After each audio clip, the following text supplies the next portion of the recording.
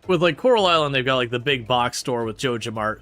This one, you can't side with pufferfish and like make the town into an oil tycoon. I don't know if they ever planned that to be an option or that was never meant to be an option either. But it definitely feels like they set you up that way. But yeah, so the Pufferfish Corporation is like the antagonist here, where the story, if you didn't catch what's going on, is there was an oil spill a year ago that wrecked town. We're gonna get a lot more on that, but it was Pufferfish's fault, and now they're trying to capitalize on it. Groucho Gopher, right? Oh, I know you. Pleased to make your acquaintance. No need to be confused, you don't know me. I'm Karen, I'm with the Pufferfish Corporation. Groucho Gopher, this island is dying. We both know it. These people, they're just in denial. We should make the best of it. Yeah, no, it's a little on that for like that. Yeah, I knew I was gonna catch that one. That's a hard one to catch, and I got a tiny little net. And because 5 minutes has passed, I forgot what we were getting the bigger bag, and then hoping to find something that would be a gift for Joko, just to take advantage of birthday stuff. Errands, I can't help you. That takes 10 days to grow, and I'm not even growing one yet. I cannot help you. Upgrade the bag. Boom! 20 slots. And the next bag upgrade is 3,500, so I can't do that. Shop. Alright, so we got a bunch of stuff here. I'm going to want at least 2 of each seed, just to give me a little insurance in case I get hit by a crow. Alright.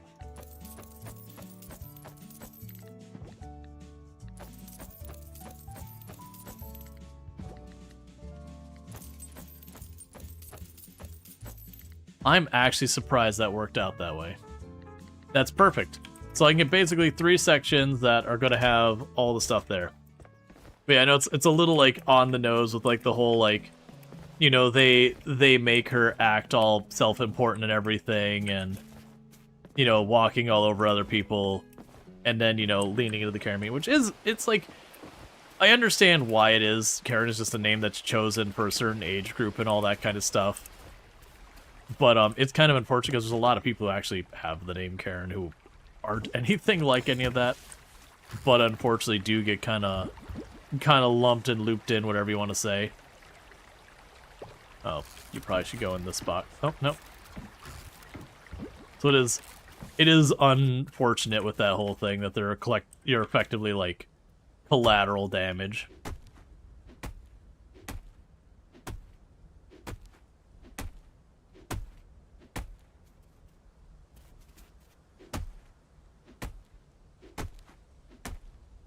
I want to get all these in the ground as fast as we can,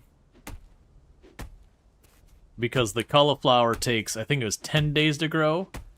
And I can't remember, the season lengths were something like 28 days or something like that. Okay, so we haven't sold any compost yet, so there's that. And over time, I want to organize these chests. Right now, I'm not going to focus on it because the chests are too small to really do a whole lot with. Once we get the bigger chests, we'll go that way.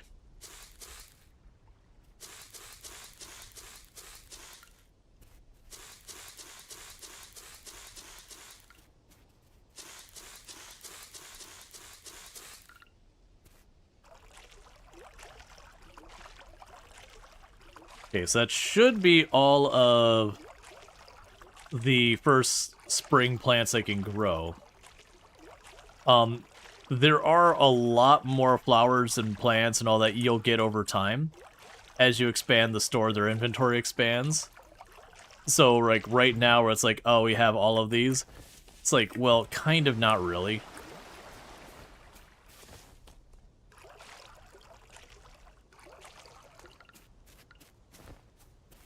Alright, so unfortunately, we're basically out of energy. I still need to find something for Joko.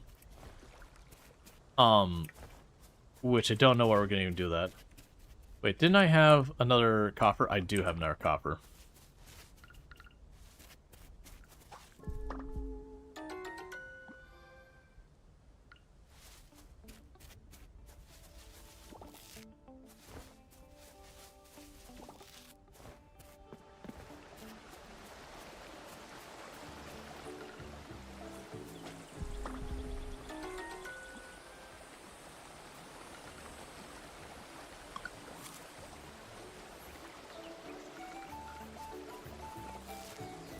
Okay.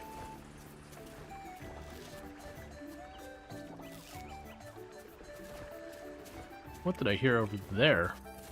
Sound like drills.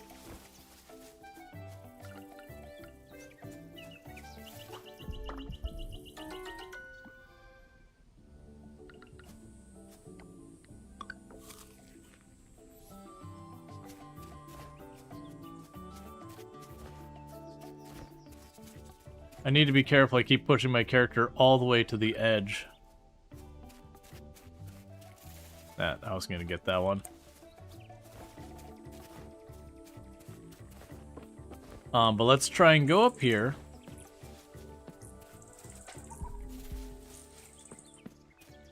The good news is it only takes like the full stamina cost if you catching it. Yeah, so it's if you catch the bug, it eats a ton. And keep in mind I have no levels in it. But yeah, no, it takes a ton of stamina. If we miss, I only lose like 1 stamina. Thankfully. Let's work our way over here. I already have a mantis. I'm going to leave that alone for a minute.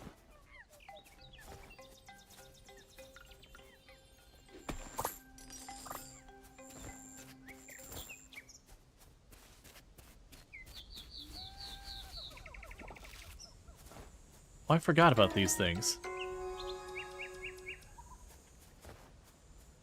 Okay, so that's good. I forgot there was those chests that can just give you stuff. They're one time only. But it means I can eat the candied thing here.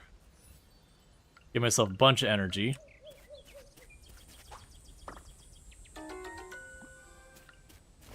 I just work on catching stuff in the area, foraging. But I want to go by the blacksmith before they're closed. Oh, I can't afford to do anything in the blacksmith. Never mind, we won't worry about the blacksmith today.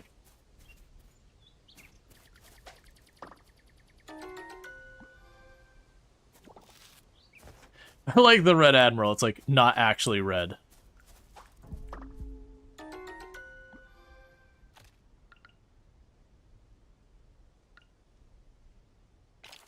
Okay.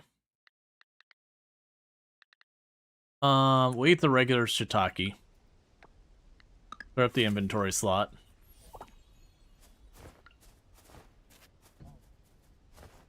I'm out of inventory space. Do I have enough flowers to make a bouquet? I do. My inventory is full.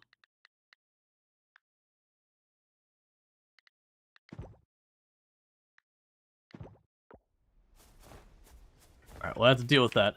Okay, so let's drop off the stuff in our inventory real quick. And then we can make the flowers for Joko. And see if Joko likes a bouquet. There's characters who like and dislike everything. Like, for example, with, like, flowers, when we met the one doctor has allergies, so if you bring the doctor flowers, he gets pretty upset about it.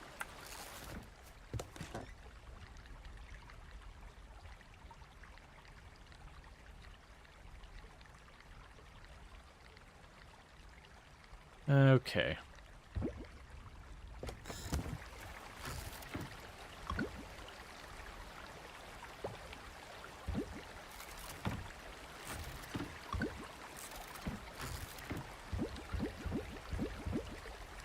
Okay, get a bunch more of them.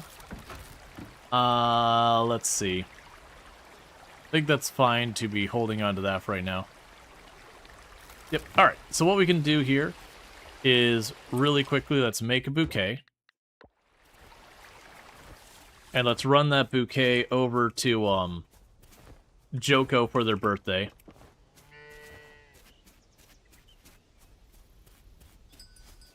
Probably not a gift they're super into, but giving them a birthday gift at all, you get, like, way more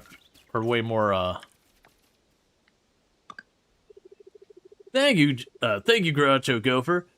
You really didn't need to get me anything for my birthday. Alright.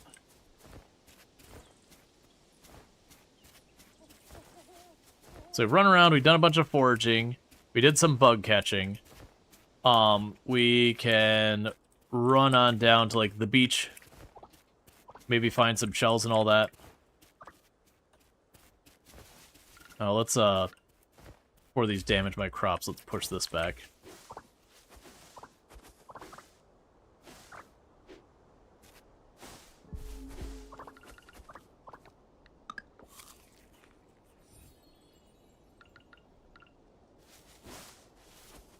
And again, as we level, we'll have less and less issues with this.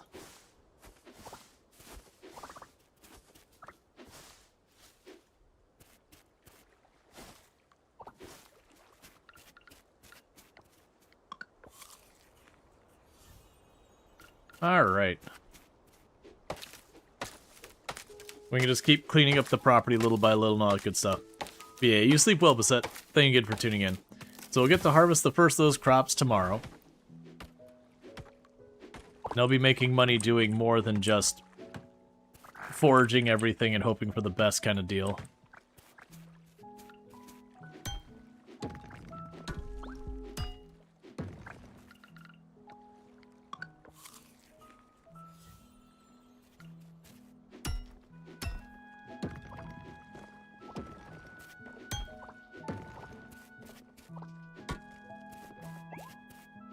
Okay, more geodes we can drop off at the blacksmith when we get paid.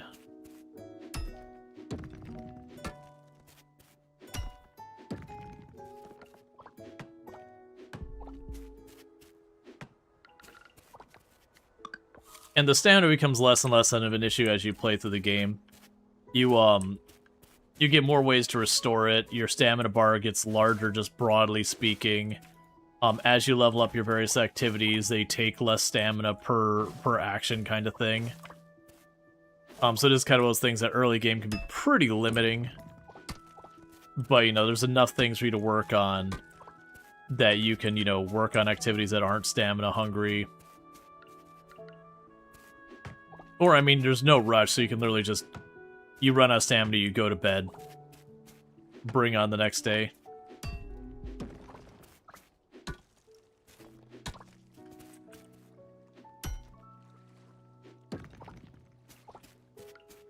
Alright, and we are spent.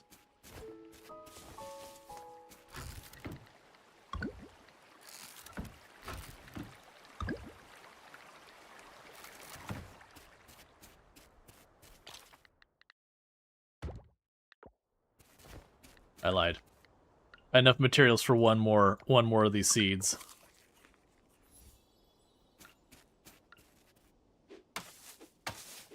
Okay.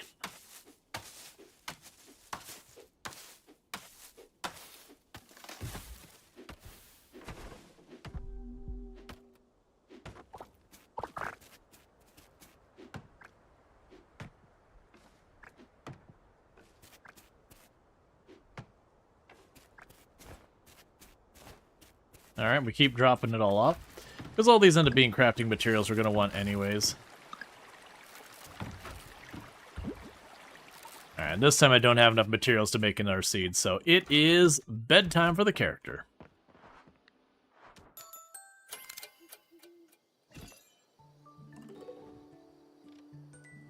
Alright, so we gained another level in foraging, so it gives us a little bit more to our max health and stamina. We gained a skill point we'll be allowed to use.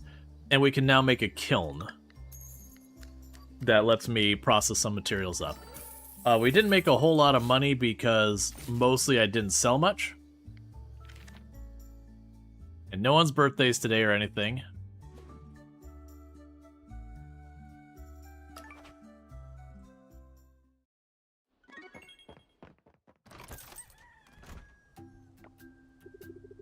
Yeah, good morning. I'm Mark. You're the new farmer, I know.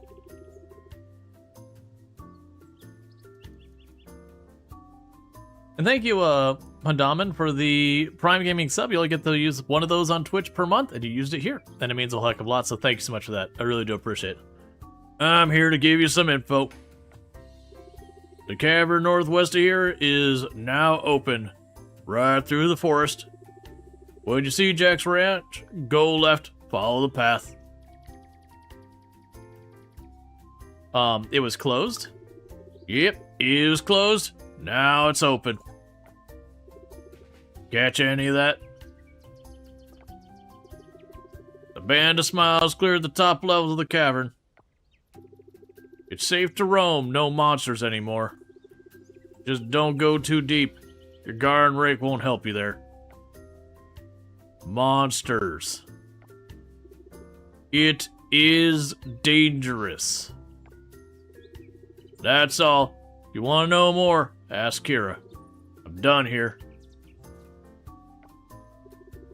A waste of time.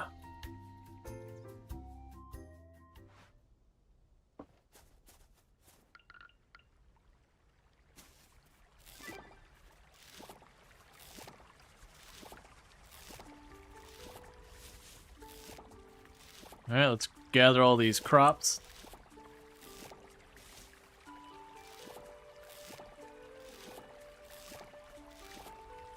I'm trying to remember, wait, can I harvest those with you? Yeah, that's right.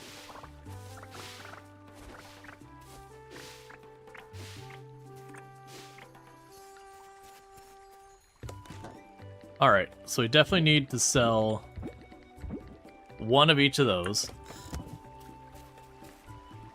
We can go to our journal. We'll need to make a scarecrow, which requires me leveling farming. That gives me $100. We also got a level in farming, so we can increase our sprinting speed, which is just our ability to move around the map. We now can have a chance to forge a better quality item, or we have a chance to double our forging. I am going to start with the doubling our forging. The sprint speed is a really nice thing to have. But, you know, we can't make a scarecrow yet. We gotta gain a level in farming. For the kiln, I need a bunch of bronze ore, and we don't have that. We don't care about any of that right now. And yeah, so we've got our skill point here. We've gained more points as we level up. That's good news. So,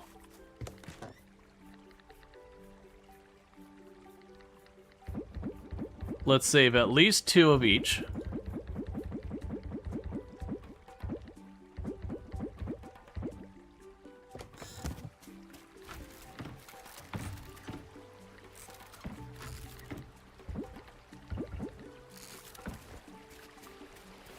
We don't have a lot of money.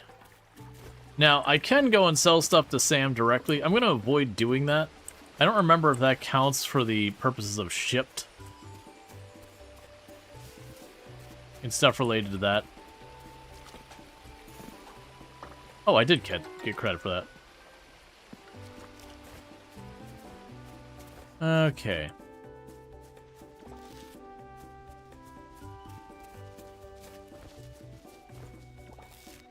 And grab some of this. And what we're probably going to go for today is let's get over to Sam's. We're going to check the board notice for anything new I could potentially do. Oh, didn't we see Anthony was around here somewhere? So Anthony's right up here. All right. Before we go too far,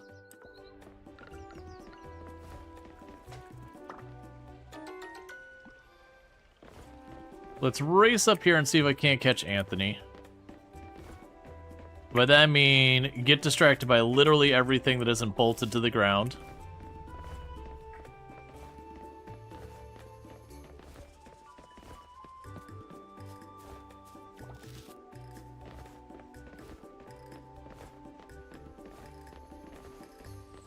Wait, did Anthony go the other way? Wait, what? We had a question mark there.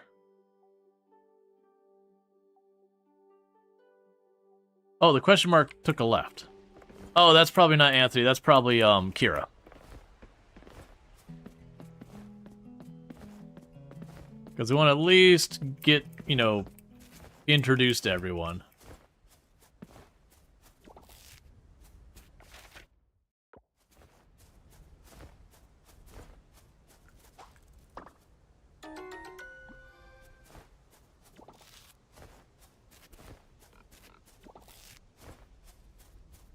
Oh, that's not Kira, that's Scott. You're from Tokyo, huh?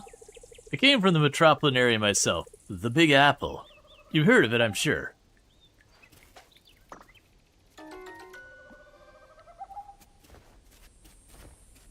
Alright, let's drop all this crap back off.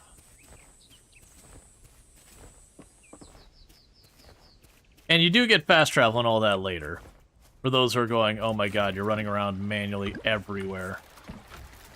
Yep.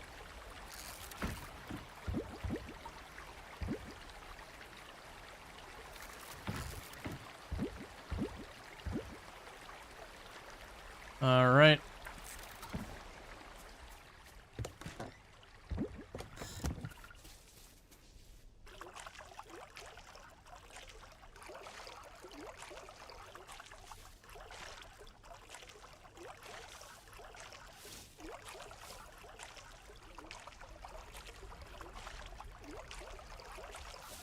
I'd like to go and work on the stuff in the mine as well so we can upgrade our equipment. There's going to be a juggle about, do I work on that? Do I work on the farm? Do I fish? Do I this? And it's a classic of, you can work on everything, but you don't have enough means to do everything at the same time. So you're going to have to pick on one or two or like split your days or that kind of thing, and that's fine. The big thing is to remember you don't need to be working on any specific thing. You can just take it as it comes. Errands, you want a flower. That's fine. We have some of those in the sale bin I can go and grab. Alright. So shop. 1, 2, 3, 4, 5. 1, 2, 3, 4, 5. 1, 2, 3. And that's all my money. So let's go over there, grab the flower. We can give that to Deepa. She'll give us an extra $100 or so. We'll get more merit points for the town, which aren't a thing that matters yet, but we'll get there. Let's shuffle the stuff around so that the stuff here is. Because we want to juggle between making money, leveling stuff up, and just progressing anything and everything. We'll start unlocking a lot more different things in the game very quickly.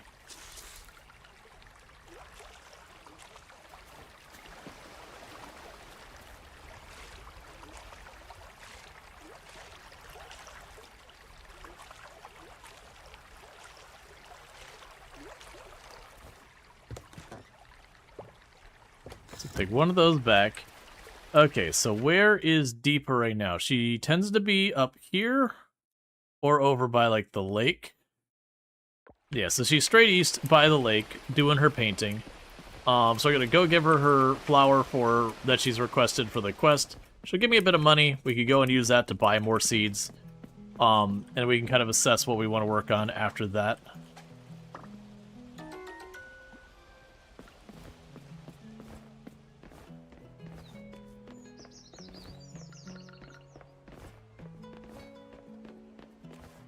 Alright.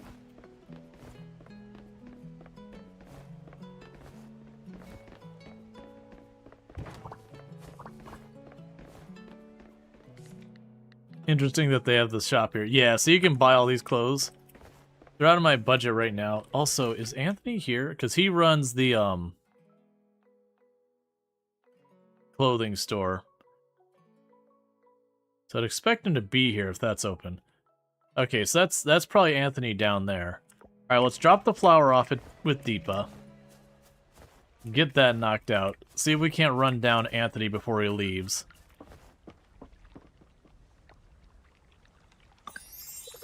Thank you. Oh, and grab the mushroom there.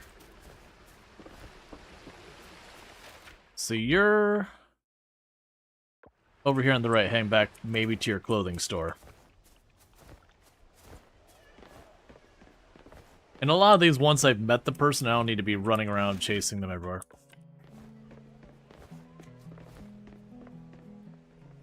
Oh, you jerk. I missed him by a second, but unfortunately because that area is not open yet, I can't actually go into the building. It's fine. I don't actually need to meet him or anything right now. Okay, so we need to get our payout from this.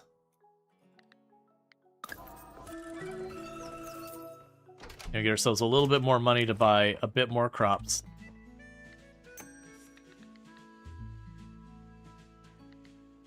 Bingo. 1, 2, 3.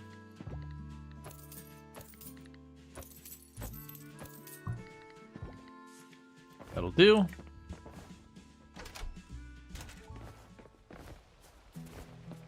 We're not going to have much energy to do anything in the mine. I also need to save money for the blacksmith as well. But the way to look at this is I'm putting this money in to level up my farming.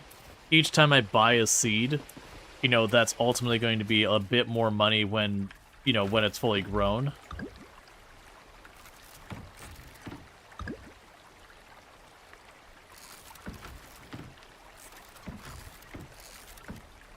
Alright. And we are out of inventory space again, so time for another trash can.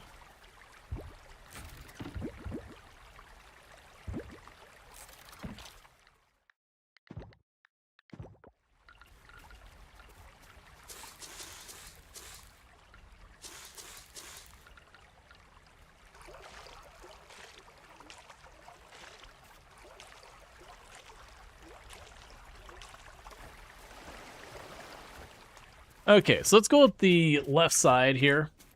Catch a couple of bugs, forage on the way. Maybe we poke into the mine knowing we're probably only going to barely be able to step in there and make no real progress, unfortunately. But, that's going to be what it is.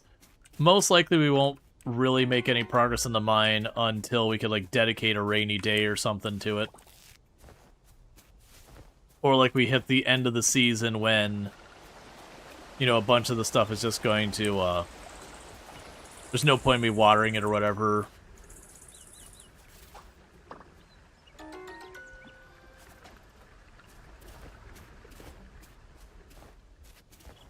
Oh, is, Kira available now? Yeah, so we can talk to Kira.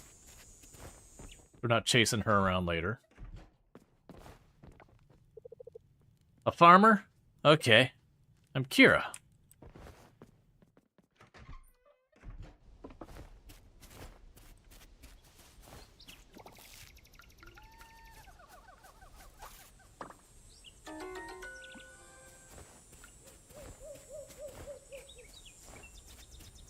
Alright.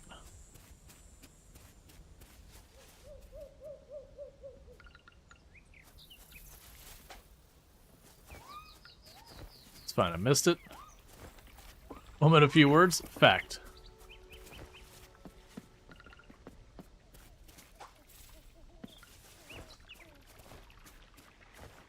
Alright. So we can move some stuff around here. We'll probably just take what little energy we've got. And pop into the mine, just do a little bit.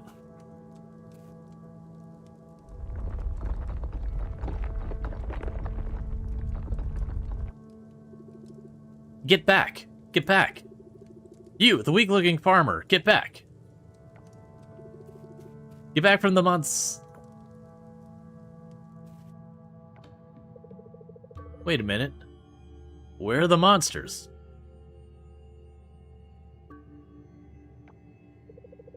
Well, Mark and I did clear out the top levels. But that quake... The shaking happened right after you entered, right?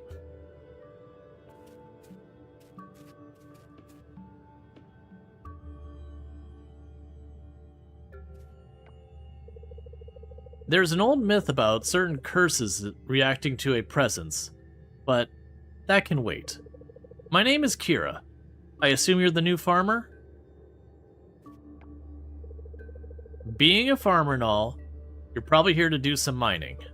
In that case, only the earth shaft is currently accessible. The elevator over there works, but only down to the first floor.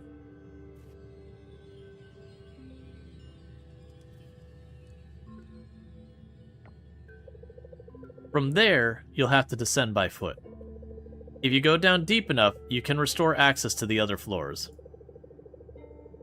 You've definitely come to the right place to mine ores for ores and gems. The caves have them aplenty. Just don't forget they have monsters too.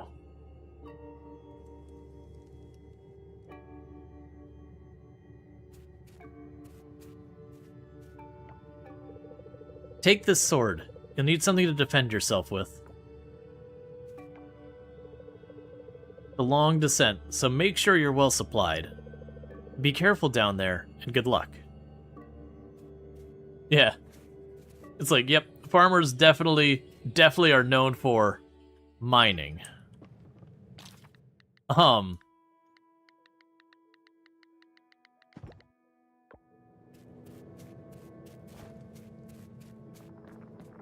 Alright. I don't anticipate we will be reaching floor 5 today. I don't have enough stamina unless we get real lucky. Or we just straight up start finding lots of stuff there. But there's only one way to get ore. I mean, there's actually a bunch of ways to get ore. But there's only one direct way for me to get ore right now. And that's mining.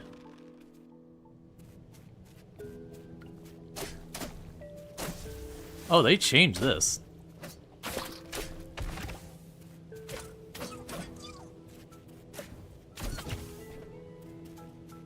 Okay, inventory is full.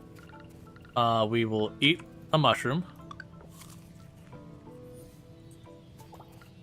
And then another mushroom. Because my inventory is full.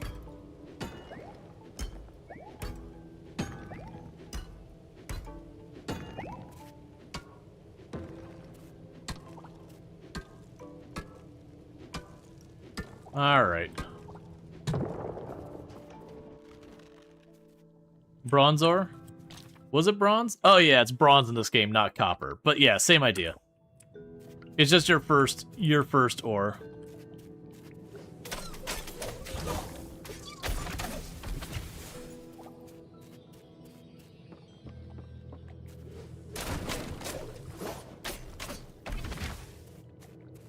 Yeah, so they definitely improved the combat. It's still not amazing or anything, but it feels a bit better than it did. It always felt like a little bit on the clunkier side.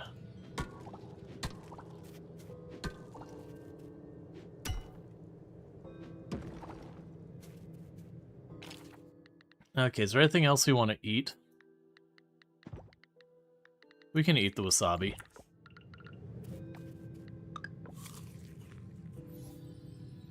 It's not a lot of energy. But you never know when that's going to be the one that pushes through the other side.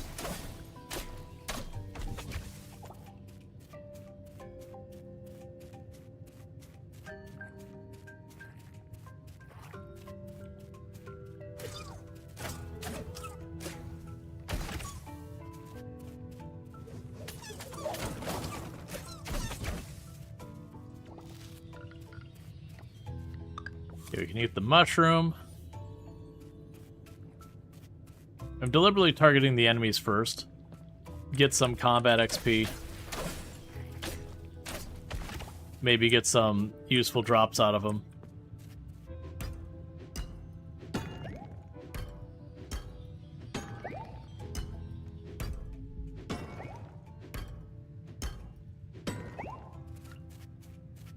And sadly, it's probably going to be a spent. Can I eat the tulips and the daffodil? I think we can. I think they're pretty worthless.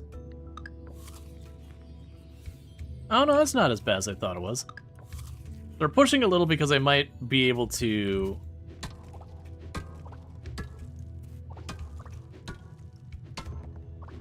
get to the 5th floor here.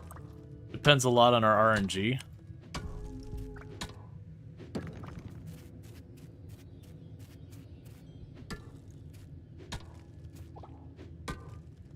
And one more. Alright, there's nothing left for us to eat. Well, actually, that might not be true. Yeah, there's nothing left for us to eat. So it's time to go. Honestly, I didn't expect to get even that far, let alone that much ore, so that's not a bad start. So now we get to slowly walk home with a basically non-existent stamina. We might get lucky and see a mushroom along the way. We came this whole way, though, so there's a pretty good chance we won't. I need to fight the temptation to try and catch anything. I've got a single point of stamina left, and if we catch something, we're going to end up like 5-10 in the negative, which means we'll eventually just pass out. And that's not super useful. And if you don't like the graying out effect you're seeing right now from my character being tired, you can turn that off. I mostly keep it on because otherwise I will not realize I pushed my stamina too far until it's too late and get myself in trouble.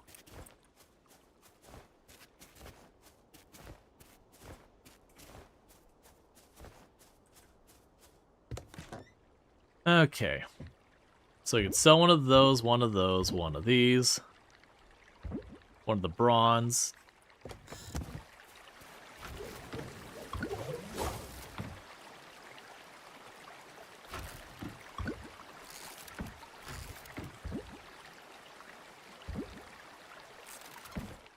Okay.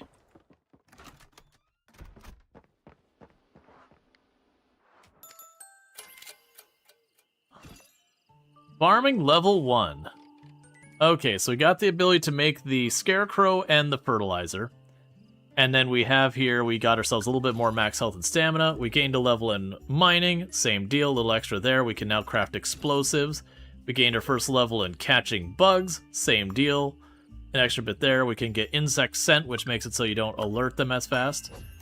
We have gained a friendship point with Deepa, since we've done 2 quests for her. And we made about almost 1,400 bucks. Most of that was from our farming.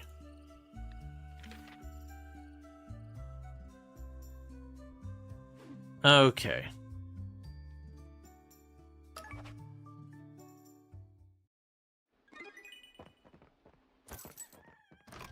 And it's a raining day, so I don't have to worry as much with stuff. Oh, hello! What could be better than to visit from your local blacksmith? Word around town is you started to mine the earth shaft. That's actually why I'm here. As you mine, you'll come across ores.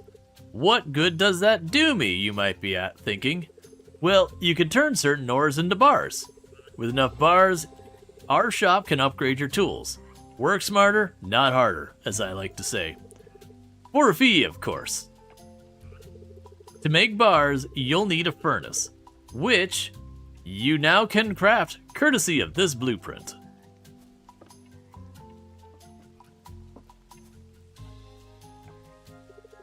You need 5 of the same ores to make a bar, so you'll need 1 charcoal to fire up the furnace. Yep, I think you're all set now.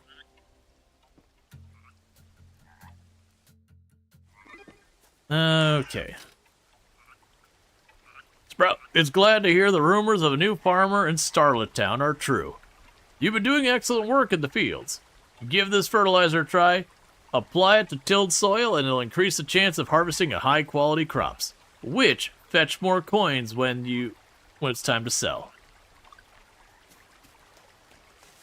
Alright, so first off, it wants me to make a scarecrow for another one of our objectives. So let's make our crap scarecrow. Now you'll see the really, really crappy scarecrow has a very small area of coverage. Right now I'm just going to plunk it there.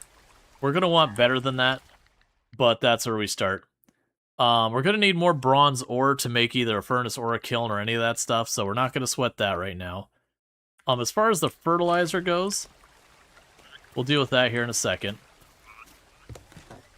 This is where I can get myself in some pretty big trouble. And the reason I say that is what I can end up doing now is I could take all this money and turn it all into seeds for growing a bunch of crops. And it's not a bad move, but it does mean I'm going to be spending most of my time and energy just keeping the crops going.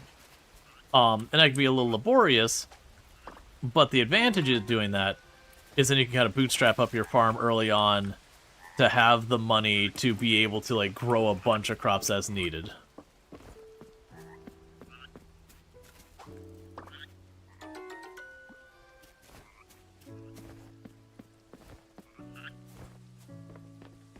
Oh, looks like the museum's open.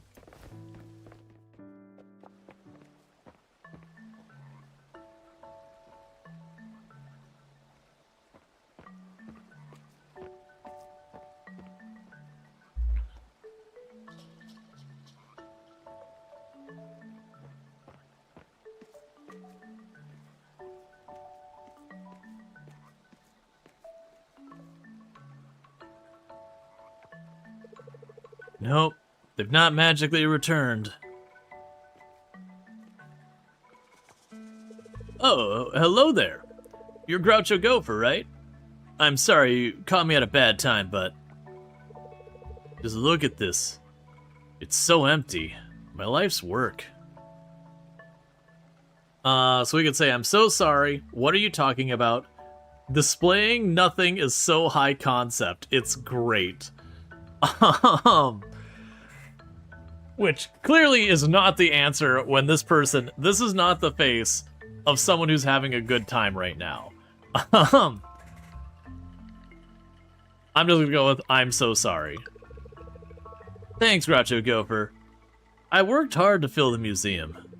Well, it wasn't completely filled up, but at least it wasn't empty like this. Not gonna lie. When Millie told me the town is gonna sell all of our collection, I was furious. It's not a feeling I'm used to. The one thing I was good at that made me feel useful is gonna be taken away from me? I couldn't stand it. But deep down, I knew the town really needed the extra funds to clean up the oil spill. There wasn't much I could do about it. So I went back to my folks to cool down and think about what I was going to do next. That's when I realized I had two options. Am I going to continue the pity party, or am I going to rebuild the museum's collection now that the town isn't in immediate crisis?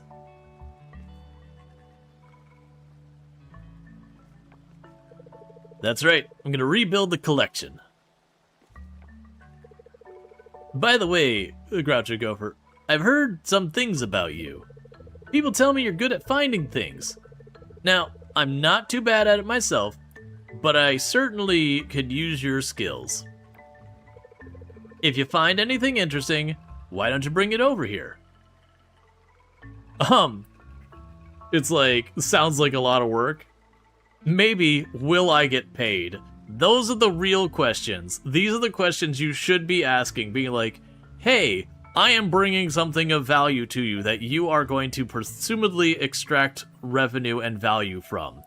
Am I getting my cut? Like, thing. I can bring anything. Not anything. We have a list of items we want on display. Things like historical artifacts, fossils, critters, sea creatures, and so on. Just drop by whenever you want. Drop by whenever, and we'll see if anything in your bag can be displayed in the museum. So, what do you say, Groucho Gopher? Want to help me fill the museum with treasures of the island? No. That's what I like to hear. Now remember, it's for minimal compensation. And for my very first thing, have a fly.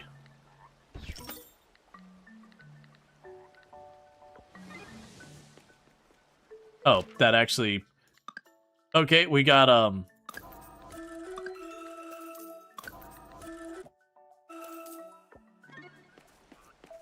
the fly was enough to get credit for the quest. Hey! Well, actually, let's wait to donate everything. Like I said, I wanna be mindful with the donation kind of stuff. That, the sea creatures and that you can sell and do a bunch of stuff with. Errands. You would like a potato. Deadline in 5 days. I think we will have a potato by then.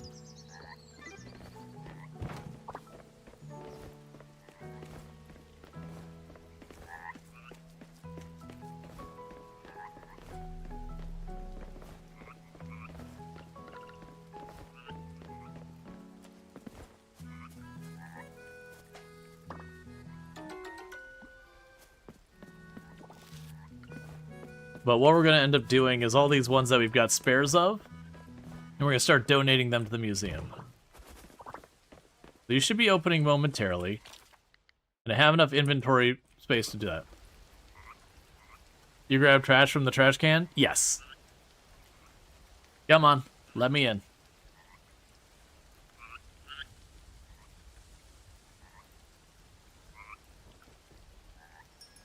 And you're open.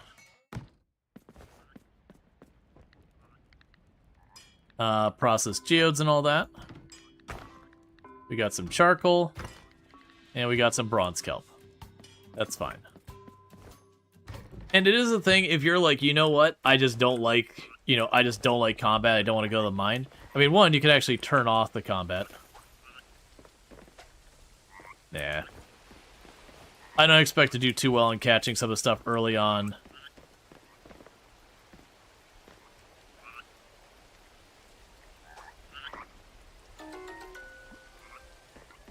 I don't expect to do too well catching stuff early on because we need to upgrade our stuff and all that.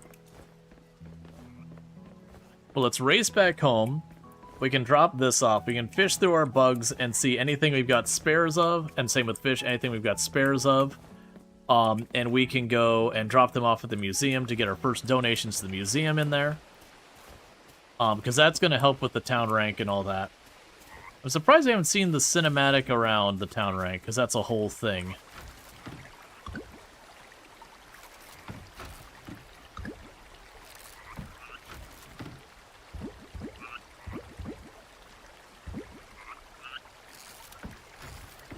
Alright, so we don't have any bugs or artifacts we want to get rid of yet in there. We've got a spare of you.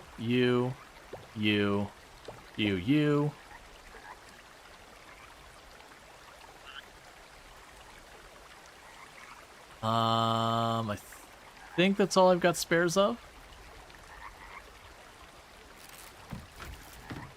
And that's fine. Oh, and you. So we got the spares of that. So we can drop these all off to the museum real quick. We can then pop by Sam's and buy a bunch of seeds.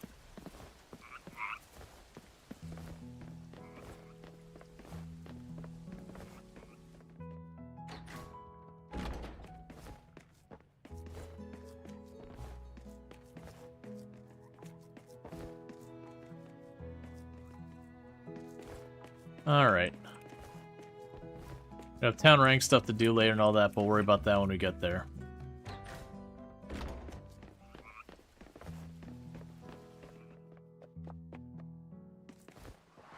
Okay, donate items. There's the beetle. There's that. And we got our first reward, which is some candied tree seeds, which is basically a junk reward, but useful nonetheless. We got a bunch more stuff in there. Alright, so let's run over to Sam and grab a bunch more seeds. I'm just gonna grab kind of a mix of things. No real focus on any specific one.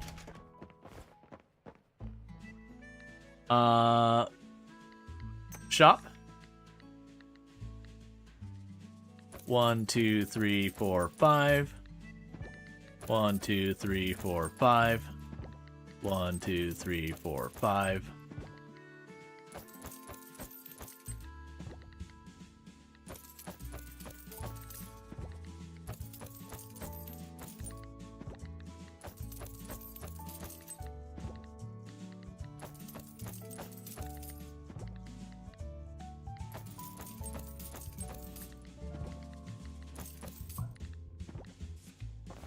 Okay, so we are going pretty hard on that. That is going to mean the next couple of days, it's going to be a little bit of a struggle for us to, yeah, that's when I'm going to need a bigger net. It's going to be a little bit of a struggle here for just a little bit to handle all the crops, from a stamina perspective. And I'm just going to chuck down fertilizer.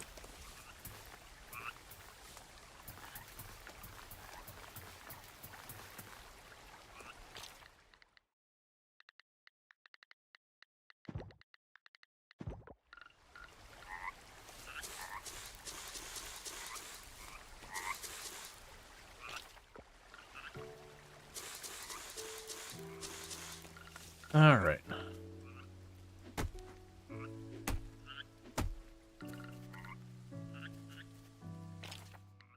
I really don't want to make the trash scarecrows that much.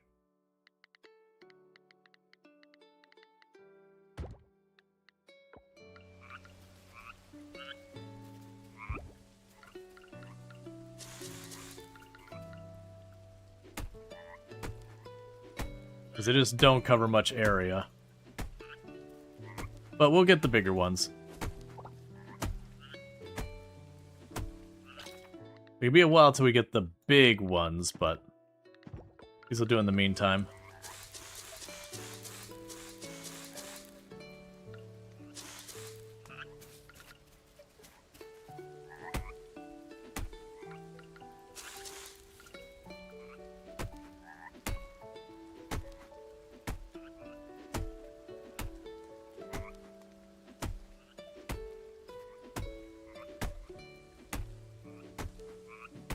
And over time, we'll definitely want to get this set up to,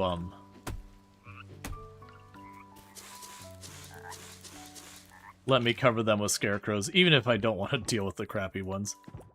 Okay. Okay, so I got all this. If I want to make more scarecrows, it's more trash, I believe. Go get a little bit more trash. It's not like there's going to be a shortage of it.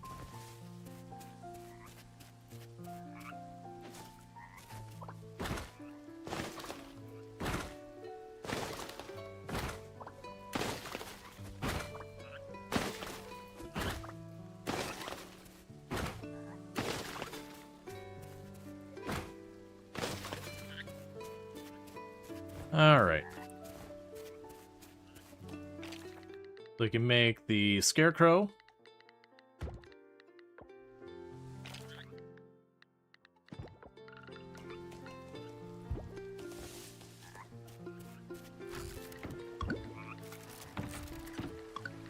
Alright, it's always a catch with some of these things of like, do I spend the time fishing right now while we've got the rain? Do I spend the time working the mine? Do I spend the time whatever? There's kind of no right or wrong answer about that.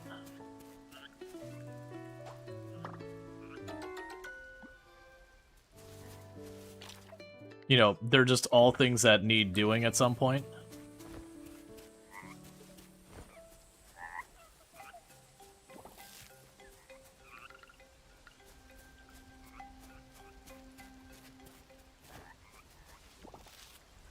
Okay.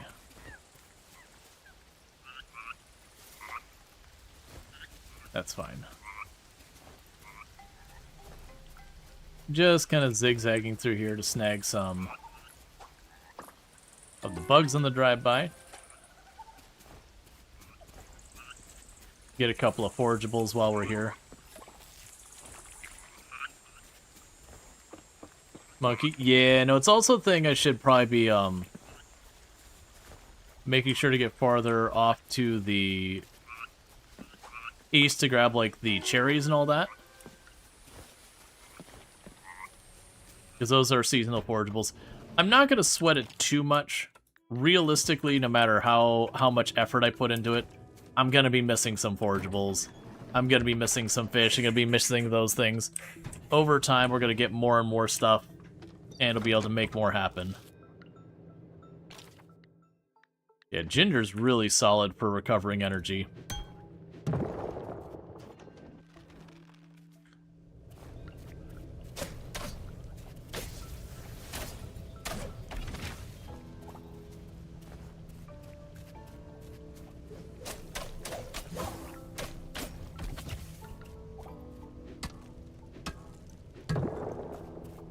We also want to find all the bronze we can.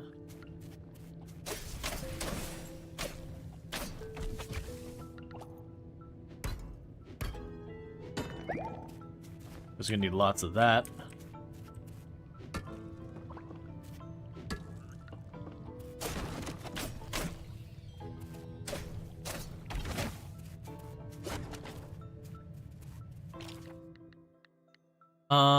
What do we want to use out of here?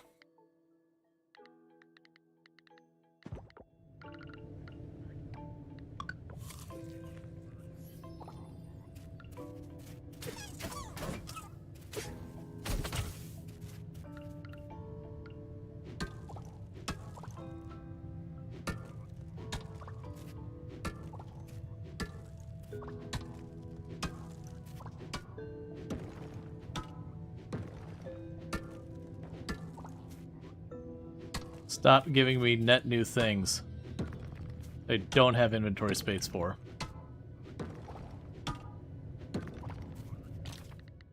Alright, let's eat the moral. That'll give me a little bit more inventory space. That was the candy, which that's fine. We'll eat the moral, clear up some inventory space. We've got 2 wasabi.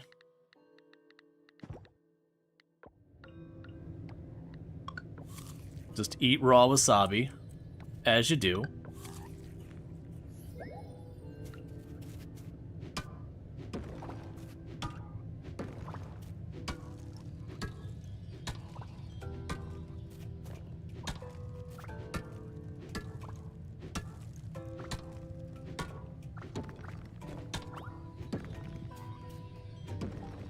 Come on.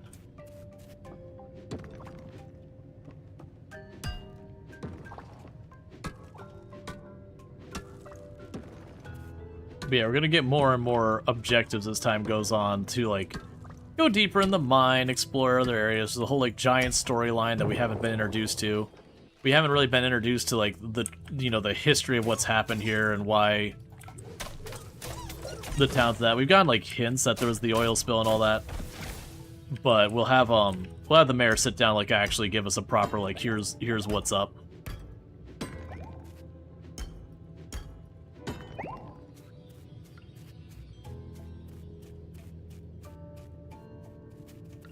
Alright. Okay, that's another thing I need to find a home for in my inventory. We'll deal with that in a minute.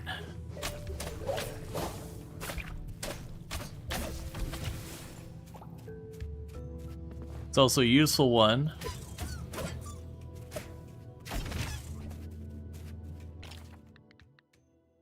It's poor inventory.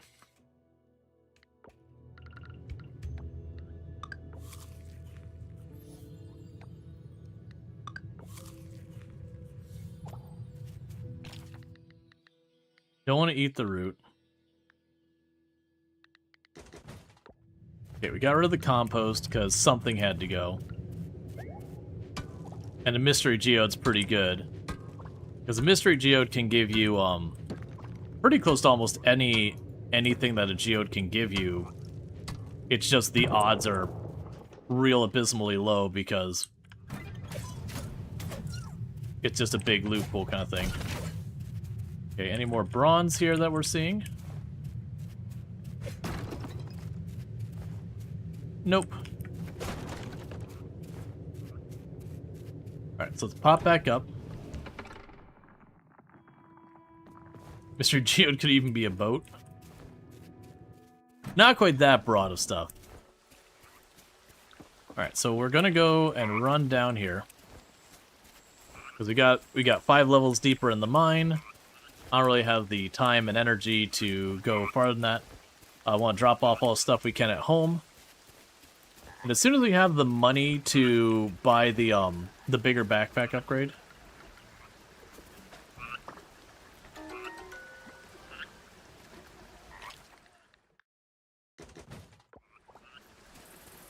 That's another new bug.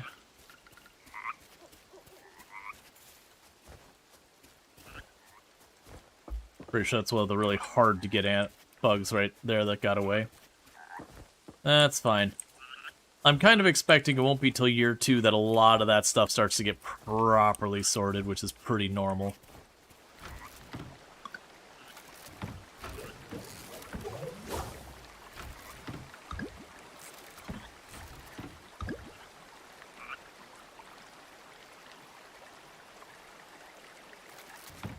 Yeah, we can sell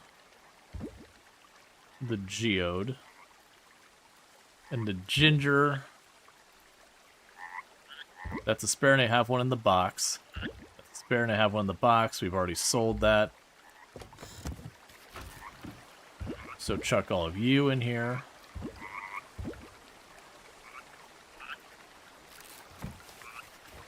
We can drop this off real fast at the museum. And then we're going to start chopping down trees while I still have time. I may not have time for it. Which did basically mean I ended up wasting a little food.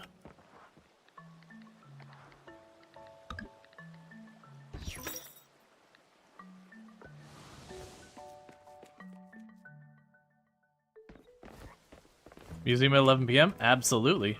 When would you show up to a museum? Middle of the day, early afternoon? That doesn't show real commitment to the museum.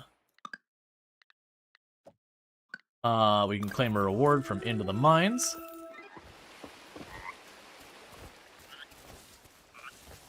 We only want the people with the purest of dedication to the local museum here. We expect you there at 4 in the morning.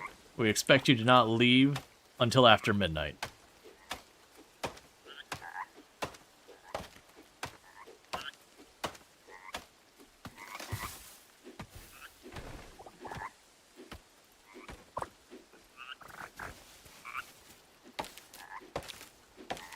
Come on, just burns that energy as fast as you can.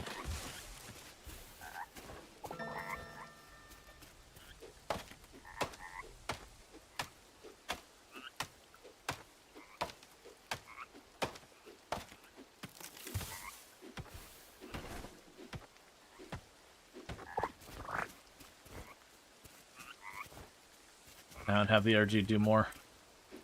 Or time, I mean. We turned into a pumpkin at 1 in the morning.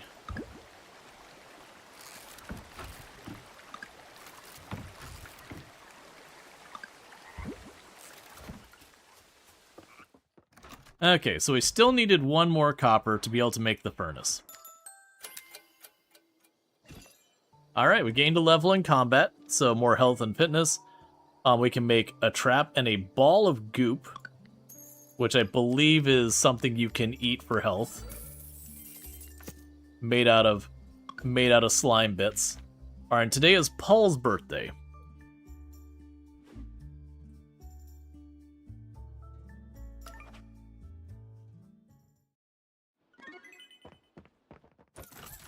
Now, you'll notice, because of the time I went to bed, we didn't actually get all of our stamina back. We get most of it, but it is a thing to be aware. If you stay up after midnight, you take a little bit of a stamina penalty. It's not that big a deal, because you can just go the next day, find like 1 thing to forage, and eat it. Assuming you don't just have a bunch of food laying around.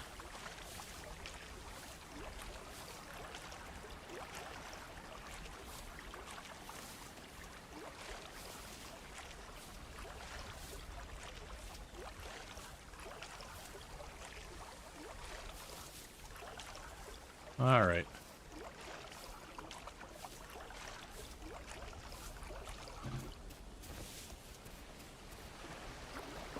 And this is where I mentioned I was probably making a mistake growing as much. It's fine. The payout will be worth it on the other side. We're also going to gain a bunch of levels in farming pretty early on from it.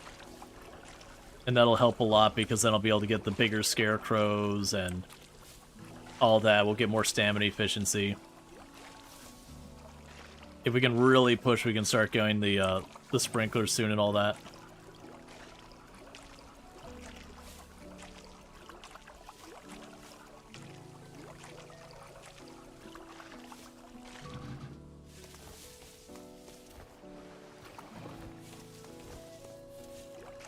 I should also check because eventually the spa opens up.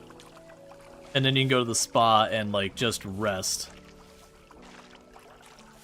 And I want to say it's pretty early in the game.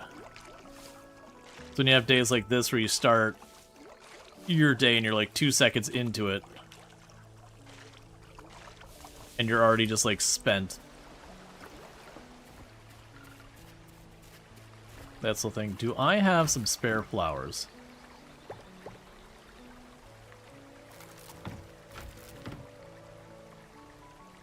Not those ones. Do not have another violet? Okay. We're gonna run over here looking for a flower.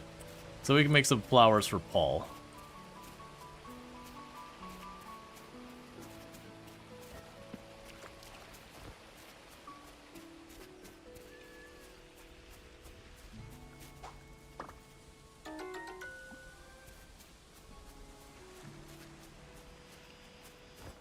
Okay.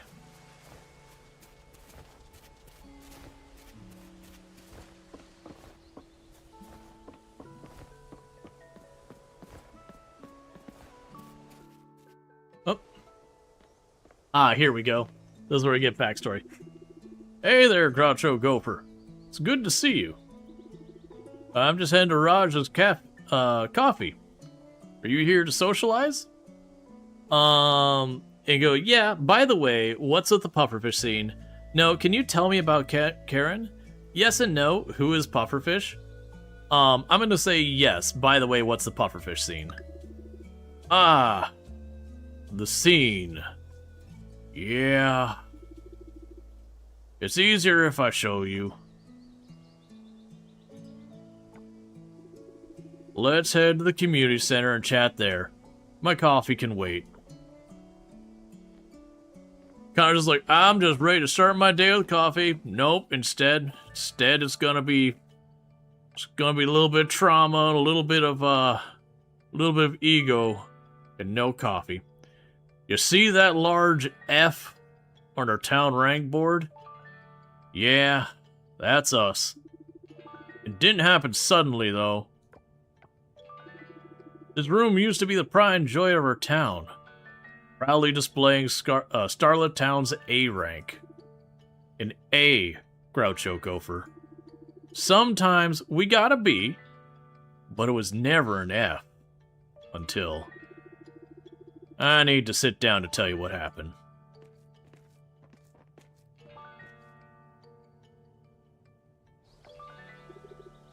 Some time ago...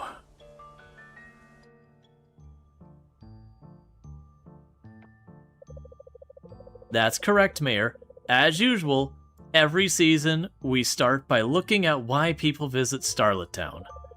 Visitors come here to see your museum, your heritage sites, and the ocean. The town rank we reward based on the condition of these three attractions at the time of review. Today, we're awarding Starlit Town with the rank of F.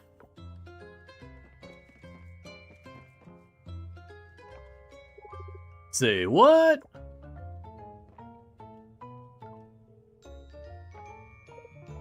Hello. Listen, prepare all the necessary documents and equipment.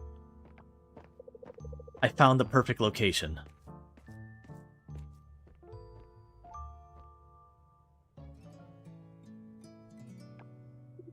Last year, an oil spill from a neighboring island made its way here. Wreaked havoc. Everything went downhill from there. Karen was there, at the town rank hearing. They've been watching us this whole time. Those conniving pufferfish people. You heard what she said the other day about the new pufferfish building. The plan to rescue us out, to rebrand Starlit Town as an oil town. Just the thought of abandoning our legacy, the museum, the ocean, the heritage sites, it's hard to accept. On the other hand, thinking about our town going under is harder. Our town used to be good, Groucho Gopher. Great, even. Business was booming. The town, it was lively. I'm afraid that unless we can increase the town rank back to A and regain the trust of our visitors, we have no choice but to work with pufferfish. Refilling the museum seems straightforward and achievable. It'll just take time. But healing the sick heritage sites and getting rid of those stubborn roots in the ocean? Where do you even start? How do we even start?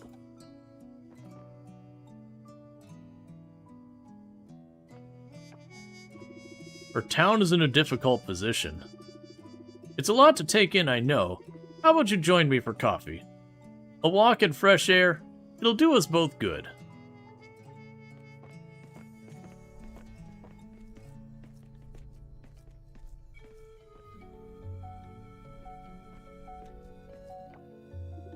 Is everything all right?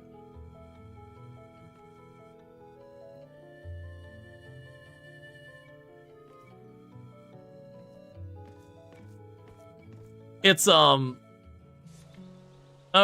Yeah, the roots in the ocean, it's just like the way they kind of present the oil spill that's got like a little bit of a mystic to it.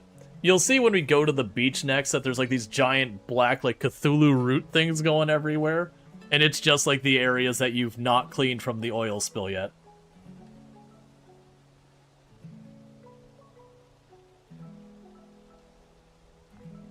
It's one of those things that we joke about where as we're cleaning it up, it's like, okay, oil spills are awful and they ruin the environment. It's terrible.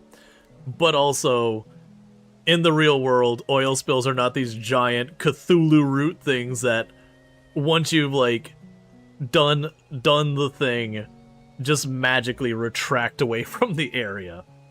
But, you know, it was a way of gamifying it. Alright. So town rank, this is the thing that kind of starts to differentiate Coral Island a lot from a lot of the other genres. You got the idea of the town rank, that you got all these different parts of town that have certain progress going on. So you can see here we got like the overall town rank, the museum, ocean, heritage site, and they all start at F and you slowly work them up by doing different things around the town. Showcase your overall progress at revitalizing the town. Raise the town rank by improving the ocean, the museum, and the heritage sites. So now, if I pull up my stuff here, I can go over to, the town rank. And so right now, the only two stuff I have access to is the overall rank and the museum. And it tells me everything I've done that's added to it. So if I, like, go to the museum, though, we can see I'm at 24 points out of 134. When I hit 134, the rank there goes from F to the next tier higher. And the highest rank you can get is S.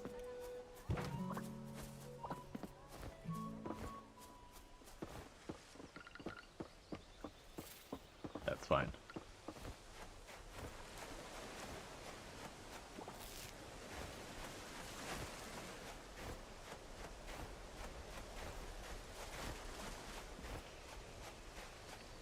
We've got our, you know, crab rave going on at the beach. As you do. So I'm hoping... There we go. I was hoping just to find a couple more flowers. Because now I have what I need to pop up here. Make a new bouquet. Because it's Paul's birthday, and there is Paul. Alright. Give flower bouquet to Paul. This is special. Thank you so much for the birthday gift. Cool. So that satisfies the birthday obligations for the day. And I'm tired of seeing that little exclamation mark, so I click on that. That's because there's new items on the menu that I've never purchased. So you can spend a little bit of money to get items to recover stamina and all that. Right. So we have... What day is the blacksmith closed? It's closed today. Alright. Yeah, and that's another, like, quality of life thing I appreciate this game does versus the other ones. If you go to any business, you can just mouse over, including houses, and it'll be like, this place is available from this time to that time, these days. So there's no, like, going to town and then realizing it's not open because, like, there's just no way to discover. Let's see, how far have you been to the ocean last time?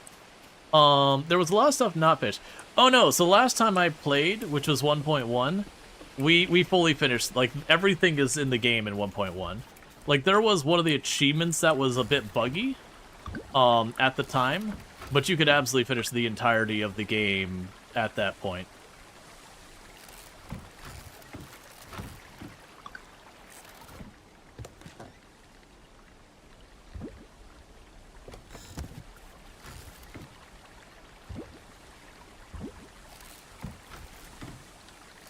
Alright, so we've got all that going.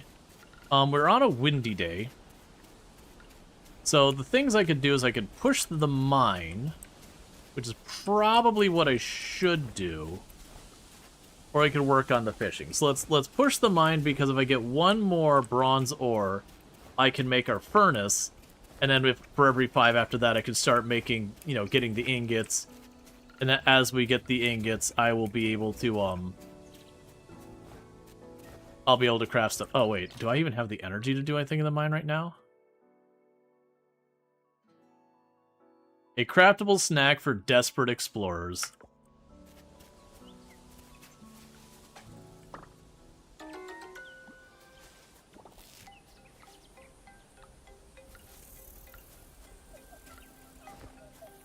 Let's see real fast if I can go to the springs. I don't think it's available yet.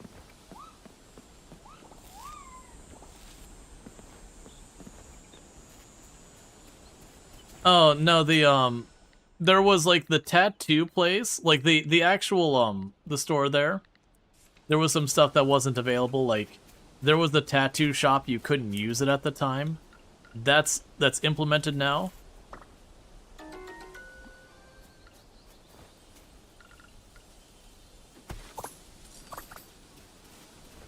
Yeah, we're not gonna be able to do crap in the mine. I have no energy. Are you open already? Ah, you're out of service. I didn't think it'd be open yet. What does windy do? So, in Coral Island, you have different weather. You have sunny, you have windy, you have overcast, and you have, like, rainy, and there's, like, snowy and rainy are kind of the same thing. And then there's different fish and bugs available for each of those. And some of them have, like, a lot of overlap between the days. And then there's other ones that you just, you know, you have certain bugs that can only exclusively be caught on those ones.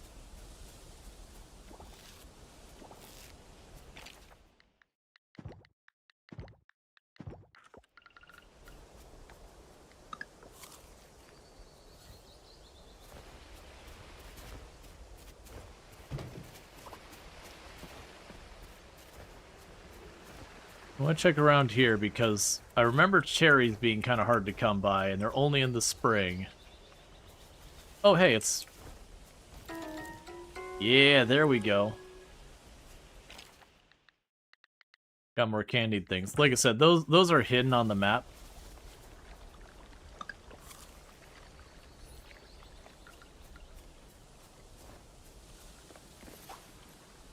That's fine. Alright. Let's run over here. But yeah, take stuff like season, time of day, weather, all that into place. You wonder what these swirling flowers are.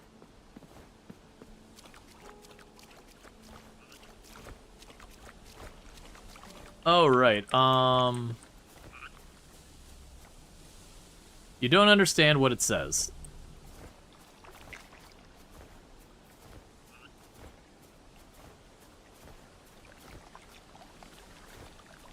Alright, do I try for the mine or do we go for fishing? I could probably try for the mine. I just need to, do a drop-off real fast of stuff in our inventory.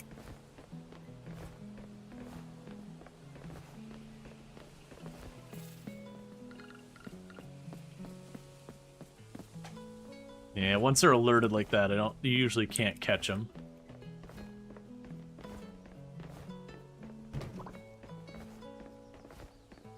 And sometimes you'll get lucky and get really rare things out of those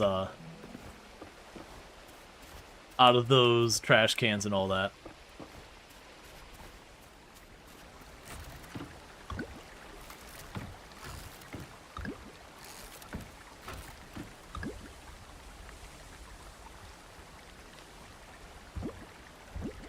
So the snail can be donated, because that's a spare snail.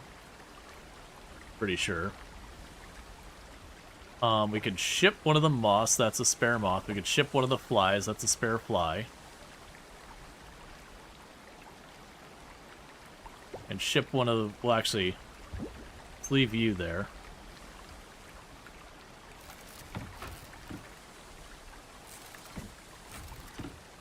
Okay, yeah, there's the our snail. Okay, so we can ship the fly and the moth. We'll grab the snail and donate it. Is the dash, you do run but not long enough to cost stamina? Oh no, it's like a dodge. But it's a dodge that makes you go a little bit faster. So I end up just spamming it. Eventually you end up getting the fast travel and all that, and you don't really need to do that kind of stuff.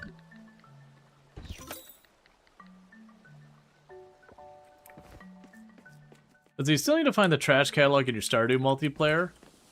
You want to add trash to Shane's room.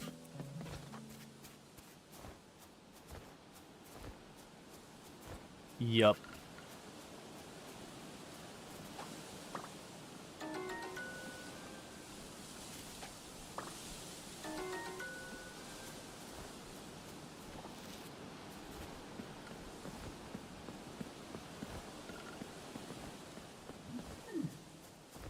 All right.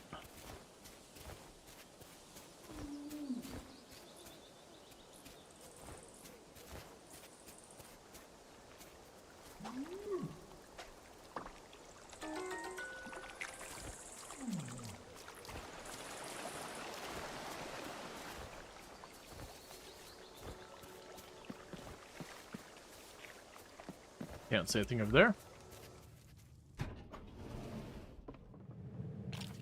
So let's move you down here. All right. Because we still need more bronze.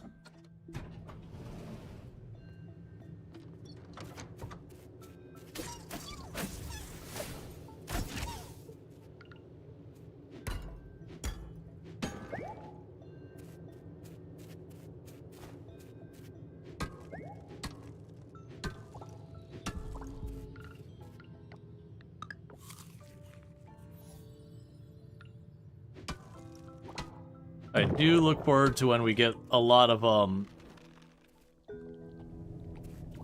levels in some of these things.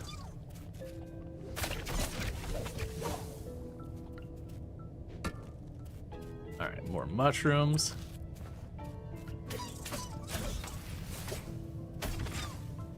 It definitely also feels like they bumped up the amount of forageables I'm finding down there. The caterpillar looks like a kid in a costume. Yeah, no, there's a bunch of the enemies that have silly stuff.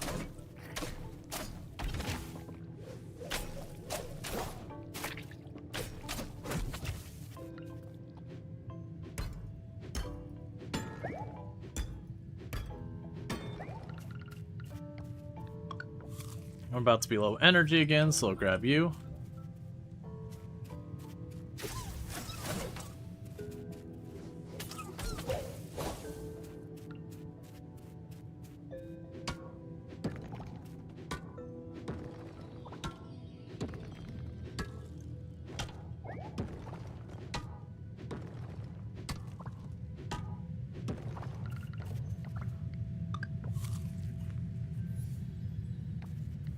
Alright, so we're gonna do that again. Meanwhile, I need to get rid of something for inventory space. Oh,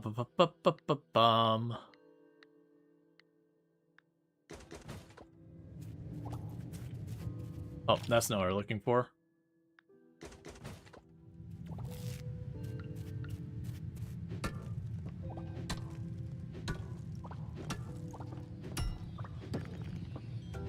Let's try and go fast for the 10 depth.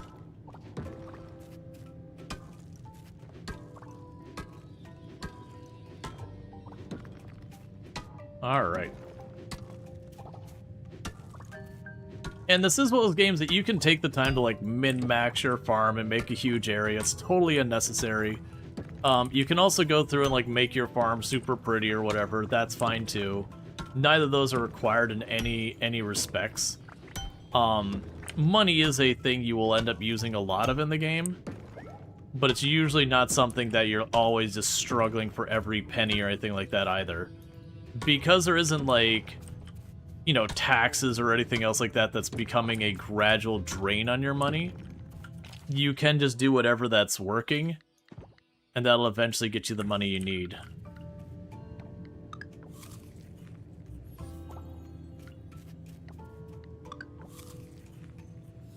Okay, eat some more mushrooms. Quickly running out of time. I'm gonna have to get out of here soon.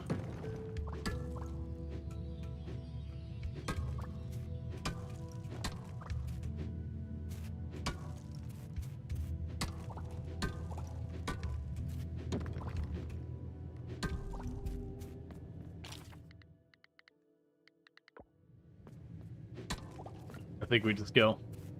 I don't have enough time to do all that. Bear with me, chat. We have a quick ad break. I want to quickly eat some of this food I've got sitting here. So I'm going to go ahead and just pause the game for just a minute while the ad's going on. I'll be right back. But thank you again so much for tuning in. I'll be back in just a minute.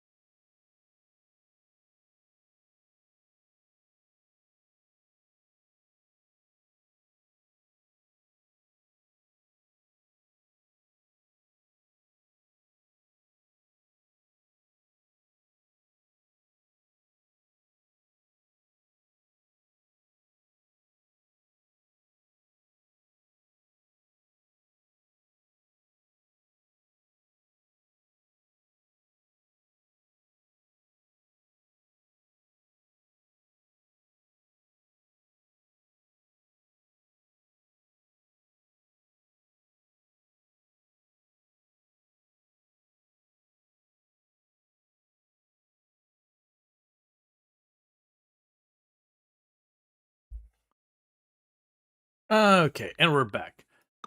Sorry, like I just made my dinner earlier, and I was sitting here and it's just like, it smelled really good. Ooh, don't grab that snail. Not unless I can find something else to eat. No, I see. Oh, right, that's up. I know where that's over there. Yeah, I just need to rush home. We've got like 2 minutes before our character passes out. And outside of seeing, like, you know, the Black Widow or whatever, one of the harder to get spiders. Or critters, I should say, not specifically spiders.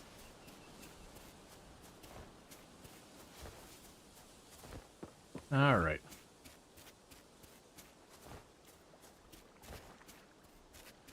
Also, low-key, another thing I like that this game does is that you have the, like, farm overview.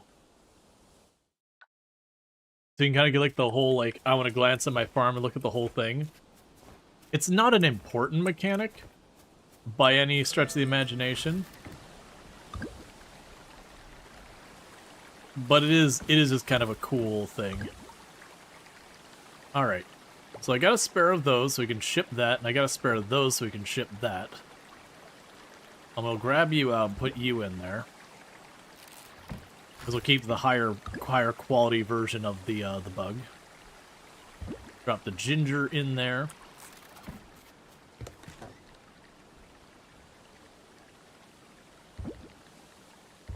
So we can sell both of those. Okay. And with that, we should also have enough to turn around. And where are you at? Make our furnace.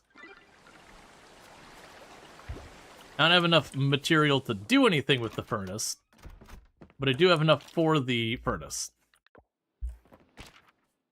And that is... my next quest is to smelt a bar.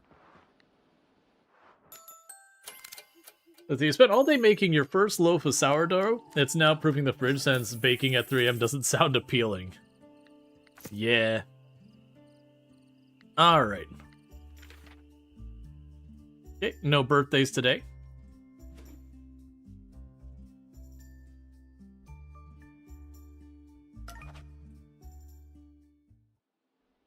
It's like having your first baby.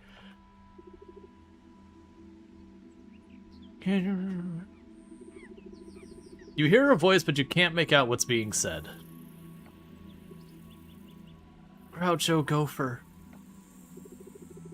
Way to focus on my voice.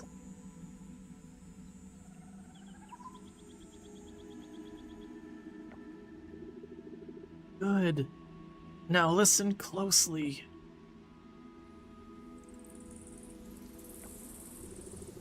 The sacred trees. Please visit any one of them. Find them around the island.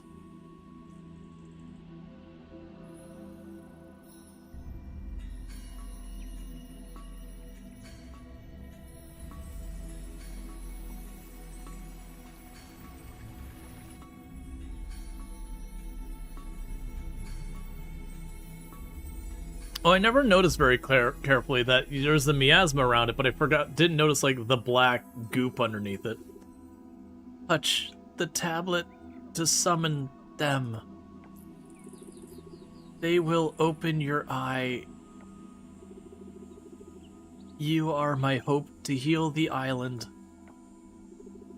Now, wake up and go, Groucho Gopher. Hey, Unquiet Item, thank you so much for the 25 stream streak. I do appreciate that. You had a strange dream last night. Alright, so we can go ahead and add that onto the to-do list. Oh, right, you can only have 2 quests highlighted. It's fine. PSA, the lab is seeking a capable diver to assist our work. All candidates must complete the compatibility check on site. Please visit the diving pier to apply. Ling, Hen of Starlit Laboratory. Alright, well, let's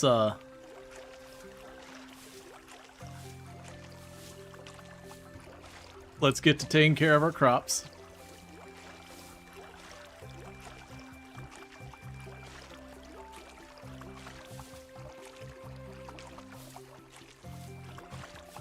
Yeah, so we're kind of getting to where, like, a bunch of these things are all landing at almost the same time.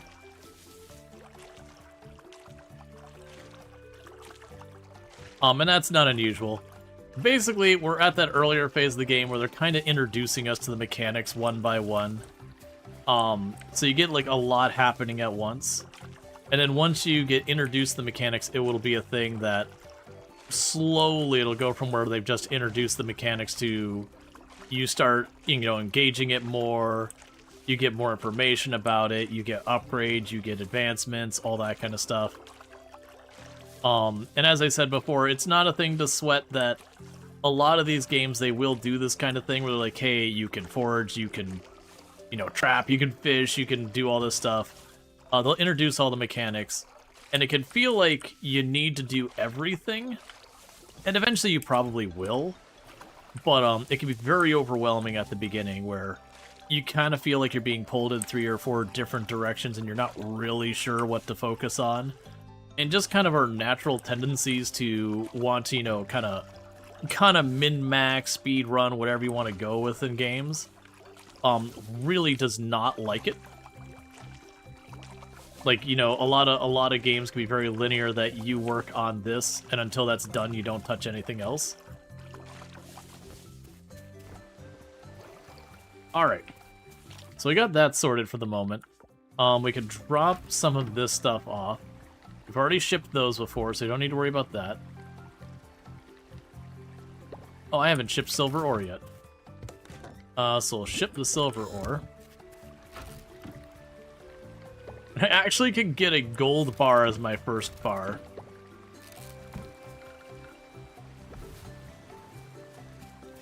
Okay, so we got our first bar going.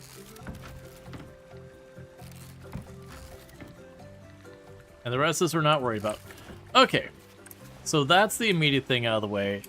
Now I got a bunch of stuff to chase down at the same time.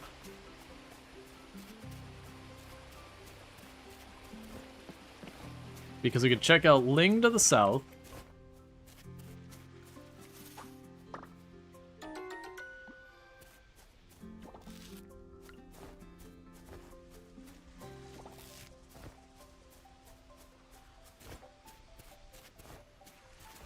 We can deal with, like, the sacred trees. Wait, was the sacred tree up here? No, sacred tree's down and to the left. Let's do the sacred tree real fast to start the giant quest line. There's a bunch of stuff to deal with on that one. Yeah, it's fine. You don't understand what it says.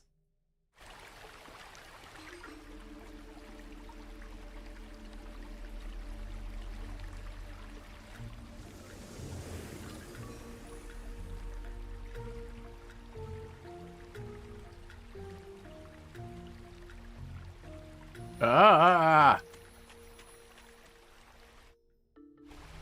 Excellent. So we've started that.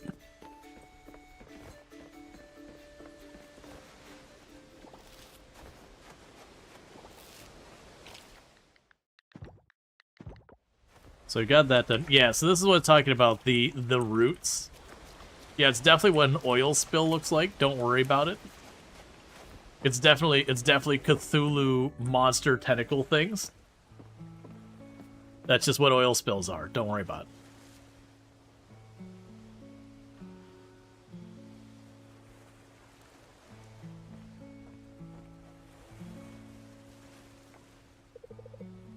Hello there. I was looking out to the sea. Ever since the oil spill, people have forgotten about the ocean. Actually, that's not true. They still remember. It's just someone else's problem now. Someone else will fix it. Their concern is enough. It's a shame, because we can still do something about it. There's still time. Plus, all the valuable kelp down there is going to waste.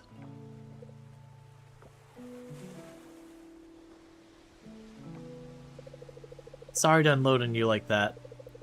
Are you here because of the letter I sent? What am I gonna do if this person doesn't work out either?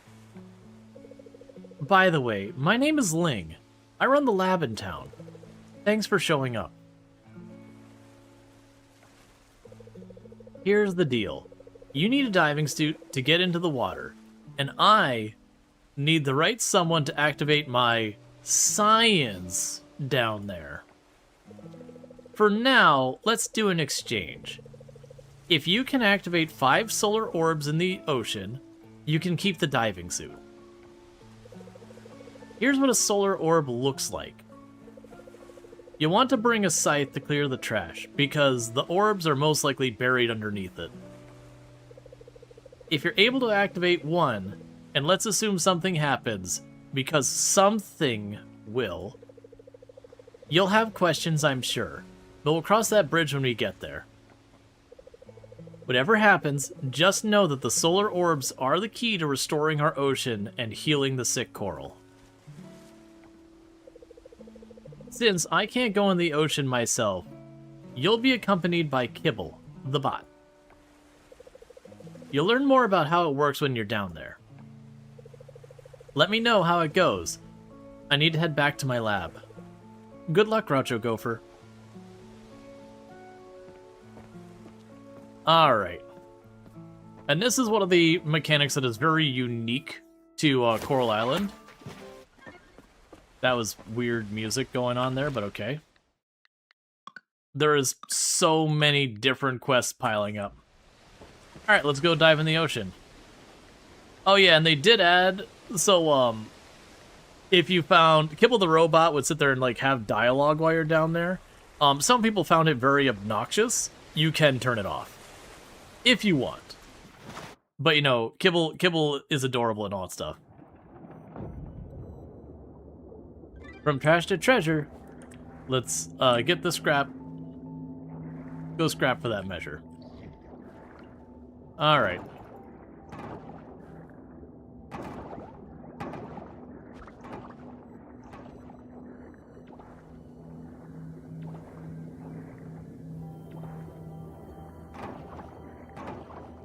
Please get 5 to 5 million of those orbs in real life, Ling. I know, right? Like this is like the sci-fi fantasy, whatever you want to go with this solution, is that in this world, you know, there's been this horrible oil spill, which is a thing that happens. It's ruined their beach. The coral reef is in bad shape and all that. And so the way we fix it is we just have magic things that make it all better.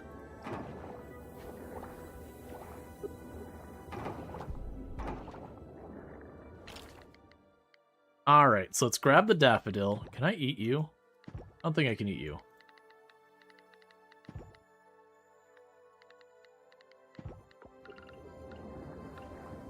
So we're gonna end up eating a lot of the stuff we find at the bottom of the ocean, by the way.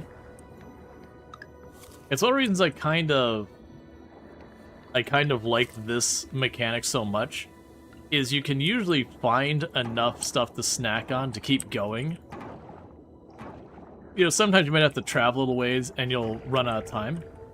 Alright, so there's the first solar orb. So we grab that, it goes with its little altar thing, and then it's going to have like a little trail that's going to appear.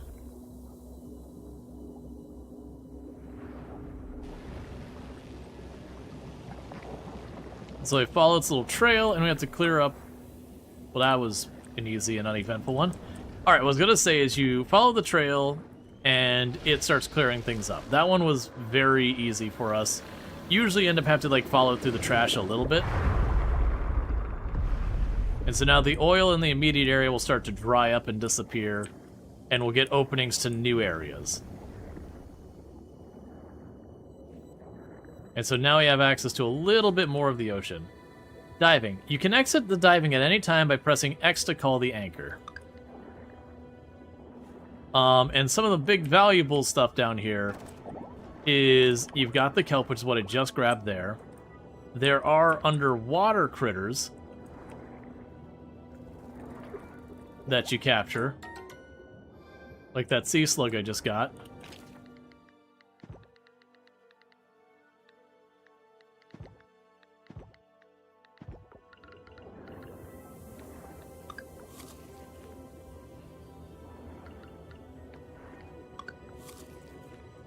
There's a bunch of stuff you do down here.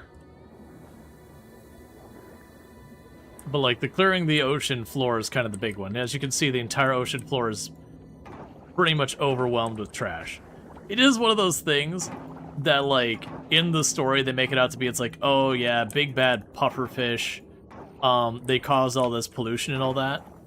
And it's also one of those things that you sit there and go, all right, let me just have a quick thing. I don't think the heaps of tires and other garbage that's on the ground, like on the bottom of this everywhere, I don't think that was the local oil companies doing. I have that feeling that is far more likely the people standing out on the beach right now looking down in the waters doing. That, they may not have, like, any ground to stand on there. So, unfortunately, I don't actually have more food with me. But we did get our first anchor done. Yeah, so this whole thing about, like, cleaning the bottom of the ocean, and it's a thing that's not like every time we go down there it resets or anything, or, like, you lose progress. It is very much a thing you work at, and very gradually you do clean the ocean until it's clean. I want to catch it, but I can't. I have no stamina. Let's run up here. See if we can get to the blacksmith in time to get these copper dropped off.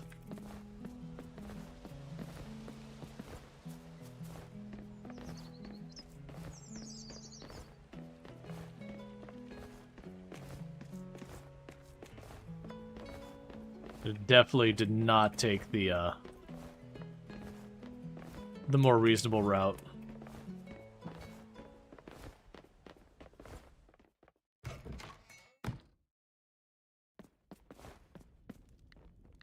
Okay, process coffers and geodes.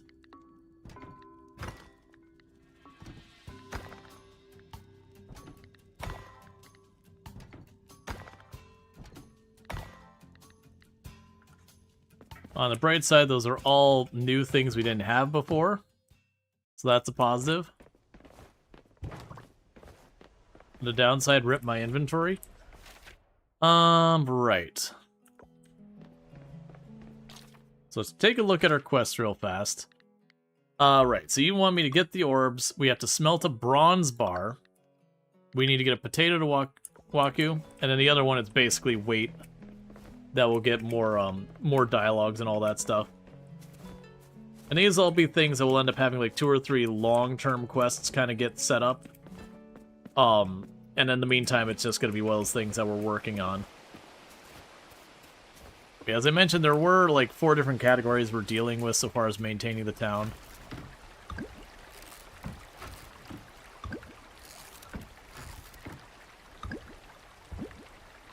Get a lot of the bronze kelp. What's actually interesting, I thought I sold some of the bronze kelp. I am unwilling to get that bar right now. Okay. So with that, I need another box.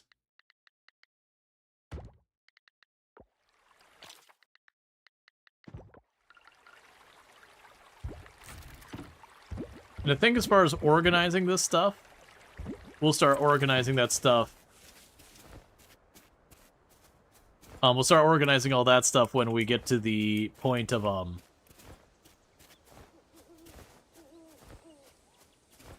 where you get, like, the bigger boxes. Because there's, like, the really small box we've got, and I can't remember there's 1 or 2 tiers higher. Oh, okay, hang on. We don't have that bug, so I'm gonna eat that mushroom.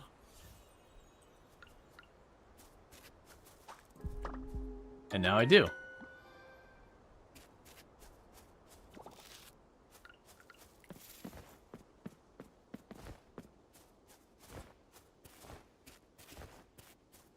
Okay.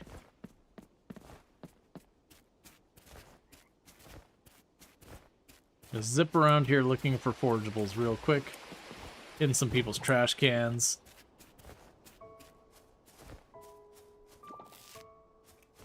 It's over here I want to be watchful because this is where you can find cherries in this area.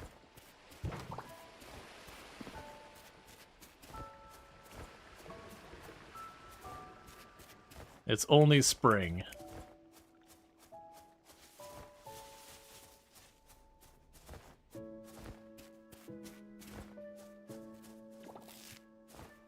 Trash can wasabi.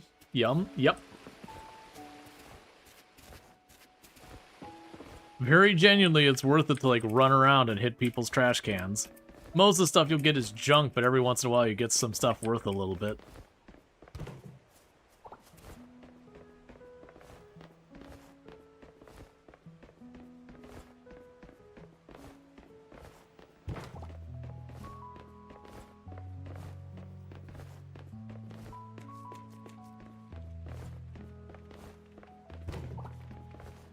Okay.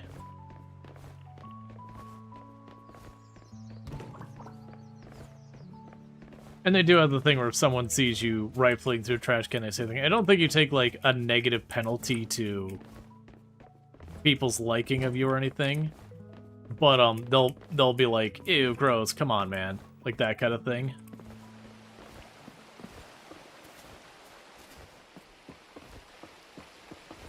Yeah, I don't believe you take a rep hit. Like I said, they will make a comment about it if you're close enough.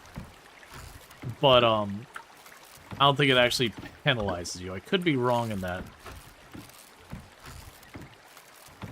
Okay, so there's the wasp.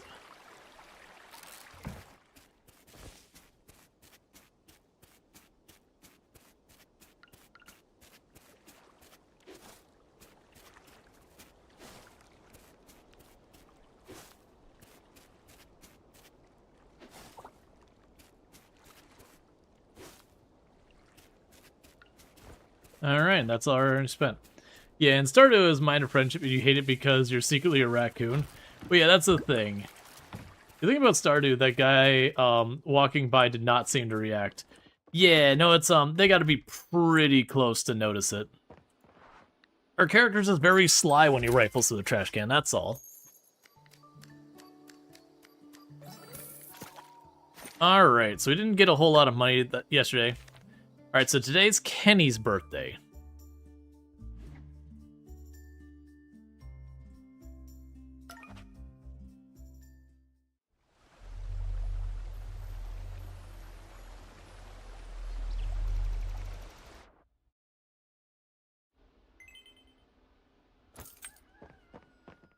Alright. Good morning to you, Groucho Gopher. You have a great spot here. Waking up to this every day must feel amazing. I heard from Ling. That feels weird. Calling her Dr. Yihong Ling? Well, she insisted. Anyways, she said you went diving. How was it? Let's see. Can I bring Kibble home? I want to say yes, but Kibble isn't mine to give, so... Anyway, when you dive, you might come across kelps. They look like large dancing worms on the seabed. Yeah, you have a great spot here. It'd be a real shame if something happened to it. Those are kelps. Useful stuff. There are a wide variety of kelps. Each has its own characteristics and benefits. The ones you're probably encountering now are bronze kelp. They're kind of brownish. The lab can use them to upgrade your seeds and fodder. It will then increase the quality of your crops and animal products. Higher quality means higher prices too. You need to extract the kelp's essence before bringing them to the lab though. And an extractor can extract the kelp's essence. Here's the blueprint for making it.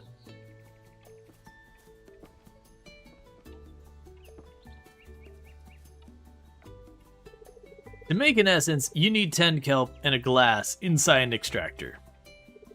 Bring me 10 kelp essence to the lab, and you can choose which upgrade to produce. How's that? Good luck. Yeah, so in this game, you do have where you can, like, get, like, a higher quality of your products and all that, but they take it a step farther, where you can guarantee it by getting yourself just better seeds, like, permanently kind of thing.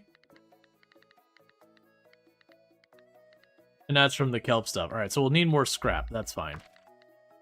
Alright, so it's his birthday. Dear Groucho Gopher, we're gathering the lake tomorrow to celebrate the start of spring. There's a potluck cookout at the festival. Make sure to bring something yummy. Arrive between 9 a.m. and 2 p.m. Human, afraid I was when summoned me. But open path she has to my home. This mean Human must come visit me. Understand you will after meet. How Heel Island. Left of your farm. If confused, look at drawing I share. Oh yeah, and it puts like the little glitter pattern, so if you really need help, you can manage.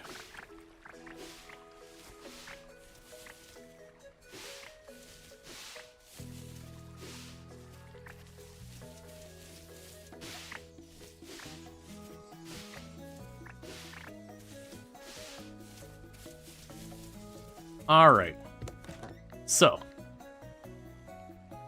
we will ship a potato. We will ship a lettuce.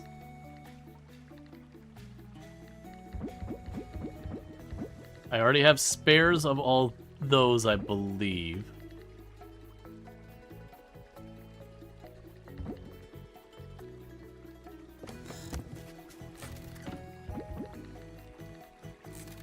Alright, let's grab one of those potatoes. So where's Waku? Because we can get that out of here.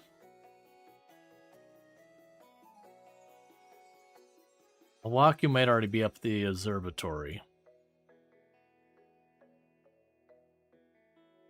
Okay, Waku's already up at the observatory. So we're going to water our plants. We're then going to run up, deal with Waku, run over to the giants. So between this game and My Time at Portia, oh, you like this one more? Or is it not simple? I definitely like this one more than My Time at Portia. Like, My Time at Portia is a good game. Like, I'm not knocking it.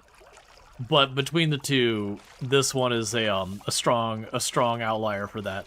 Like, the My Time games are kind of cool, like, the way you're, like, the builder and all that. And so a lot of it's based around, like, getting your stuff together to craft things. But I found personally, like, between, like, the art style and all that, your characters don't feel depicted as, they're borderline like children. Even though, you know, you do get married and all that kind of stuff. It's just the art style, I can't, like, they just appear, like, very, very young. And it definitely didn't feel like the stories of the characters I did follow kinda hit the same. Like, they both have their advantage. I'm not saying, like, one's good, one's bad, or whatever. But, I definitely enjoyed this one way more than, My Time at Portia. I did enjoy My Time at Portia. And sorry, My Time at Sandrock. I actually didn't play much My Time at Portia, because it's kind of late to that. But My Time at Sandrock, I played a decent amount. Is that the way the observatory? Yeah, it's the observatory over on my right.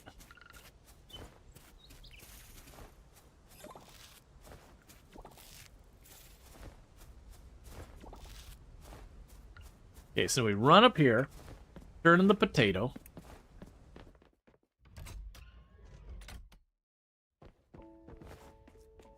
Alright, where are you?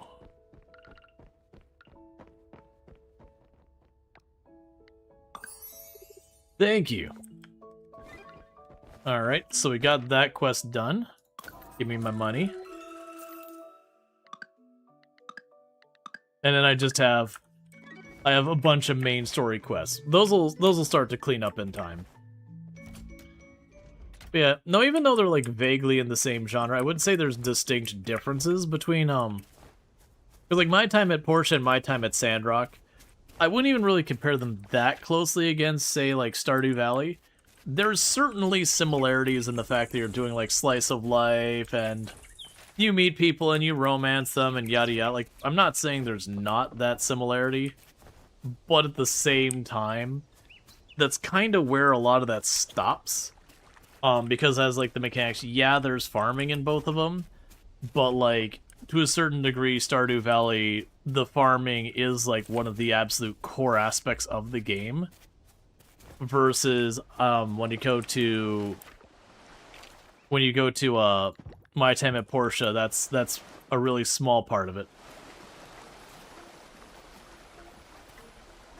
I also feel like there's more. I find the story in this one where you're trying to like fix the island and get it. It's a far more graspable story versus My Time at Portia and Sandrock was a little bit weirder. Similar to like Stardew Valley is a very grounded story in that you got like the local big box stores just trying to muscle in, and you can choose to support them or not. Uman. Even though we've got magic garbage going on, it's still more grounded in the sense that like the town's in a bad way and you're just trying to improve it.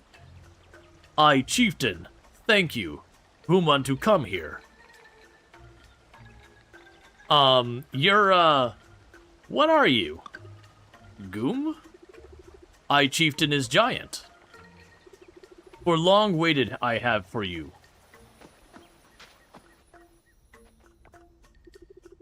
Come. This way. Look here.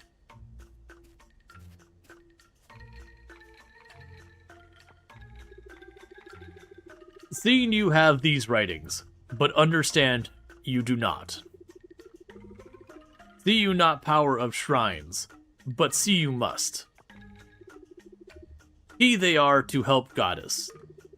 Help goddess, then sickness gone. Time now for ceremony.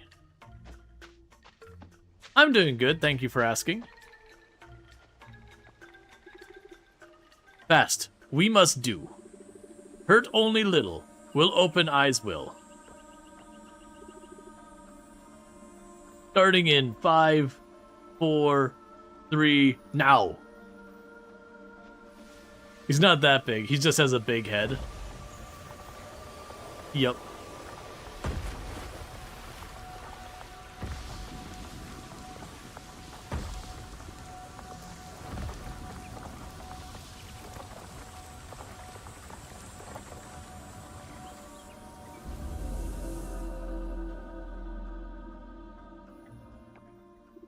See? Done so fast. Awaken you have to power of nature. Goom Goom?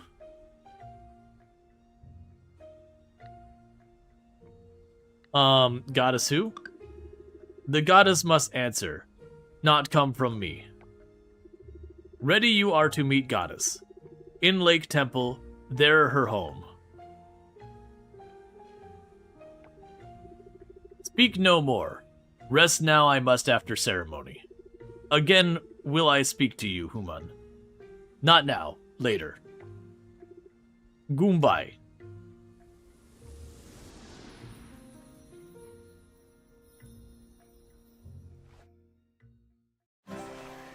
Third Eye. You have unlocked the Third Eye. You are now able to understand and read the language of old. Okay, so that is a quest there done. So now we have to go to meet the goddess at the lake. Yeah, Goombaya. So now when we interact with this, it says, the way will open when there are at least 2 giants freed. So those are your fast travel sites. And when you run around, they'll all give you kind of hints of what you got to do to activate the fast travel. Because it's not like some of the other games where it's you activate fast travel and now fast travel is just available on the whole map. It's different fast travel points become available based on your player actions over time. So you'll have, like, the museum will become available and the cave will become available. And so, like, right now where I have to dash around everywhere, you will gradually end up fast traveling more and more, which has a pro and a con in these kind of games. It's definitely one of those things that quality of life is really necessary, but at the same time, you eventually hit the point with the fast travel where you end up needing to kind of go out of your way to see some of the cinematics because you end up fast traveling right past them. Oh, I don't have a mangosteen. I know I need more than one of those. Let's just chuck those in here for right now.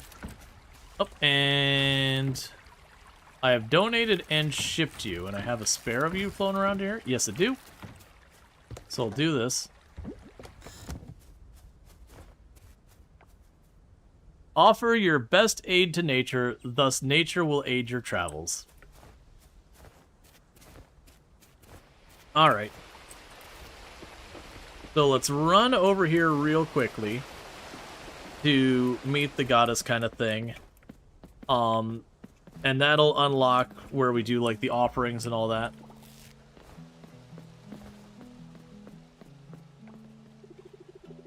Every morning here, I grab a coffee, and I wander around soaking up the beauty. Yeah, so when you see these people like Natty here, you'll notice she doesn't end up showing up in the list of, like, the regular townies. These are tourists that come to visit. These are actually people who are, like, really... like, people who kickstarted, like, and put, like, a lot of money behind it kind of deal. It was one of the Kickstarter things that people could get is to have, like, an NPC in-game. So you get a whole bunch of them that, like, will appear at different times and all that. It's fine, whatever.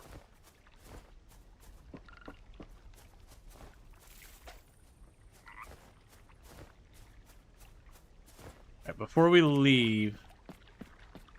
Wait, was it someone's birthday today? Oh, we have to double check. It might still be Kenny's birthday. I may have missed it as well.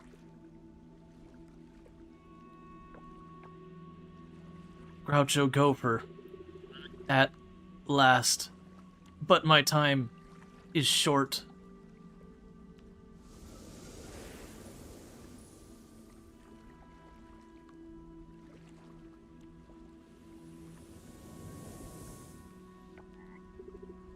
The altars, they hold the key to rejuvenate my strength and heal the land.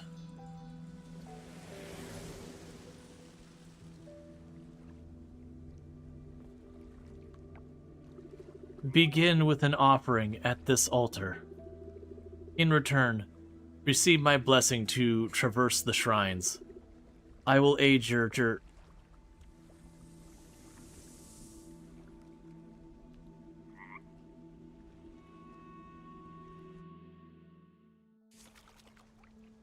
Temple offering. You can now offer certain items at the temple to heal the Coral Island. Alright. So yeah, so then we have over here, it's like, offer your best aid. So the first thing we'll get is the fast points between the start. So I've got the altar. So you've got, this is your classic thing where it's like, bring wood and a bunch of other junk. And all that. And they've got just a bunch of this. So this will be like crops and forage and all that stuff. Divine walkie-talkie battery died. Yep, it happens. Progress. Oh. This is a new screen. Okay. So we've got our 4 altars. We've got crop, catch, advanced, and rare. None of them have any progress. But as we get our progress, we'll unlock the hot spring, goddess blessing, mid-forest, bamboo sanctuary, deep forest, and savanna. So right now, does me no good. So, I want to, first, before I forget, because I did just mention, okay, so it is still Kenny's birthday. So we want to get some flowers, or something, to give Kenny.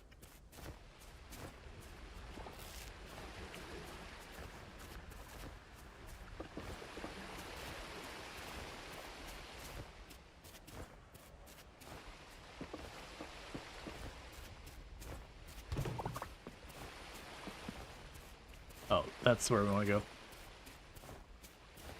So we want to try and get that done.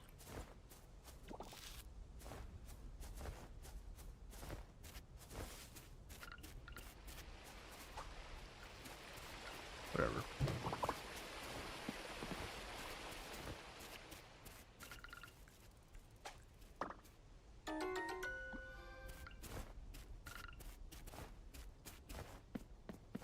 So Kenny's usually over here on the western side of the map most of the time.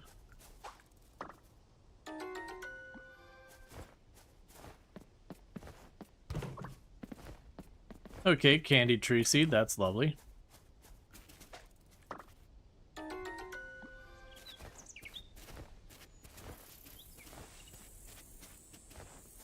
Come on. Well, there's Kenny.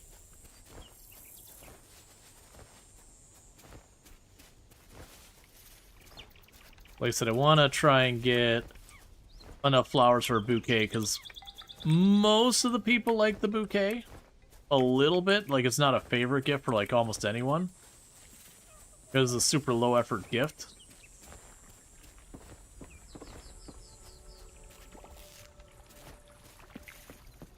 That's fine. That's whatever. So let's see. 1, 2, 3, 4. Trash can. I feel like this game is teaching kids bad lessons. I mean, Stardew Valley does the same thing where you'll go into, like, you'll get, like, trash can pizza, and you'll be like, alright, yeah, I'm definitely eating that. Alright, so let's go here, and we can craft a bouquet. Let's go find Kenny again. He was right there. I'm gonna give him a birthday gift.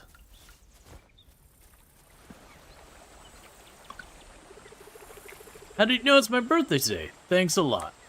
Cool, so we don't have to worry about that now. Keep getting our reputations up and all that with everyone. Right. So the things to work on would be the offerings and all that. So what I'll probably do is we're gonna run home to the farm. We're gonna chuck the stuff we got in our inventory there. And then I've been stashing a bunch of stuff specifically for the purposes of doing the offerings and all that. And we'll want to start working on that.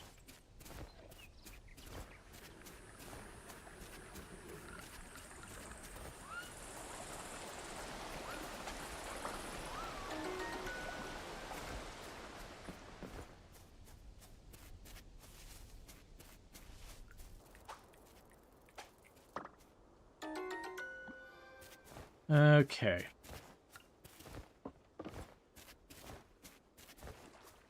We've not been good about doing any kind of fishing, but that's okay. We only got so many hours in a day. Can't use it on everything. Also, that's not what I wanted to do. That's definitely not what I wanted to do.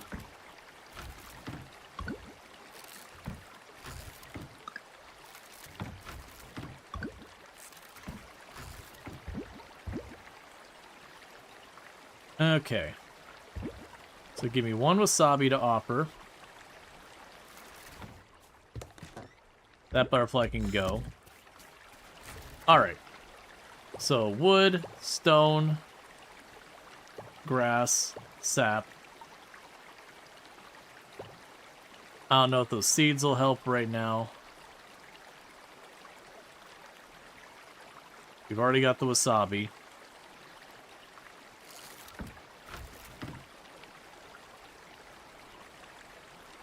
We can donate one of the beetles. We'll worry about that. Grab the butterfly.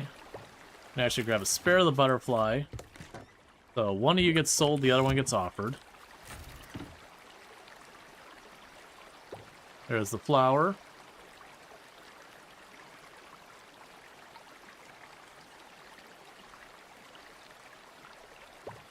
There's that.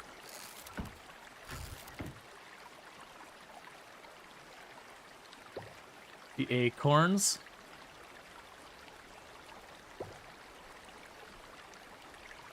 Okay, so we got a whole bunch of stuff here. And I'm out of space right now. So let's take what we can up there, turn those in. We won't actually be able to drop all of these off right now. Some of them are going to be other parts, but we're going to run up there, drop off what we can, all that stuff. You like the offered chip donated on thing? Yeah, so they've always had the offered and donated things there. The ship they added way later, because there's an achievement for shipping one of everything. And that was like one of the big criticisms they got, is that achievement was near impossible to get sorted because there's just so many items in the game. And at different points that achievement's also been bugged.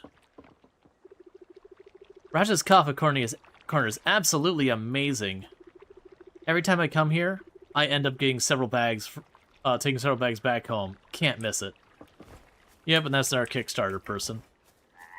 There's honestly not even that many, so it's kind of surprising we found more than one on, you know, already.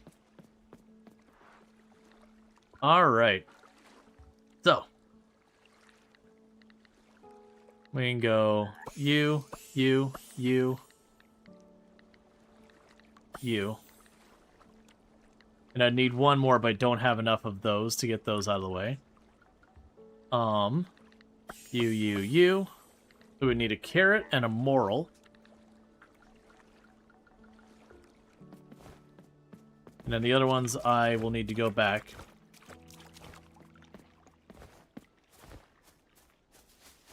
And once we get those set up,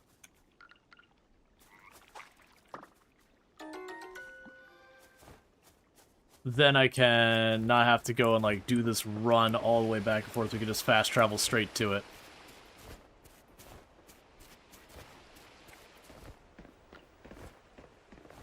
All right.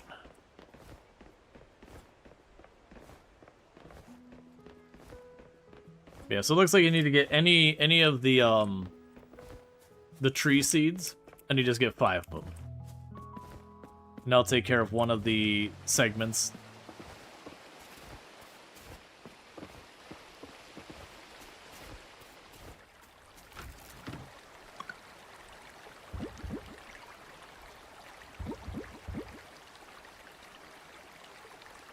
I'll grab you out of there for right now. We can toss you in here.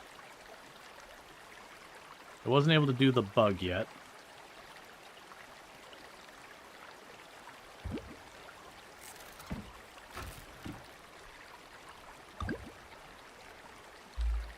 Grab you in case we can do that in a minute. Toss some museum stuff. Okay, so there's the moral. We got like the monster goop and all that.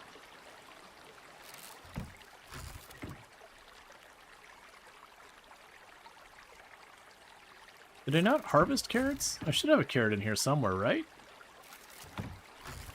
I deliberately didn't sell them all.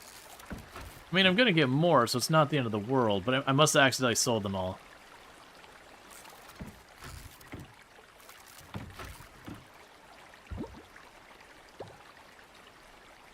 Okay, so we can donate you.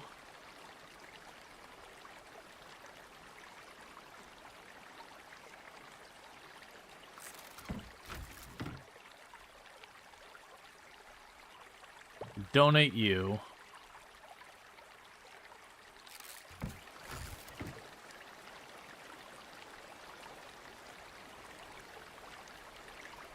Yeah, I must have accidentally sold the carrot. We could donate you. You're selling one of you.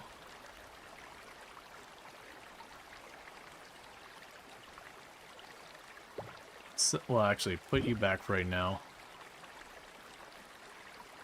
We can donate you.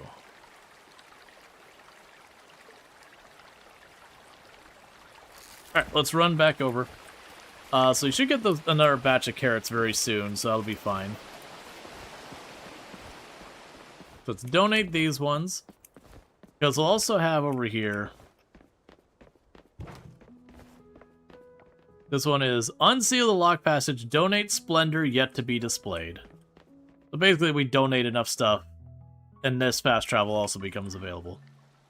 So donate items, there's a cricket, praying mantis, leaf beetle, wasp. And it gave us potato seeds. Oh, and cinematic, I guess.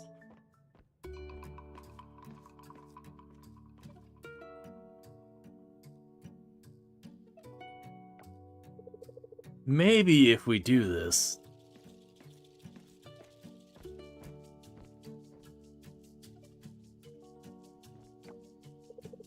Groucho Gopher! Come, take a look at this. You see this? This is a blueprint for a bigger museum. The museum we have now is... It works. But can you imagine something bigger, something more extravagant? Imagine this, Groucho Gopher.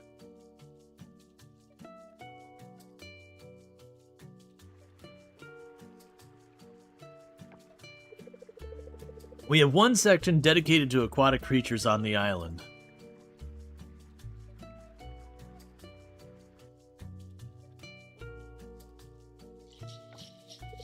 Then there's another section that look after the fossils we've dug up.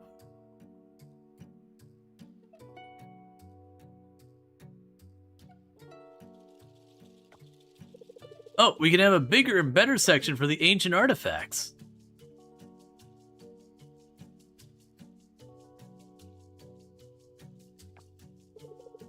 Doesn't that sound exciting?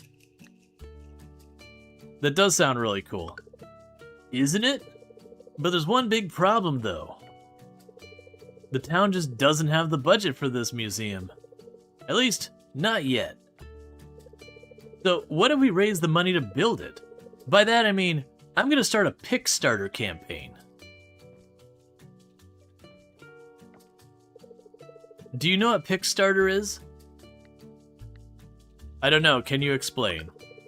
Kickstarter is a crowdfunding platform where we put up our product online and then people can help fund it. In return, we'll give them something from the product as a token of appreciation. Great idea, right? Anyway, I'm almost ready to launch our campaign, but there are a few things I need help with.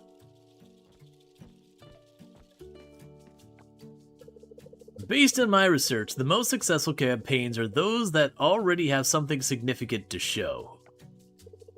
Something to reassure the backers that they're backing a legit project.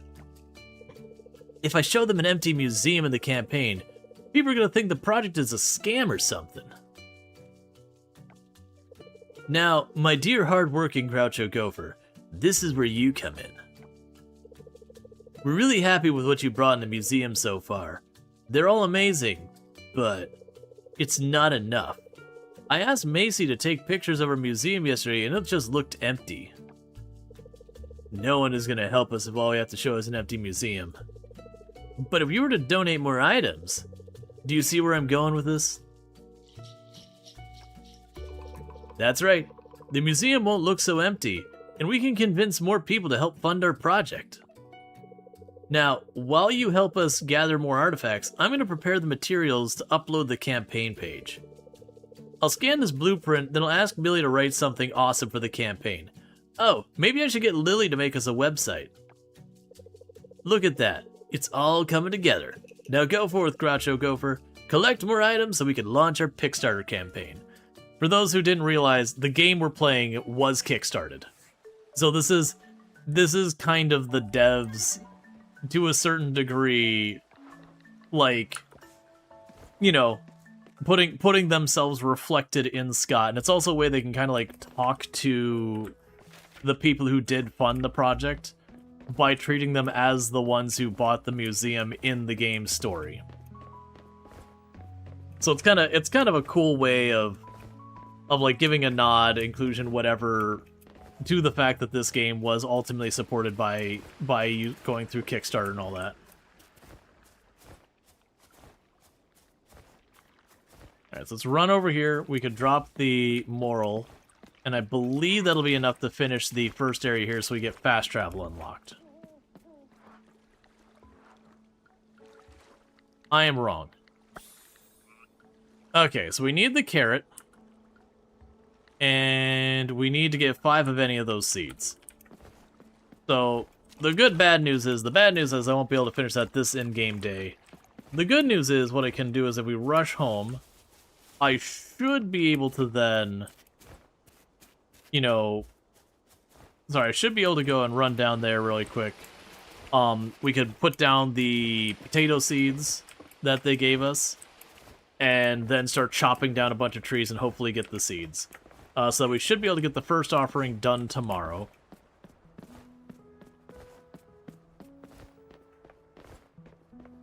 Okay, and you're not active yet, that's fine.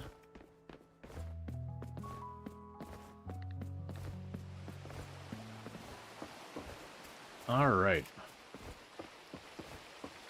But I hope everyone's been enjoying the game and all that. I've mentioned this a couple times before, that this is, Coral Island has been one of my favorite releases in a long time. So you have offered and shipped. You already have one in there to be shipped. There we go.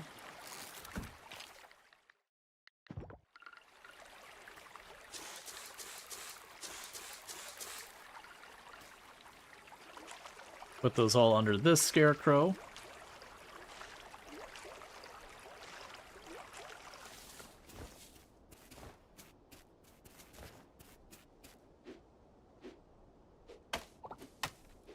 All right.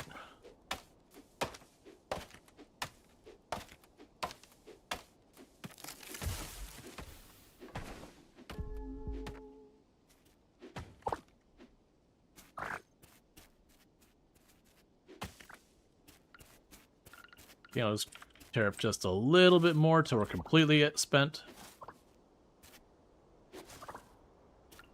All right. So we got 2 pine cones. That might be enough. Nope. So I need 1 more pine cone or 1 more oak seed.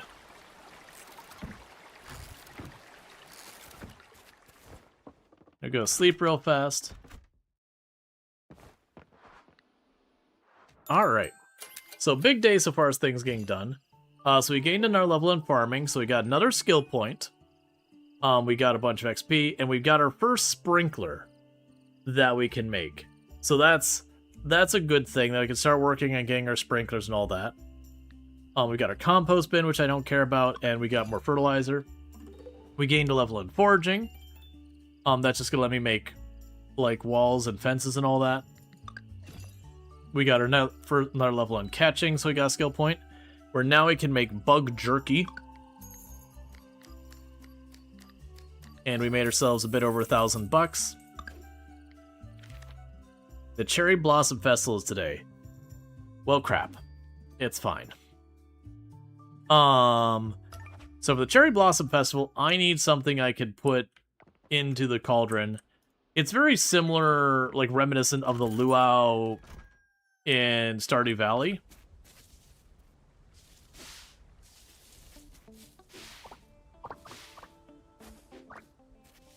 Like, there's no... Oh, no, there is a whole thing where you impress the, not the mayor, but the judge. Okay. So I'll drop you off.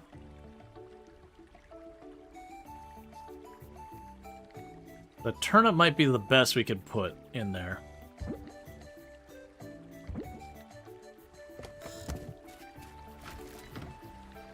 All right.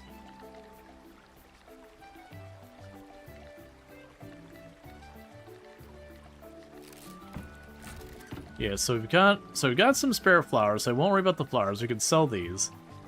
We can grab that turnip out, drop the bronze ones in, and we'll sell that. We'll have a second flower there. We can sell the flowers here. So the turnip is going to be dropped off for the festival.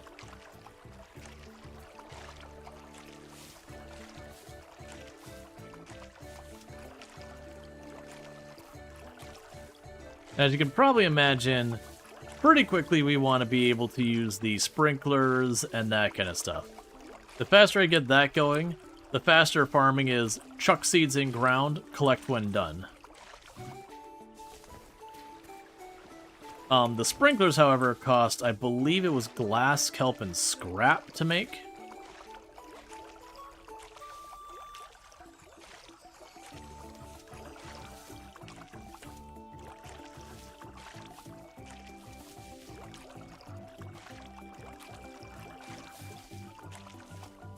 Okay.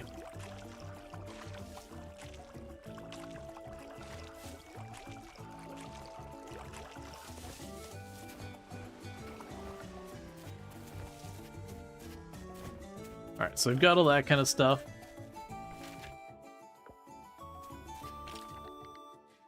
So we got all that. Oh, no, it was actually... Oh, silver kelp. That sucks. Alright, so let's look at our skill points we can get here. So we have the chance of getting double insects. I'm going to grab that one first. And then we have the chance of double crop. Because the staying watered is kind of a meme. So I'm going to go ahead and go with the double crop, and then we'll go for the quality next. Because getting multiple just helps in so many ways. Alright. Oh, it's still flagging. this here.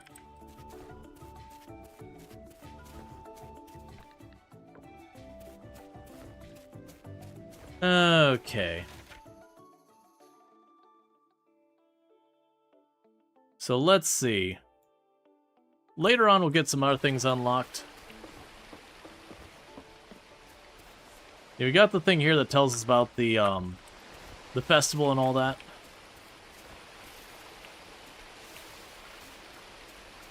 And that starts at 9. And we didn't get a carrot yet today, but that's okay. Oh, what we could do is, because you're 9 to 2 p.m.? I believe it's 9 to 2 p.m. I'm going to see if I can't get real quickly going here.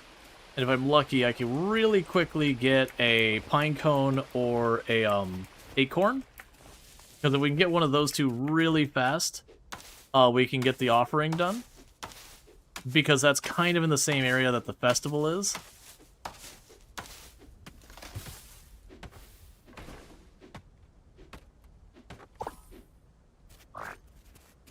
That's maple seeds.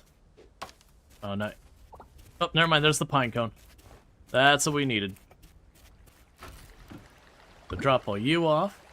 Grab the fine pine cones. Alright, so let's go and run up here real quick. We're going to beeline over to the temple. Turn that in. And they're going to immediately beeline from there over to the festival to make sure we don't miss it. Because I believe the festival, if I'm not there by 2 p.m., we just don't get to do it.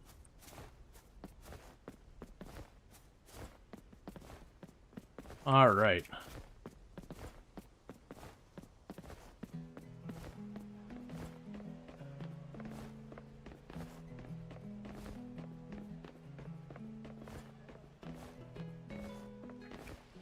Alright.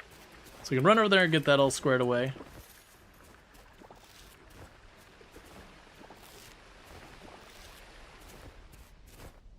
Just grabbing those forageables since they're like right there.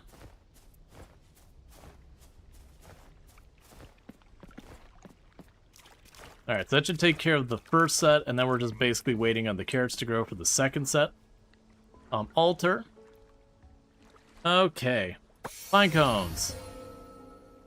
And that gave us a recycling machine. Because I didn't have to have all the seeds, I had to have one of the sets of the seeds.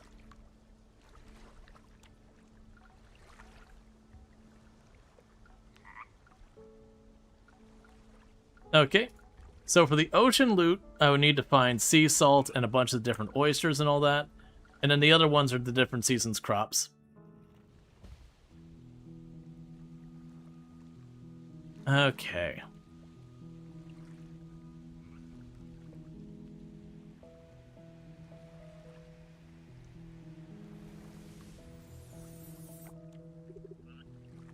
You did it. Drink this to receive my blessing. Now you can use my shrines and travel freely between them.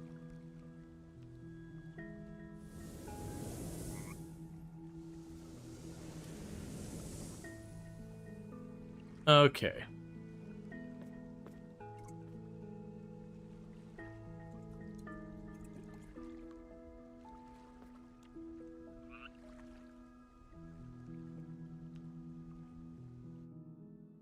So we've now unlocked fast travel.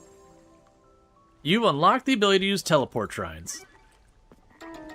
So we got a recycling machine, which lets us turn trash into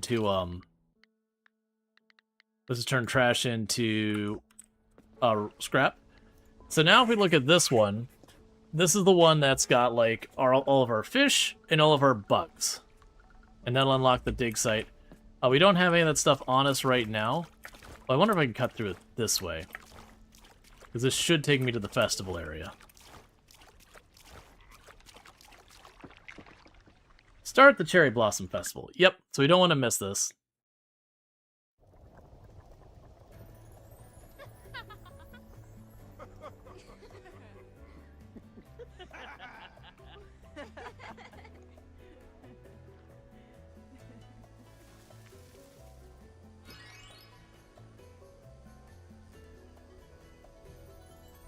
Okay.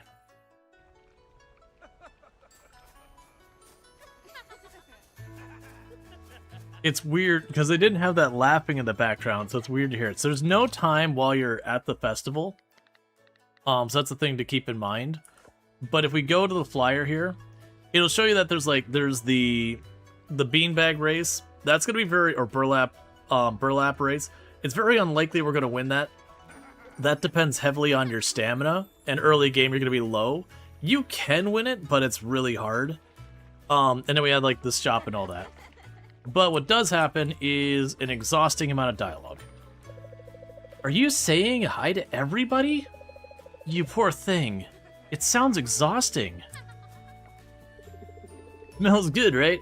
I gathered the dried coconut husk for the grill this morning.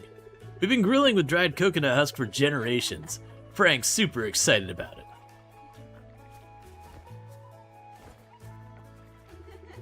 I'm not interested in the sack race. I'm here for the potluck.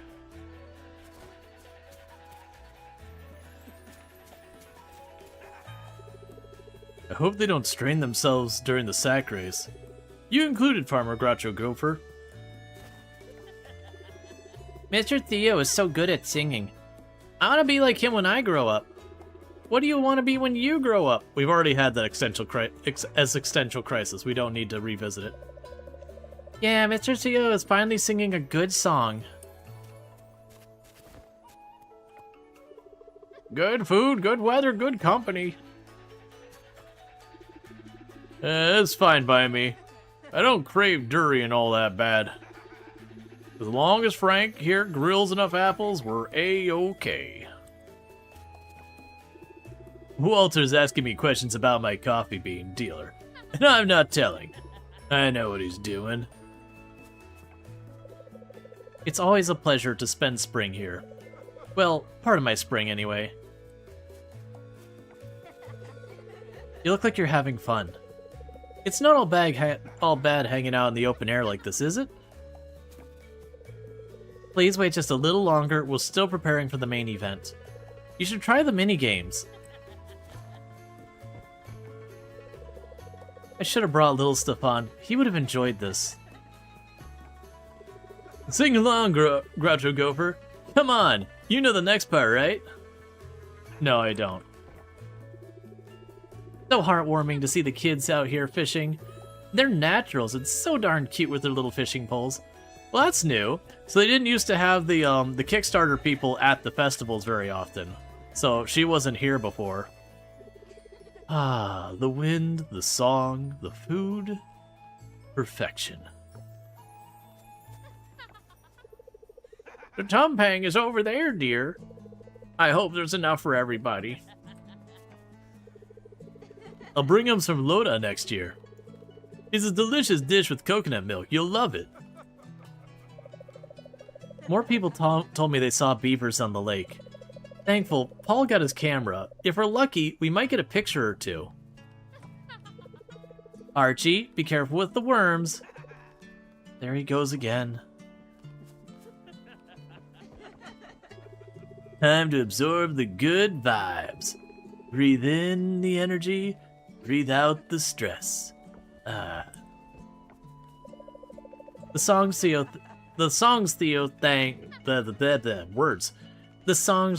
Theo sang really fit the mood. He's not bad looking. I mean, not a bad singer. You heard nothing.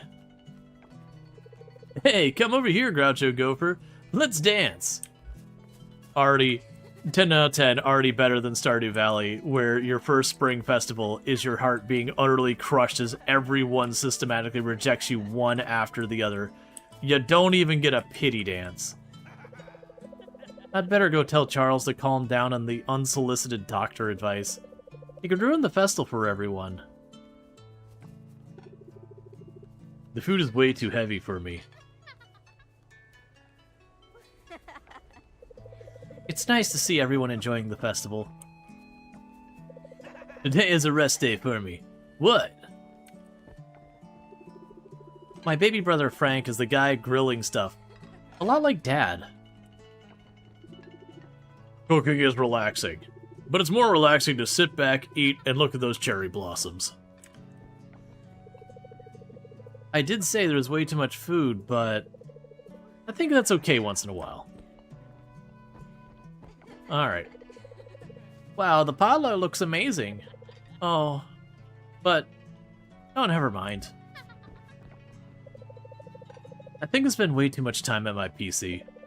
My hands feel kind of crusty. I saw Oliver trying to catch a fish by lake earlier this morning. I think he wanted to contribute to the potluck. So cute. So much good food on the table. Maybe I should calm down at the Tumpang and save some space for them. Eva's croissant is getting lots of compliments. Just for the looks. Maybe I should ask her to add it to the menu.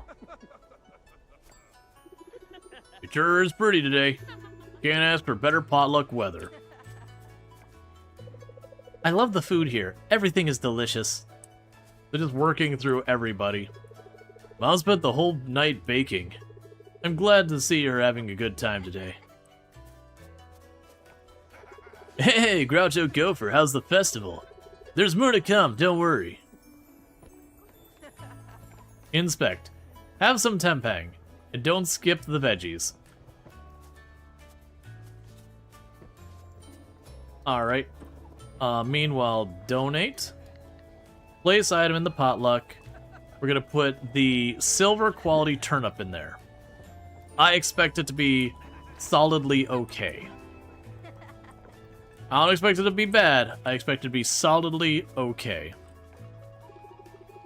There's something truly enchanting about these blossoms. They make the entire town look like a painting. Listen, Groucho Gopher. Sometimes getting to know everybody is tiring, but it's worth it. You're part of the community now. I think I'll wrap up with some tumpang for Dad. You think it'll still be good later? Alright, so we're slowly working through everybody.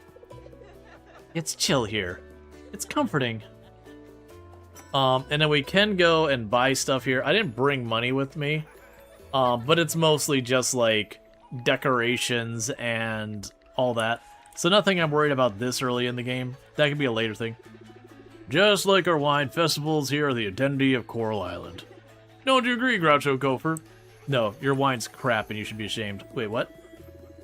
We're still getting ready for the main event. Maybe you can play some games while you wait. Good idea. No rush, Groucho Gopher. We only have these games during the festival, so don't miss out.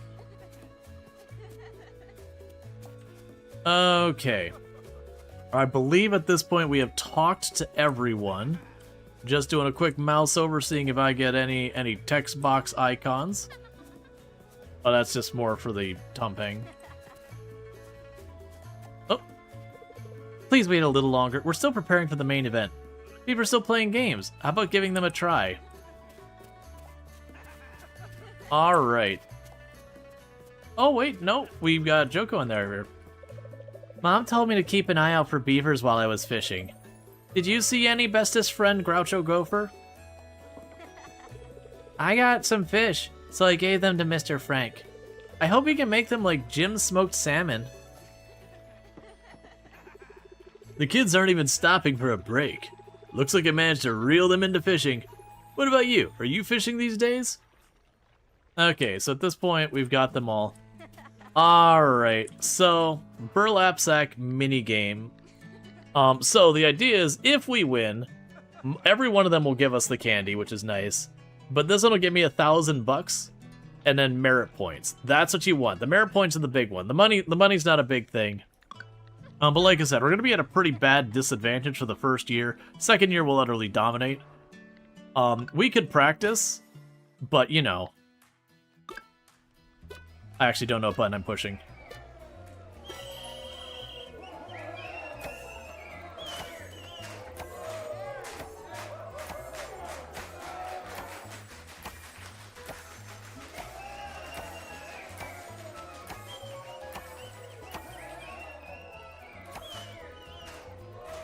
I gotta wait for my stamina for a minute.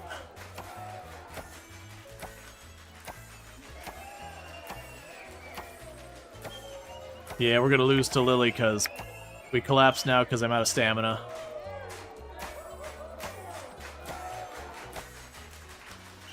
But yeah, as you can see, the problem is you just don't have enough stamina. So we did horrifically. Oh, because we land in the top 2, we continue going. I see.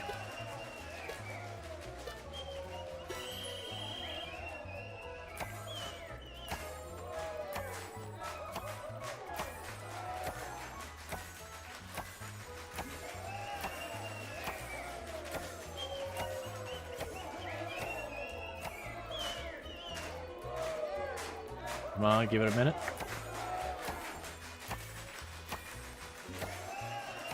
Don't you do it, Charles. Wait a minute.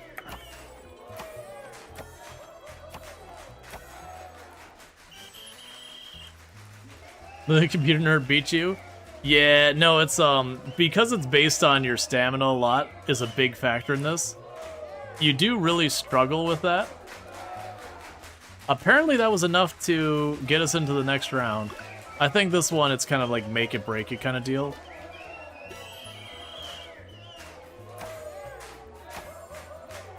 Because by next year I'll probably have like 700-800 stamina. So it won't be quite enough to go solid the whole way through, even with perfects. But we'll be able to get like 1.5 of the there, so I gotta wait a minute, let it recover.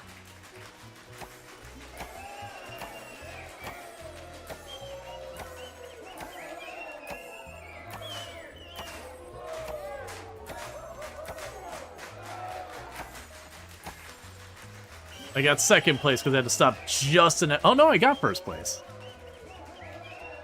Okay. I have no idea what place I actually made in the whole competition. I was apparently a winner. So we managed to sneak in second place in every one and got to the last round and took the first. Okay. So it's basically they eliminate the bottom 2 on each and every one. And we managed to score first at the very last second. You love this game, but you stop before the undersea farm. Want to go back, but you feel overwhelmed again. Yeah, alright, so... Heck yeah, that was amazing, because now we got a bunch of the candy tree things. I got $1,000, so that means I can get the bigger backpack tomorrow. And all that good stuff. So, the only thing left here is for us to do the actual main event. And as I said, unfortunately, with the main event... the best we had was a silver turnip. I expect it to be like... I expect us to get the neutral result, not like a bad or a good result. I expect to get like, oh, it's fine. That's my guess of how we will do. Folks, it's time for our main event. The soup is now ready. Big thanks to all your contributions. Miss Ross, would you do us the honor of tasting it? Of course. Thank you, Mayor Connor. I mean, that looks like a pretty baller soup there. This soup will reflect the unity of the town. It's time to taste what you all together made today.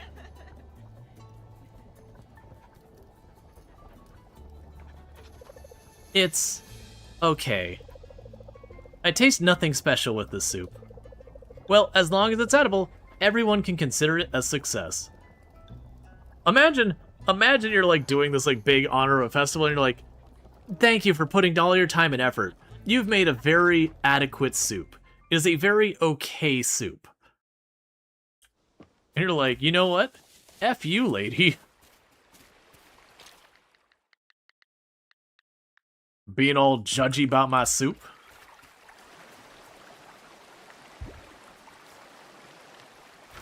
Alright, so let's... Your soup is mid and the whole town is mid. It's pretty much like that. It's like, oh, this is all pretty awful. Like, it's definitely one of those things, like, when you make a properly bad soup, like where you've poisoned it in, like, Stardew Valley, effectively. There's definitely something to be said about where the person's just like, oh, this is terrible. This is awful kind of thing.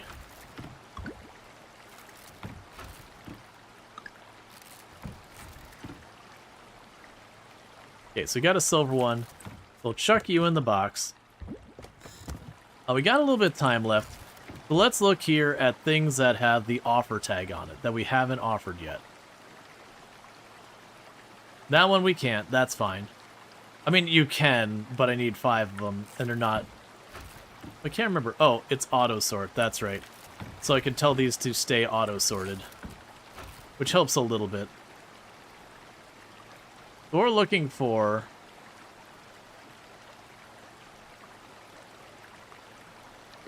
We'll want to offer that one. That one I don't have a spare yet, so we'll wait to offer it.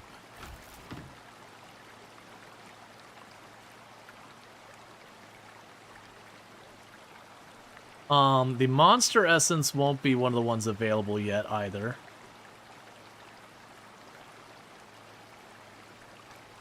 Yeah, the monster stuff won't be available yet. I also need to look at what am I missing to make the essence thing? Scrap. We're already making the scrap there.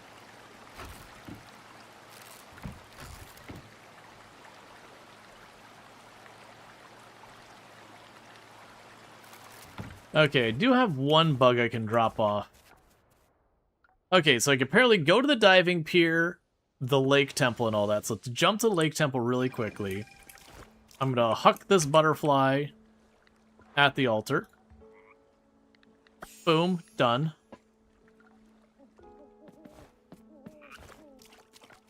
And then I'm gonna go to the diving pier. And we're just gonna burn some energy in the bottom of the ocean for the couple of minutes I can do that.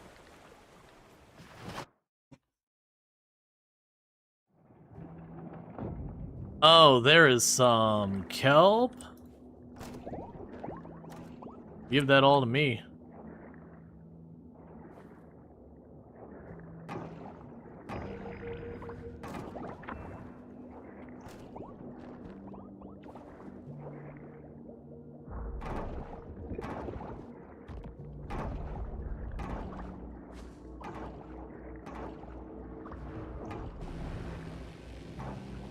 And the game does have a mechanic, at 11 PM it will kick me out of here.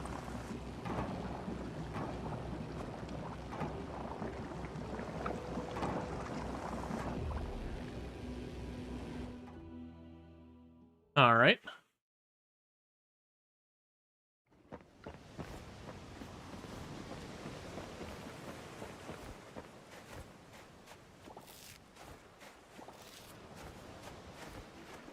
Just grab some of these real quick.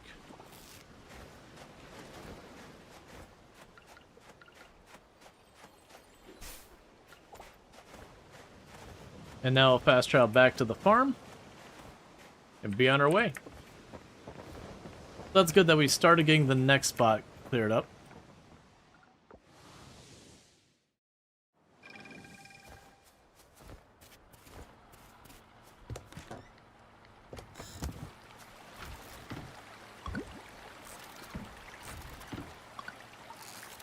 Oh, and this game does actually have automation in it as well. Okay, so you've already shipped you. I want to save some of these.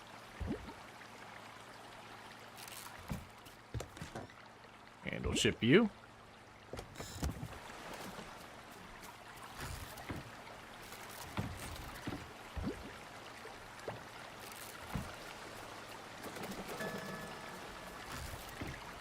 Yeah, so trash ends up being a very useful material. You use it to make scrap, and you use scrap to make a lot of things. A lot of even, like, endgame things, too. So, trash is paradoxically, like, really good. Okay. So, our town rank is still showing as F? Oh, that's interesting. Give me the bronze ore over that. That's new as well. And Joka likes us more. Kenny likes us more. Paul likes us more.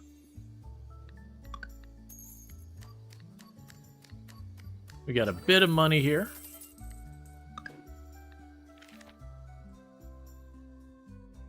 Cool.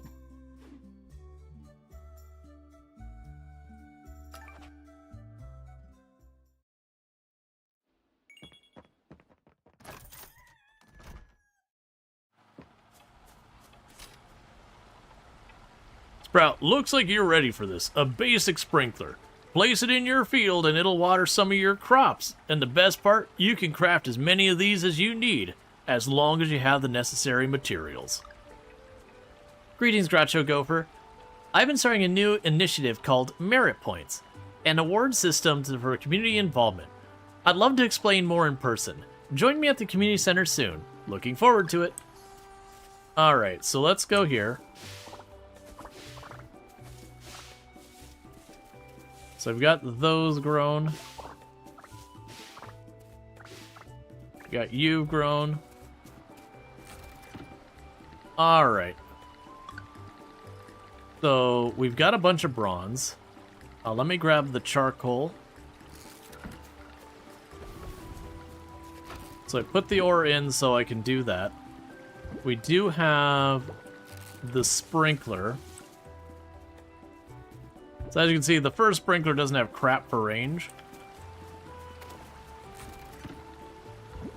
But that's okay. So next, let's get the essence thing ready.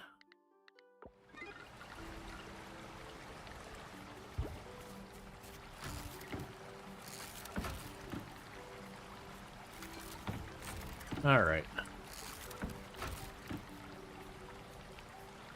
There's the kelp, and I'll also need glass.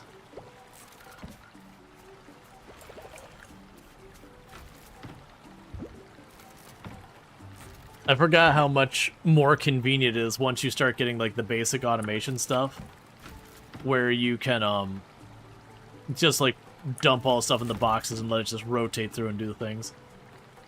All right. Oh, did I not? Did I literally? Oh, it must have been they had to take a longer time to grow. So let's drop the carrot in there to get credit for shipping it. I'll keep one of those with me. We've already got a bunch of potatoes. Let's chuck the stack of potatoes in there.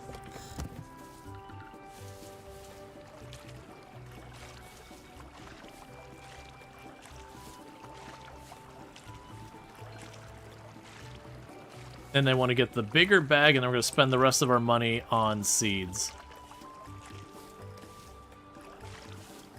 Which shouldn't be that many seeds. Want to keep that going because that's leveling up our farming. Which means higher level crops, more crops, all that kind of stuff. Less stamina usage when I'm doing crop stuff. You know, bigger scarecrows and all that.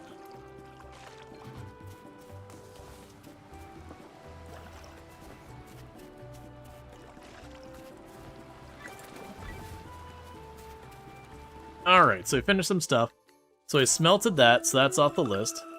Museum expansion, you want me to donate 50 items. We got the excellent extraction, so that's another one there. Alright. We'll definitely need to do stuff with that later. We're not quite ready for it yet.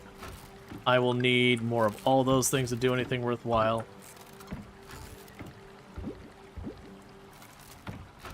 Okay, what did I... Oh, I need one of those. Alright, so let's quickly pop up here. We can fast travel to the Lake Temple. Drop off the carrot to get credit for that.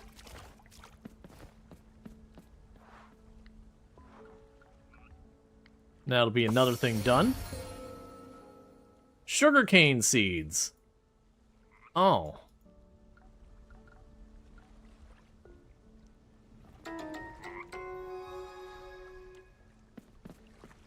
And that unlocks the next altar. So that is our animal ranching. We would get cooking, which will depend on animal ranching, and artisan goods, and fruit trees. All of that's stuff we can't do.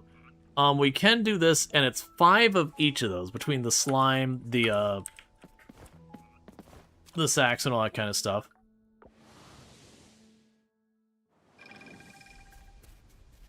Okay. And we got the sugarcane seeds. So 5 days during the spring. I know that doesn't means we're not going to get our full benefit from them, but I'm also going to choose to do it anyways.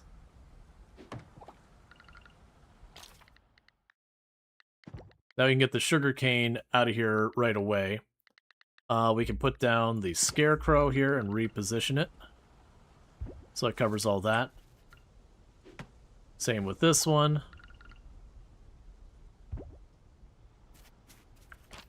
Do I have enough material for one more? So I can cover all that area. I do.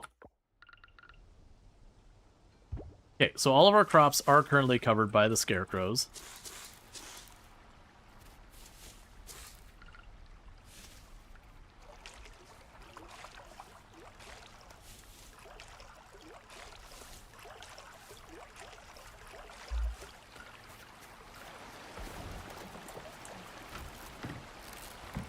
Okay, we're definitely going to need to go in here and start improving some of these boxes. Alright, so we got 2 pieces of bronze. It's 5 bronze to do a thing. I think it's 5 bronze or 10 bronze or something to upgrade. I think it's 10 bronze to upgrade your crops and all that. So I won't worry about that.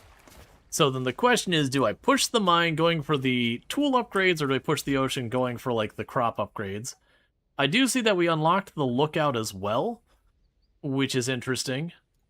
I think we push the ocean, because the ocean is one of the ones that I can get the most direct progress without having to, like, worry about stuff. Wait. I need to go by Sam's. We need to go by Sam's, get our upgraded bag, and then the seeds to get them in the ground. Then we go to the ocean.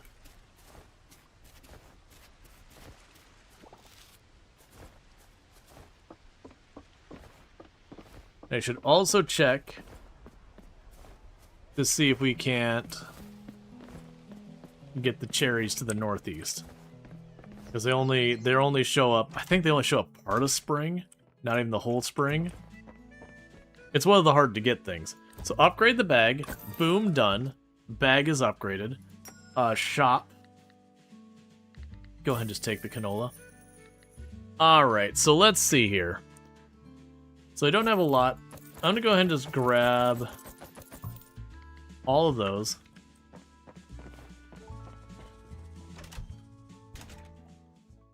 And we're going to quickly rush over this way.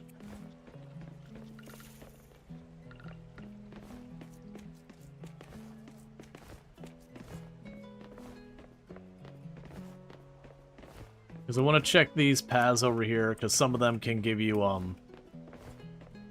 you can find cherries on them, and cherries are hard to come by. It's this path here, and then there's another path over to the right are the 2 I'm thinking of.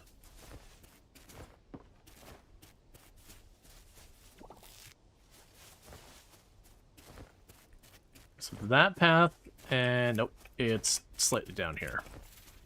You can see them sometimes over here as well. There we go. Because we sold the first set of cherries.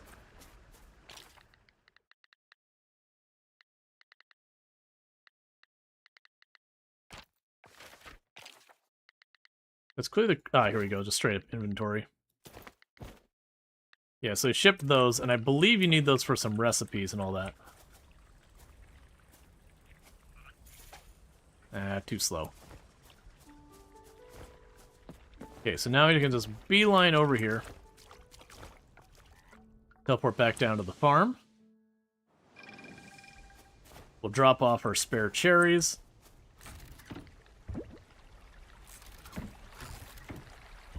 And the mushrooms.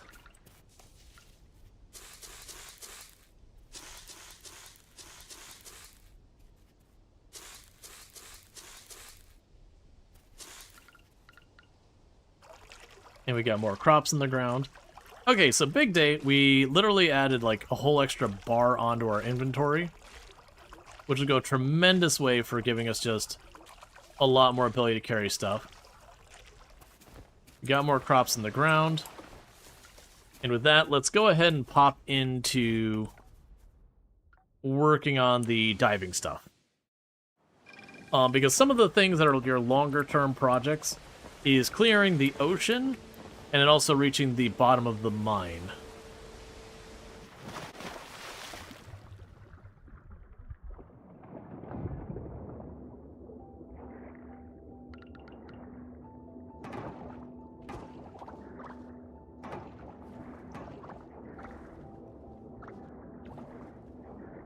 Okay, so we got that one done.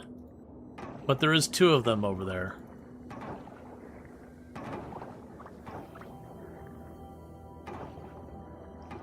Going to keep clearing out trash in the area until we find the second one.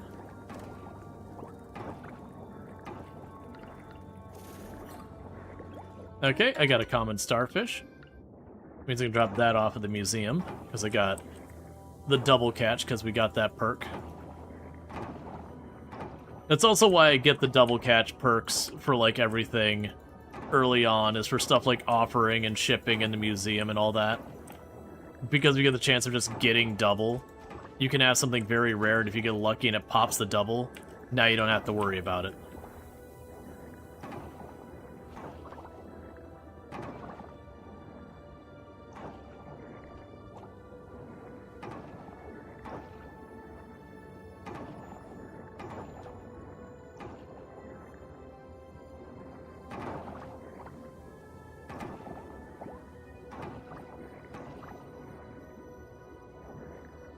Let's grab the stuff here. So I got snacks to recover stamina.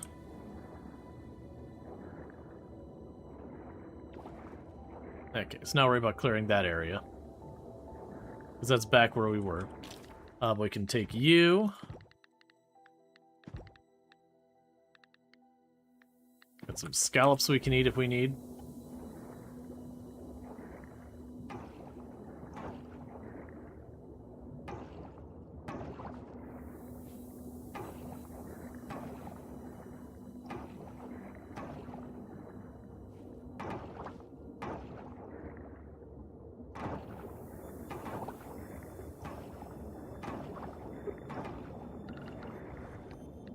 Okay.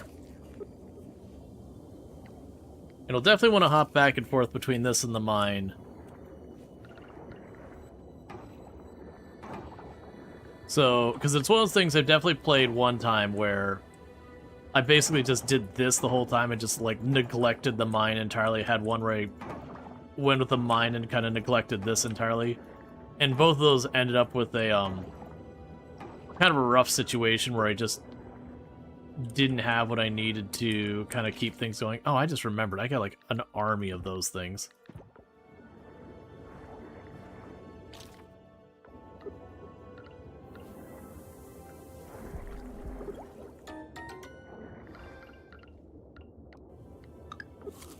So we can keep working on this. We'll probably go for the mine next.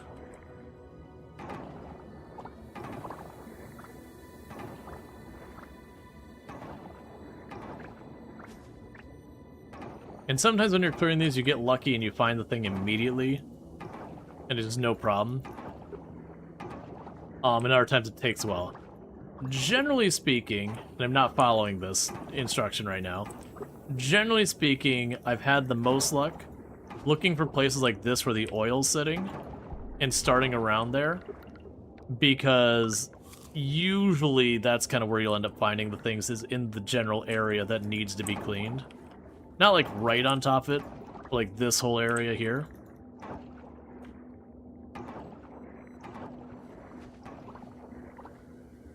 Regardless, we're gonna need an obnoxious amount of trash.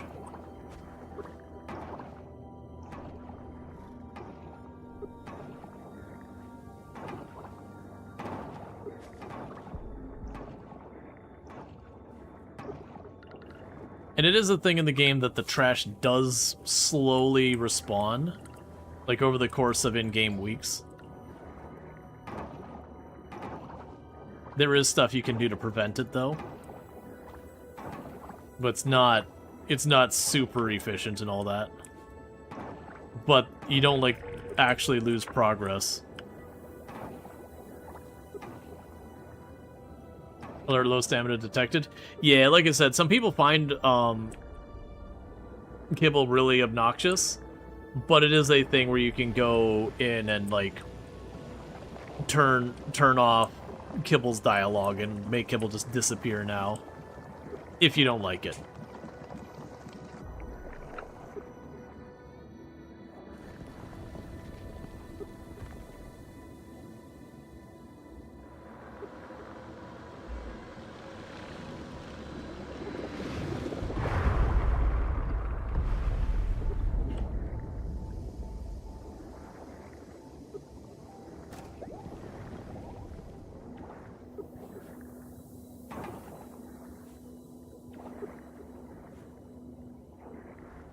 You find its persistence endearing? Oh, I scared that away. It's fine. It's like trying really hard. It's like, you're very tired. You shouldn't be diving while you're this tired. It's very dangerous. Take better care of yourself.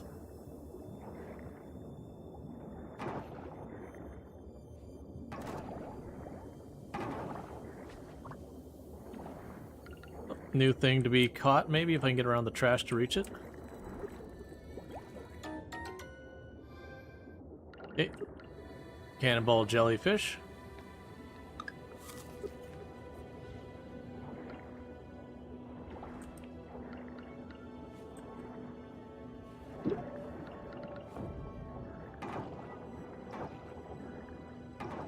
I was just moving my anchor before I forgot.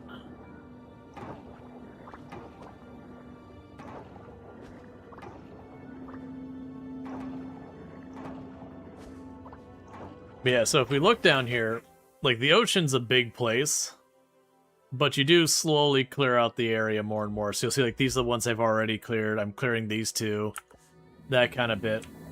It is one of those things that, mostly you always end up moving kind of straight forward when you're doing this, but it can throw you for a loop that sometimes you have to, like, backtrack and switch, you know, switch areas. Because, like, you'll have an area that opens up 2 or 3 paths. And so you have people who will get all upset and they'll be like, I can't figure out how to move forward. Like, it didn't open. It's like, it did. It's just, you know, behind you. Let's see, the old stories about the big bad oil company causing an oil spill, destroying your local ecosystem. Where the trash come? Oh, I've made that comment a number of times. Like, almost every time we play through, you're like, hey, townies, while certainly the oil spill is the fault of the oil company, and that's the bigger offender here so far as its impact on the environment. There's a whole lot of garbage down here, and I don't care how you're looking at it. There's only one person to blame, and that's you all. Like, all of you all living in this town. That trash had to come from somewhere. And again, I'm sure it is not just the oil spill kind of deal. And we're about to be kicked out.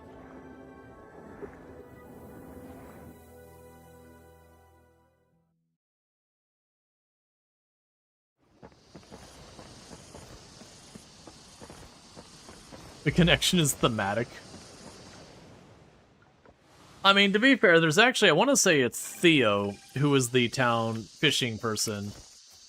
And he kind of makes it a whole point of being like, you know, the town really does kind of suck when it comes to how it's dealing with the trash and all that.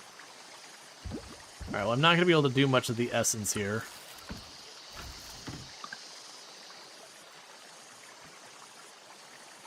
Alright, so with the starfish, and sell one.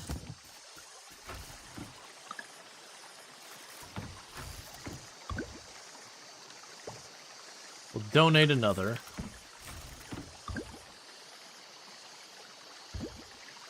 That's going to be offered, so we'll need to catch more of those. We'll keep that there, we'll keep that there. Got a bunch of these coffers. We'll pop in here and then I got something to drop. You know, we'll drop the other one off at the museum. Okay, so diving level 1 gain, so again, more stamina and health. We can now make a scuba snack and a vortexinator. I found the vortexinator utterly useless, but the scuba snacks where you just, like, eat seaweed, it works pretty well. Okay, Scott and Oliver have birthdays today.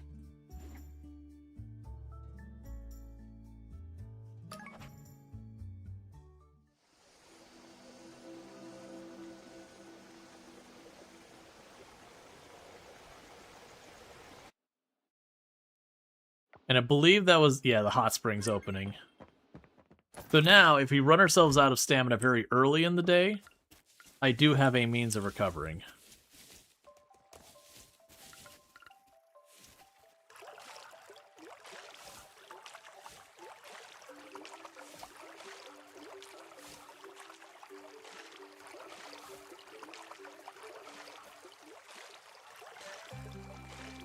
Okay.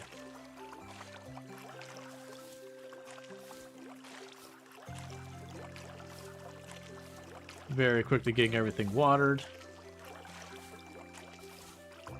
And the bummer is the sprinklers, even the crappiest ones, do require silver kelp, which is going to be a hot minute to get there. That's kind of the catch between... Oh, what are you telling me here? Greetings, Groucho Gopher. I'd like to run an idea about the local produce. Meet me at the general store when you have time. Come to the empty cabin in the forest and I'll sell an item to you.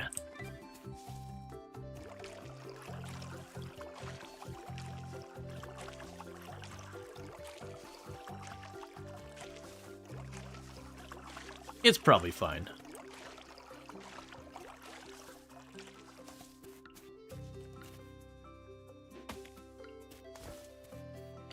Okay, so we're going to donate the starfish to the museum. I'll want to go by the blacksmith and pop all those coffers and everything. I'm going to loop down here.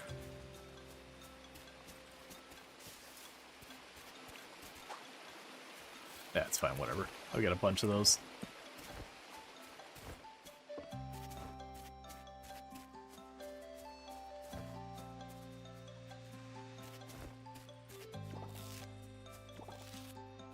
Right, we got 2 birthdays. Let's quickly go over here and get some stuff here. So 1, 2, 3, 4, 5, 6. 1, 2, 3, 4.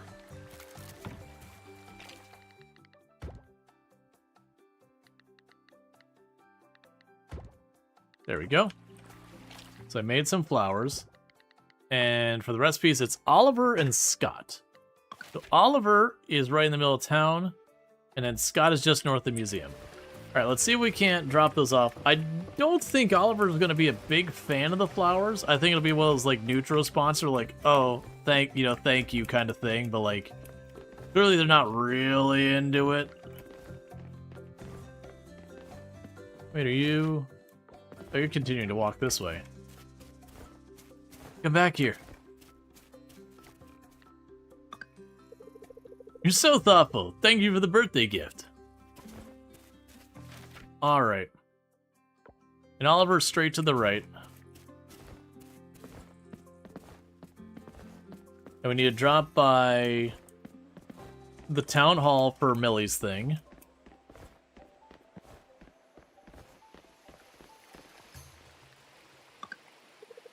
Cool, thank you for the birthday gift. I can get behind the fact that you didn't respond negatively to that. I was honestly expecting Oliver to be like, oh, thanks, man. Flowers, that's cool. So process all these.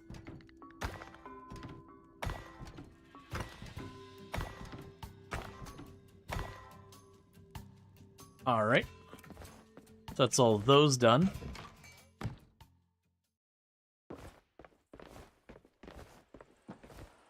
So now what we want to do is race on down towards the house. We'll stop and say hi to Millie.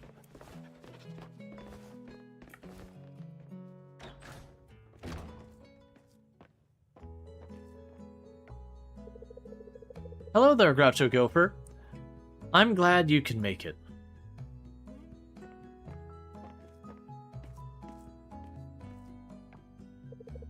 We've recently implemented a system in town to make life here even more rewarding. Let me explain. These are called merit points.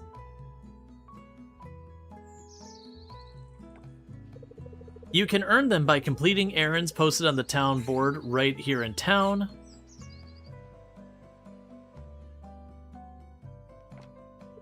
But that's not all. Attending festivals, winning mini-games or main events at them, and even the town's rank increase, you can also grant you merit points. For example, you, my blossoming butterfly, have already earned, let's see. Groucho Gopher, Groucho Gopher. Ah, there you are. You've already earned 40 merit points for attending the Cherry Blossom Festival. We introduced the system to encourage everyone to get more involved with the community.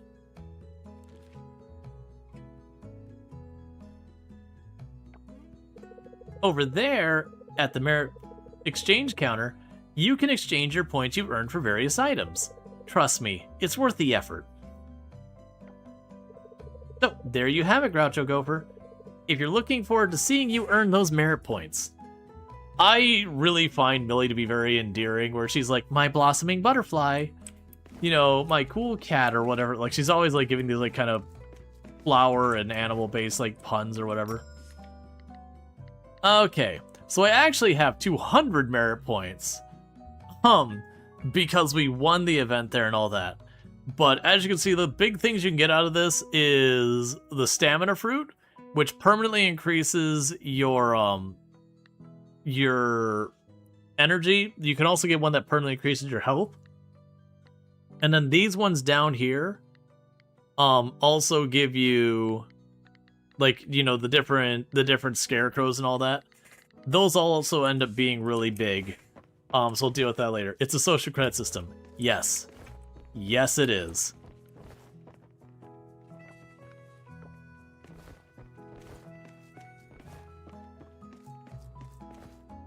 No, I won 100 merit points for winning, and I had 40 merit points for participating in the festival, and then I got like a couple of 10 merit points here and there for running errands. So it should be correct. But yeah, no, it is definitely a social credit system where they're like, hey, if you do these cool things, like, we'll toss in a little extra some for you.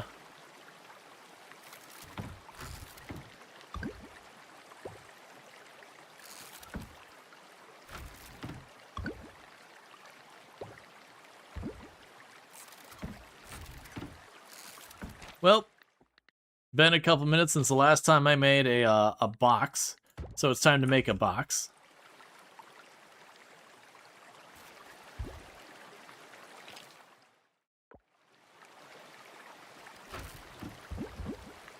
Okay, and then we got 2 things to donate at the museum. You thought the price was 200? Nah, you're all good. Basically, it's a thing where, like, eventually straight up cash stops being nearly as relevant. Yeah, I goofed it. And stuff like the errands start being not that relevant. So it's kind of a way to give yourself there. You want a lobster.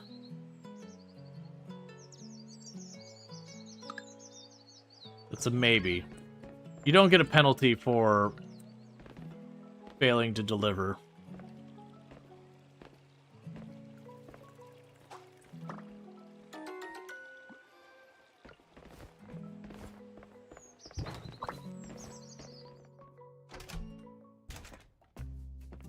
Oh, right, he had a thing too. There's just more and more.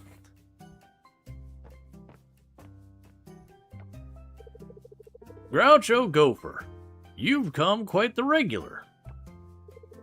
Working hard at the farm, yeah, getting used to it. Good, good.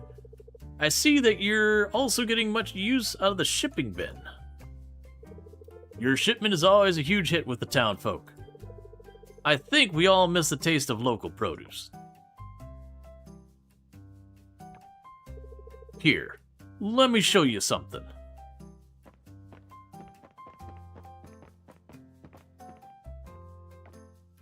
This is our import section. Everything on this side is imported. I have to say, it's very expensive to get them here. The shipping costs, the taxes, that sort of thing. They add up surprisingly fast. I've done my best to keep the prices low, but my margins are razor thin. But it's just not enough. Any lowering will go under.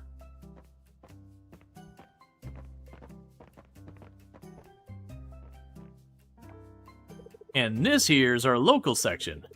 It's so empty and really sad to look at. As soon as I receive your crops, I put them here, and they're selling like hotcakes, flying off the shelves as it were. It wasn't always like this. Back in the day when my folks were in charge, The whole store was stocked to top and bottom with local produce. It was something to be proud of. But now I have no choice but to sell imported produce only. I'd love you to reopen the local produce section. We need your help to do that. A simple task. I need you to ship a lot of bronze quality vegetables and fruits. I've jotted down the exact amounts on this note. And of course, I'll pay extra for this effort. Think of it as an extra coins on top of your usual crop commission. When the whole order is filled, Yep. Okay. Right, so the next bag upgrade is 12,000. That's not happening anytime soon. Shop.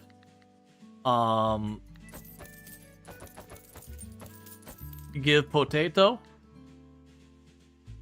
Do we want to go for more cauliflower? We have... I don't remember how long the months are.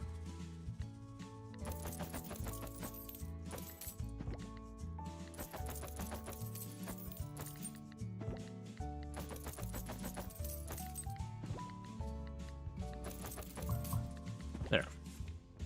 We are proudly once again broke. Now let's actually go by the museum like I said I was going to do in the first place, and then proceeded to get derailed by everything going by constantly.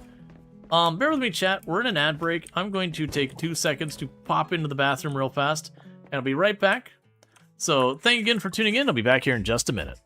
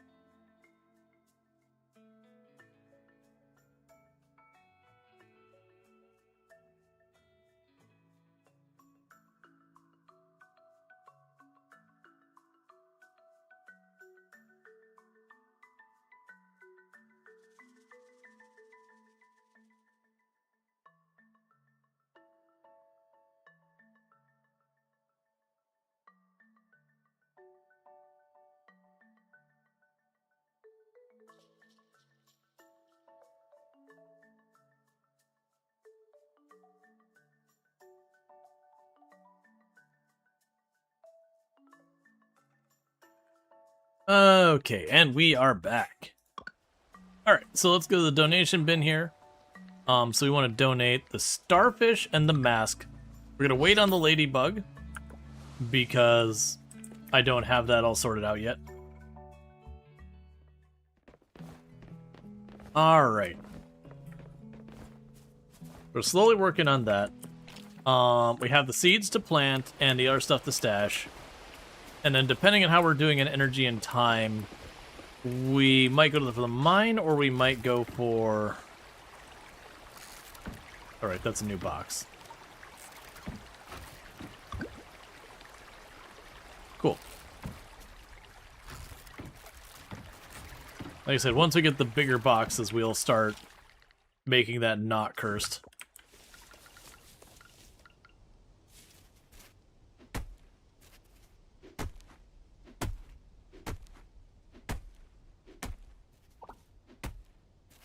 Okay.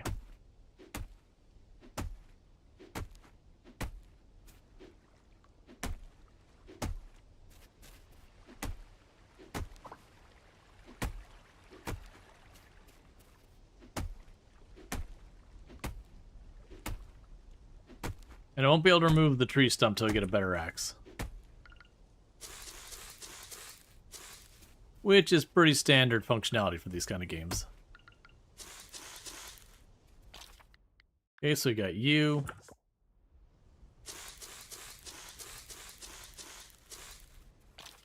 And you.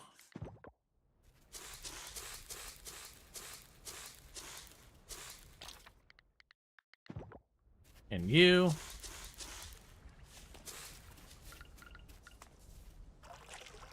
No water these, and then we'll need our scarecrow for the next set.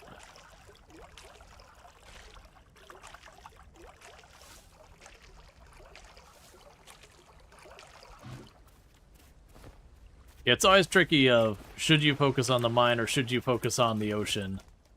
And there's an A and a B, because if you focus on the ocean, you get your sprinklers up much faster. You can automate the farm part so that you don't have to use as much time managing the farm at the beginning of the day and all that. At the same time, if you focus on the mine, you get the, you get your better tools that let you work faster, including the doing the ocean stuff.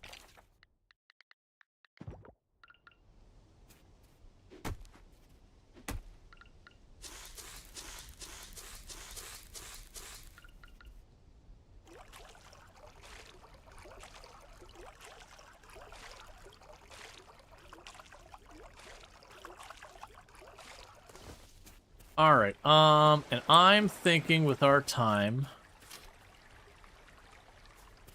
let's get this objective done of the ocean stuff there, where we get the 3 or the 5 spots, and get that to drop off our list of quests, and then once we're done with that, we can, focus on the mine, I think.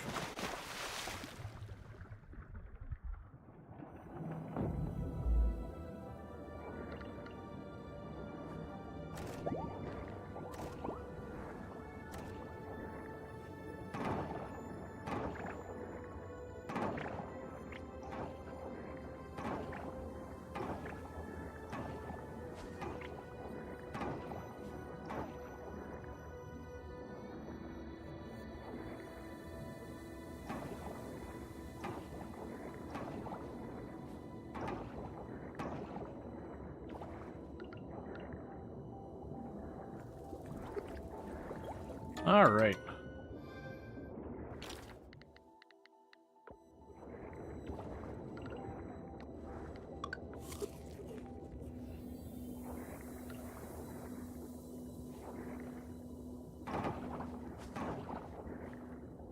Got the steamer clam over there.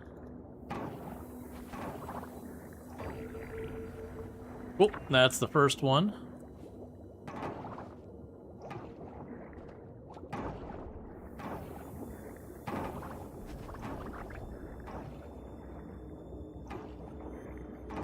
With all the food I have, my primary bottleneck is going to be just time.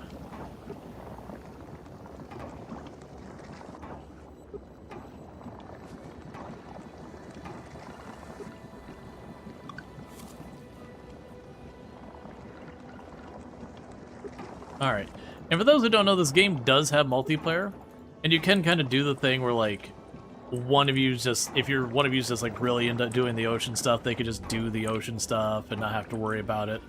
If one of you's, like, way more into dealing with the farm, you can focus on the farm. If one of you likes doing the mine stuff and the combat, you can do that. You can also team up. It's definitely not a game that, like, you know, I mean, the only part where the teaming up doesn't necessarily work is early game, the farming side. I mean, I guess you just have the other person clear the farm while they wait for stuff. I think that's an arrow crab.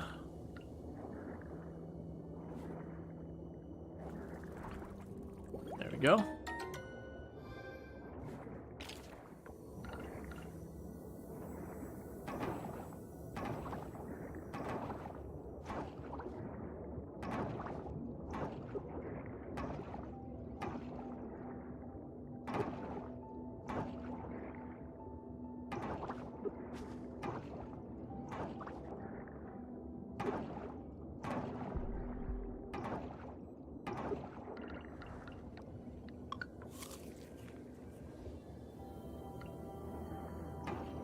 Yeah, then we can go for the mining next.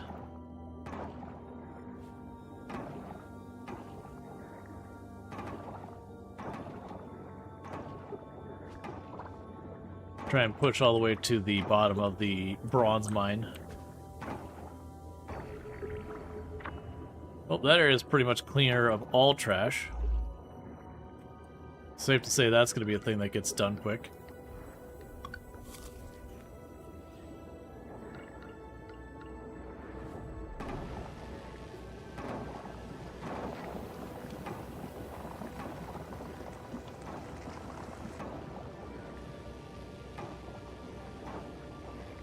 Alright, so I got you all squared away.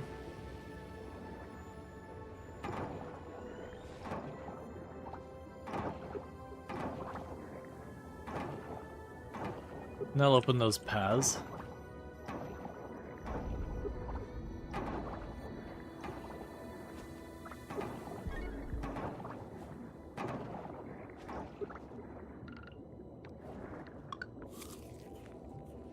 So that path's still blocked off.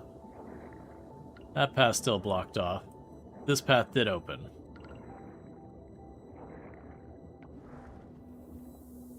You should port to link. All right, I guess we're leaving. Fair enough. It's like, yo, you can't go farther until you talk to Ling. Most likely we'll not be able to reach Ling right now because Ling is probably not at the lab anymore. Where is Ling gonna be? Oh, looks like Anthony's gonna be over there. Where is Ling, though? We can just do it this way. So we got both of them their gifts. Where is Ling right now? So Ling is at home. Hi. Hi, handsome boy. Hi, pretty wifey. I love you. I love you more. I love you more. I don't believe you. Yeah, so go meet, I believe it'll be Anthony, who is the only townie I think we haven't met yet. Well, other than Nina, who's not available for a while. Hey, can we get a shout out for Treacle, by the way, and our fantastic content creator on the platform? There you are. Or Antonio, I'm sorry. Yeah. Ah, the new resident. Check out Treacle, absolutely fantastic content creator.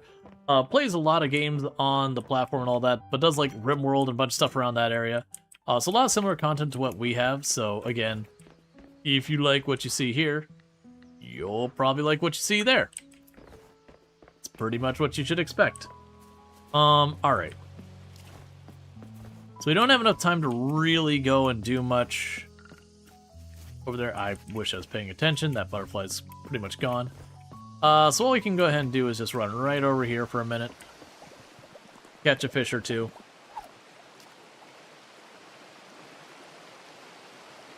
Love how Hottie presenting Anthony was overlapped with the doubtful-looking Starfleet Treacle.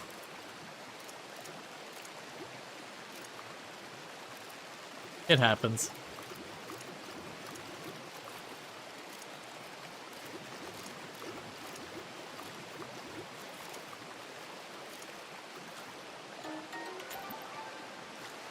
Okay, we got a crayfish. And we can catch one more.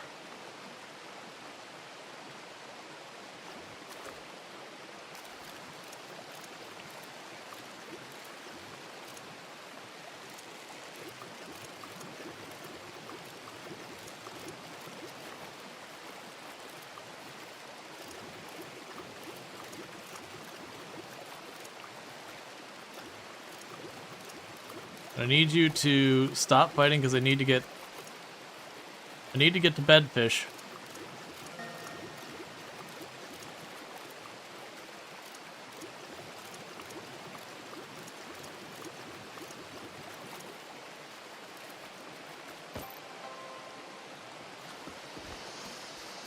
All right.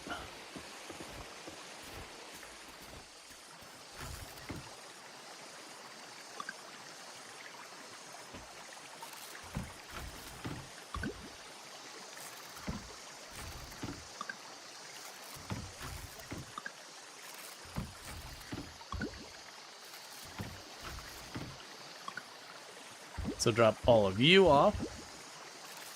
We're dealing with later. A 58 centimeter trout? Sounds big to you? I have no idea. Alright, so we did a bunch of stuff that boosts us to the next thing. Yeah, it's interesting that they gave us... I find it funny where it's like, you could take 300 bucks, which is not much, or 20 kelp. That's like, alright, well, 20 kelp's worth way more than the money. So our town rank is coming along really nicely. Oh, and it gave us credit for all the things we did the merit points for previously. Oliver and Scott both like us a little bit more because we gave them flowers for their birthday. And we made $0 because I didn't sell anything.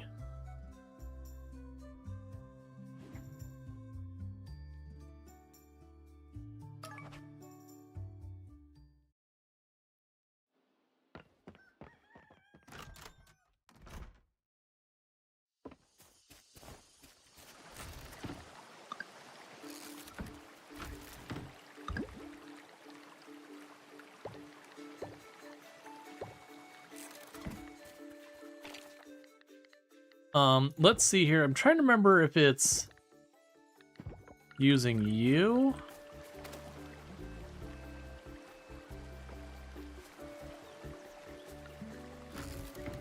I know I can turn the scrap into glass. I just don't remember what machine we used to do that.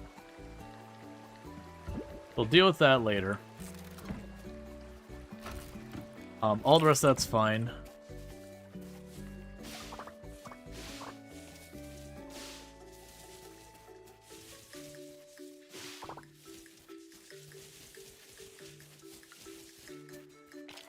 Let's double check your quest over here. So local produce, you just want me to ship it. I don't have to do anything special. Randy wanted a lobster. That's right. And I don't remember what the conditions were for getting lobster. I do have a lobster. And I had a spare, but I need more spare. I believe we got the lobster fishing off the dock at the ocean. So we might try and do that.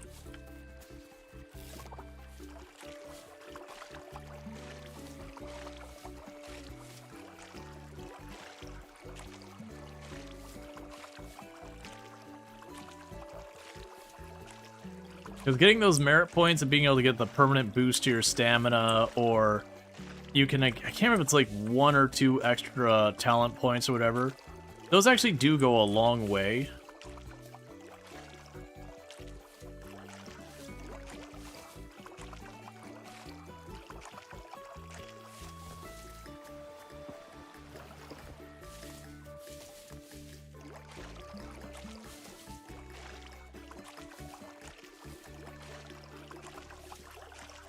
But then we can also catch more fish, and those fish will go to the museum and progress the museum as well. We'll go interact with the Ling and look up like what some of the costs are for permanently upgrading our seeds and getting the better sprinklers unlocked and all that.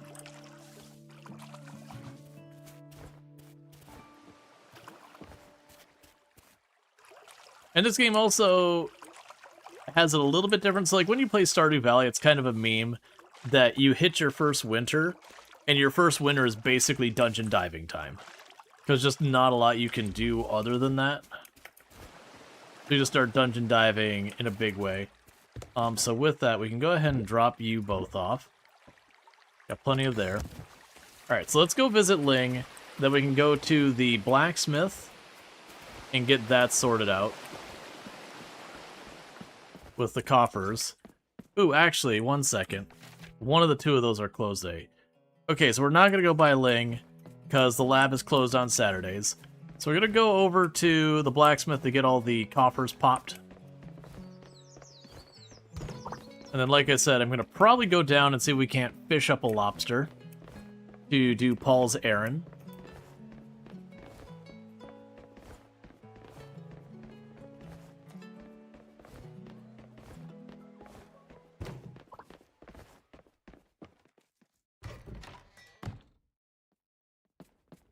Oh wait, I'm not gonna be able to afford to do this, am I?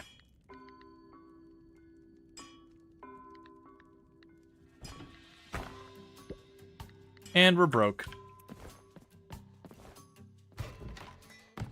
The downside of spending every dime you have. It's fine. We'll keep getting coppers, so it's no big deal. Rather than running home, we're just going to go straight on down to the dock here. Or it's not the dock. We didn't get the lobster at the dock, I don't think. I think we got them straight up at the beach. Let me check. Is there...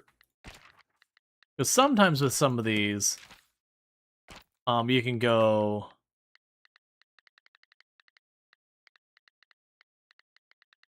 and see where things came from. So, caught, fish, lobster. Commonly found near the pier. Fair enough. To the pier.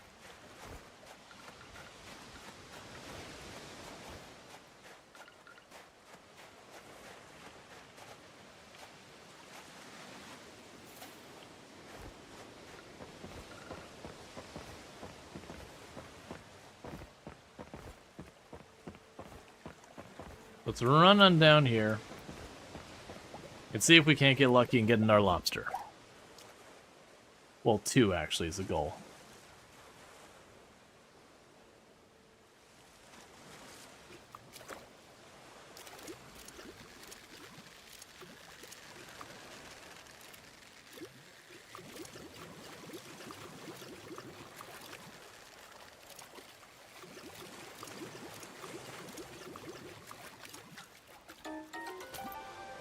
It's like a ruby dragon net.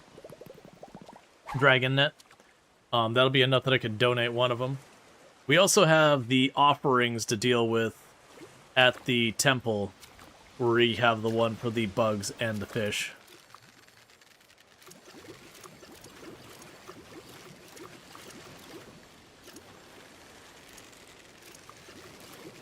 Okay.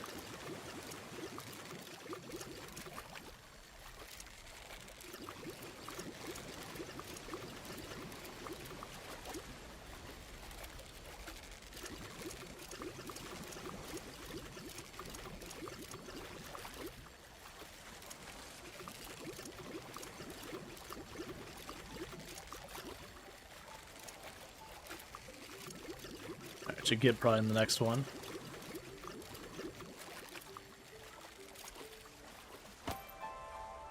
Alright, there's one lobster.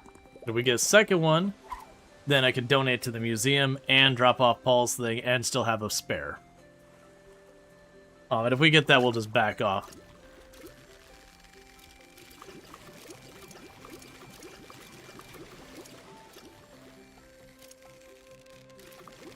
Alright. We won't spend the whole day fishing.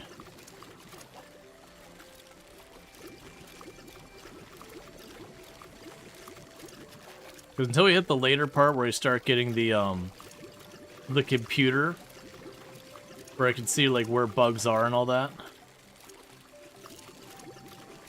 it'll be a whole thing. We can't count it. I want to say they also added in fishing traps. So if you didn't enjoy the fishing, you had a trap you could just leave here that would catch stuff. I think they added that.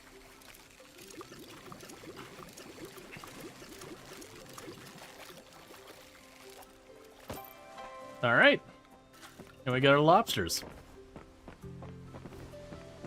So let's pop over here. Our lobsters there. Alright, so Paul is still right up here, so that's perfect. One fighty lobster? Yeah. It's a whole thing.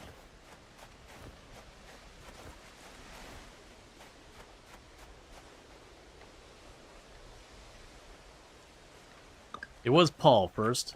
Just double check it before I go and I give it to him and I'm wrong person. Randy. It's not Paul. It's Randy. It didn't mention that, it wasn't doing the prompt where it's like, oh, hey, you know, this is for this person. So Randy is over all the way up at the winery place. So we're gonna drop this off at the museum on the way by.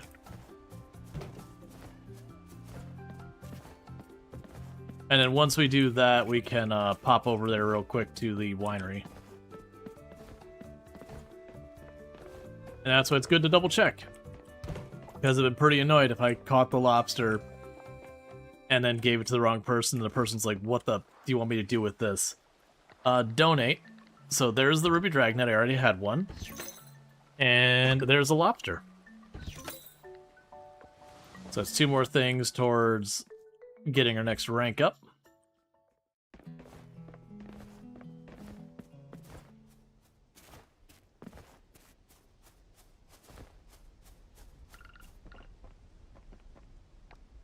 There we go. Thank you. Cool, so we got another errand done. Give me my money.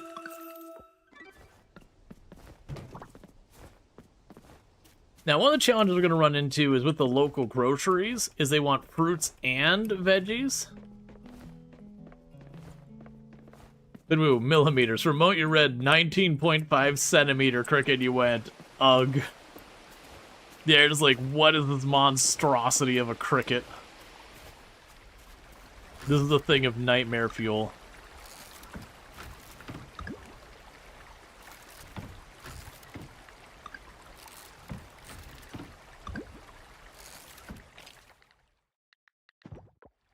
Okay, and with that, I don't believe we could fast travel to the mine yet.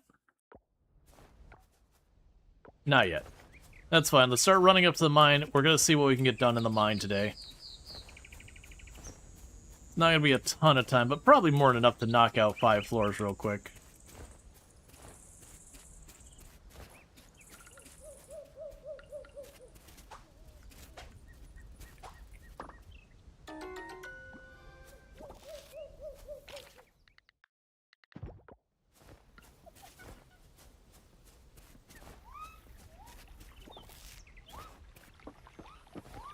Oh, right. The person mentioned I could buy stuff at the shop here. There's, like, the secret shop. So, we can buy the OG farmer hat. So, for those who haven't seen the OG farmer hat, it is a reference to, you know, all this. Like, half the stuff in this shop is, like, nods to other games in the genre. So, you see, like, the vendor's name is Concerned Monkey. So, a nod to Concerned Ape, the person who created Stardew Valley. The OG farmer hat is the Harvest Moon hat from the original Harvest Moon games and all that. Where he's got like the one tuft of hair going through the gap in the baseball cap. Waited you have, human. Thank you. Slept much I did after ceremony. See, goddess. I hope you have. Goom goom. Talk now we will. Night of full moon, many, many seasons ago. Giants I did find, frozen, here in cavern. Alive they are, but unable I am to free them. Powerful magic cast. Earth, water, wind, all here, but fire not here. Suspicious this is. Investigate I want, farther in each shaft, but strong barrier prevent me, cannot enter.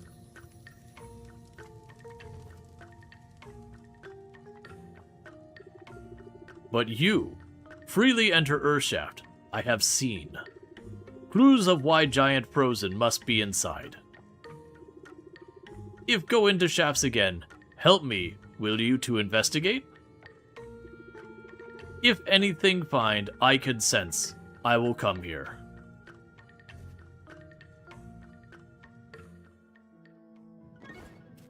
Okay, so we need to free the Earth Giant. Don't worry about that later. For now, we're going down here. We want bronze. What is that? I don't. Oh yeah, that's like the nodes that's. Give you a bunch more stuff. So a couple cool things we got here. So that can give you a bunch of random thing. It's kind of a loot box. I don't think I've ever seen you give me a potato seed before. But also you got this crack on the ground. So if you follow this crack in the ground by hitting it again and again, it'll eventually lead you to like a little vein that you can hit for a decent amount of ore.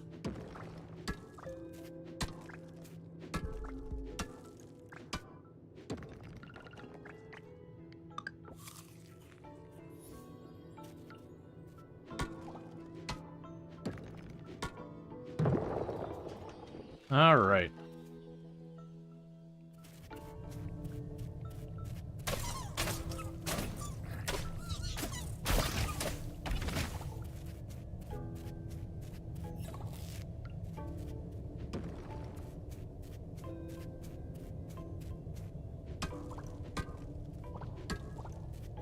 But only the Sith deals in absolutes.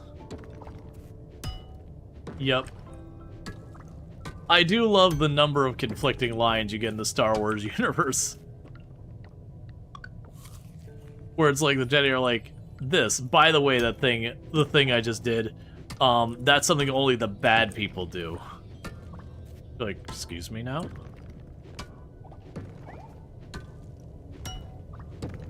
Yeah. Anything you want to let us in on there, Yoda?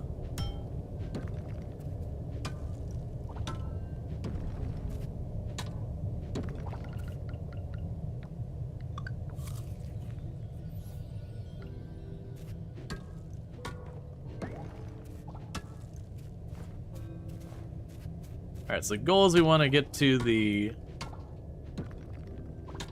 next set of floors. There are a lot of people who play this game that they will slow down time. Because as you see me like running around quite a bit, it is very much a thing that if you slow down time a lot, you can really get a lot done in a day.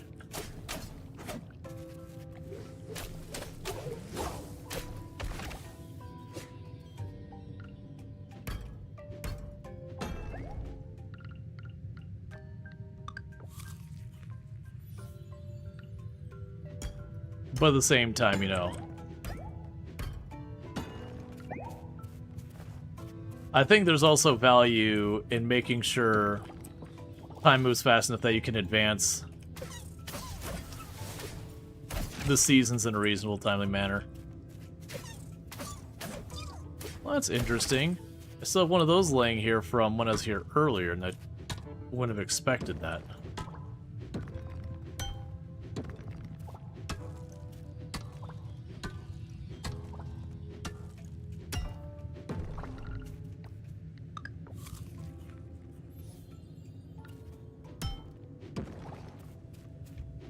Not doing particularly good today on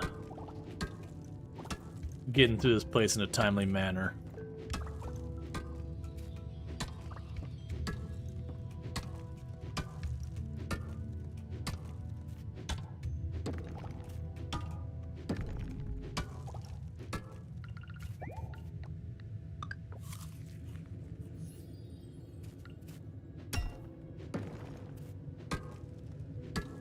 Run out of time.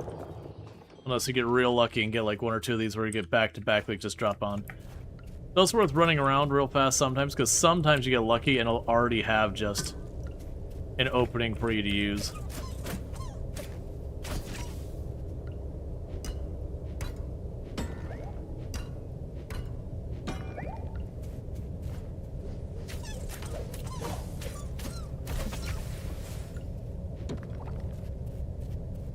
Strawberry seeds? Alright, we gotta go.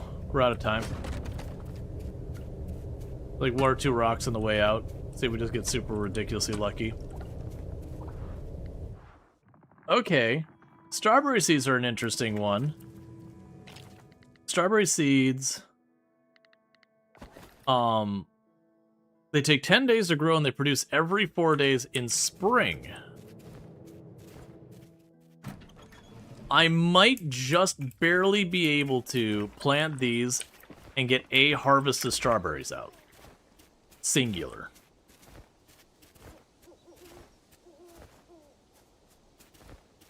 It's probably not the best use of my time, but at the same time, that does... Oh, this is not right.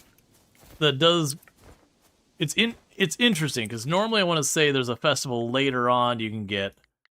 that you get the strawberry seeds from normally. where you can get the strawberry seeds from. And it's just one of those things that's kind of just like too little too late.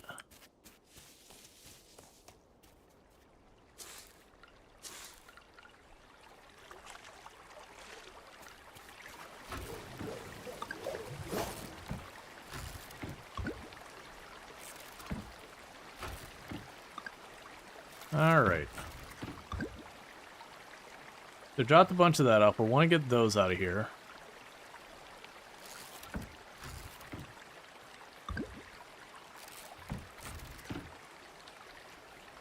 So put you in here. We'll have enough of those for some things.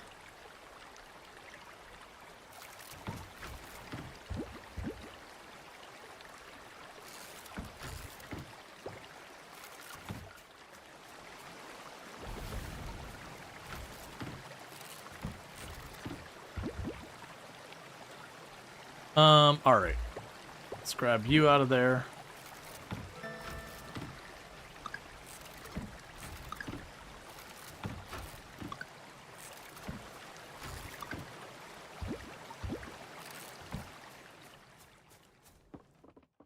Okay. So we got 3 more bronze bars going. That is enough to upgrade a tool. We gained a level in mining and a skill point. We can now make ropes and stone signs.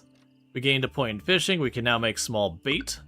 We gained a level in combat. We can now make decoys. We got 2 skill points. We made about just shy of $1,000 with the farming. All right.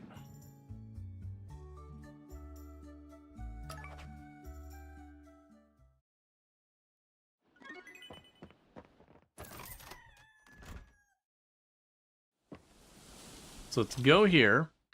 The relationships are all coming along. We've got more recipes we're unlocking, which is lovely. But let's go to our talent points. All right, so we can get a chance of getting double the ore.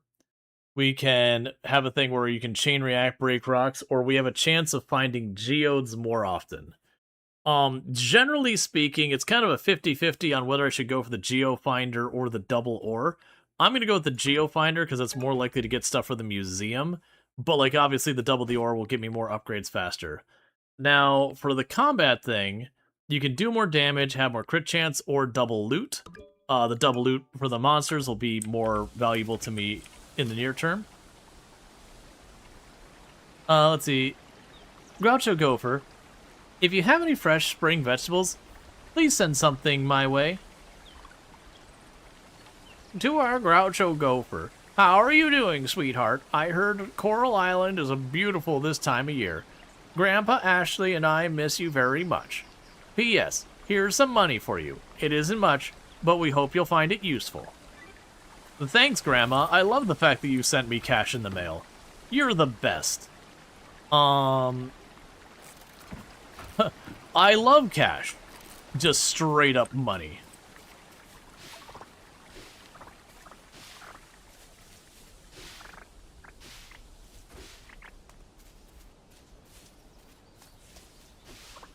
Grandma knows the best gifts. Fact.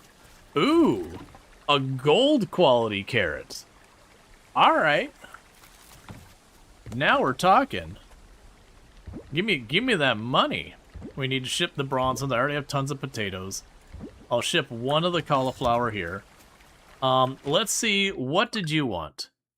Give any spring vegetable to Suki. All right. Let's keep, like, 3 of those. Drop off those. We've got that for upgrading a tool.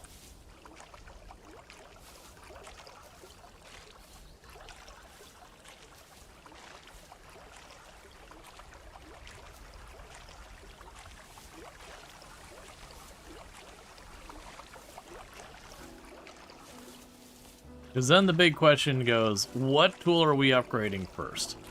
And there are certainly wrong answers. There are certainly ones that you can upgrade and be like, that's just not a good idea.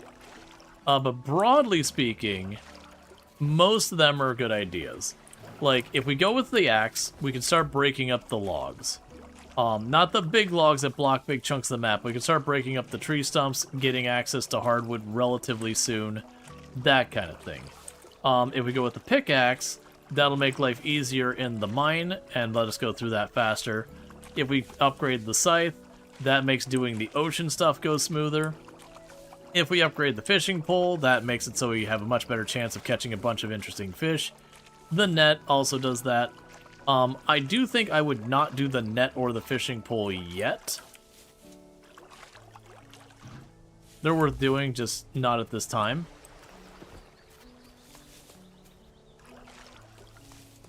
And then the other thing to keep in mind is I'll lose access to stuff. Alright, so Suki is back at home. So let's go drop by Suki. Oh, the blacksmith's not open on Sundays. Okay, so we are going to put you back. So we can't upgrade a tool today. We'll have to upgrade it tomorrow.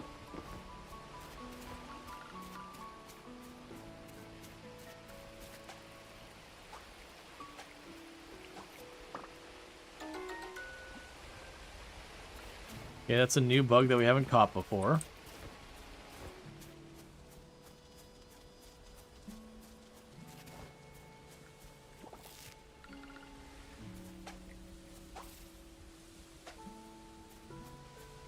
Oh, that was one we hadn't caught before, but we chased off now. That's fine.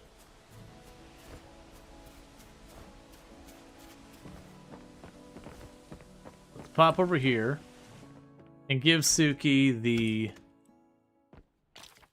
cauliflower. She just want a spring crop.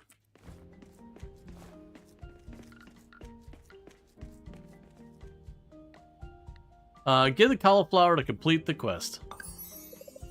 Thank you.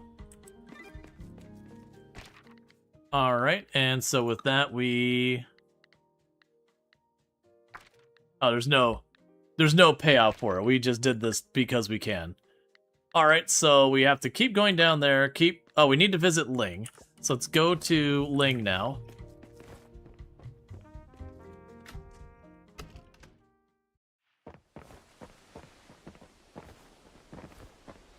So I can run up there real quick.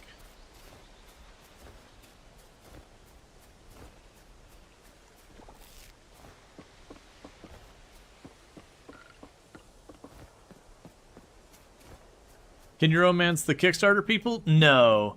I mean, the game already has, like, 30 people you can romance or whatever the crap it is now. It's a really big number of people you can romance, but not the Kickstarter ones. So you want a flower. I can facilitate that for you, Mark.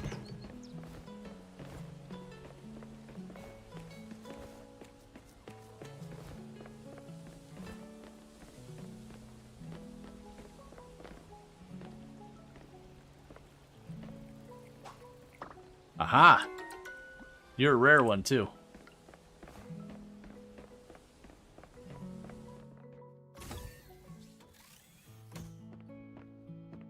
Okay.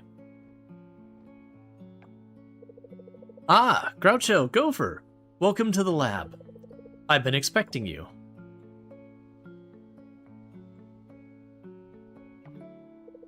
Of course, I already know everything that happened while you were diving. You were able to activate the solar orb. I saw everything unfold from Kibble's point of view. I'm glad the ocean has finally found someone worthy. More importantly, I owe you an explanation. Please, follow me into my secret lair so that I might murder you while no one else knows where you're at, where I can explain things to you.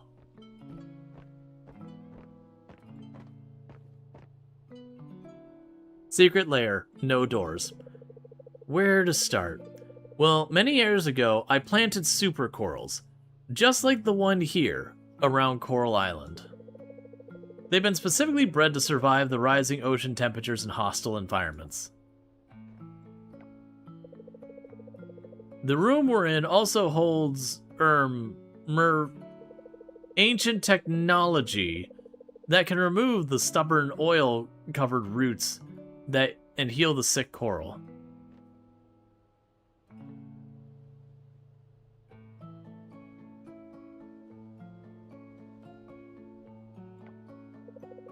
What you saw in the ocean, how should I put it?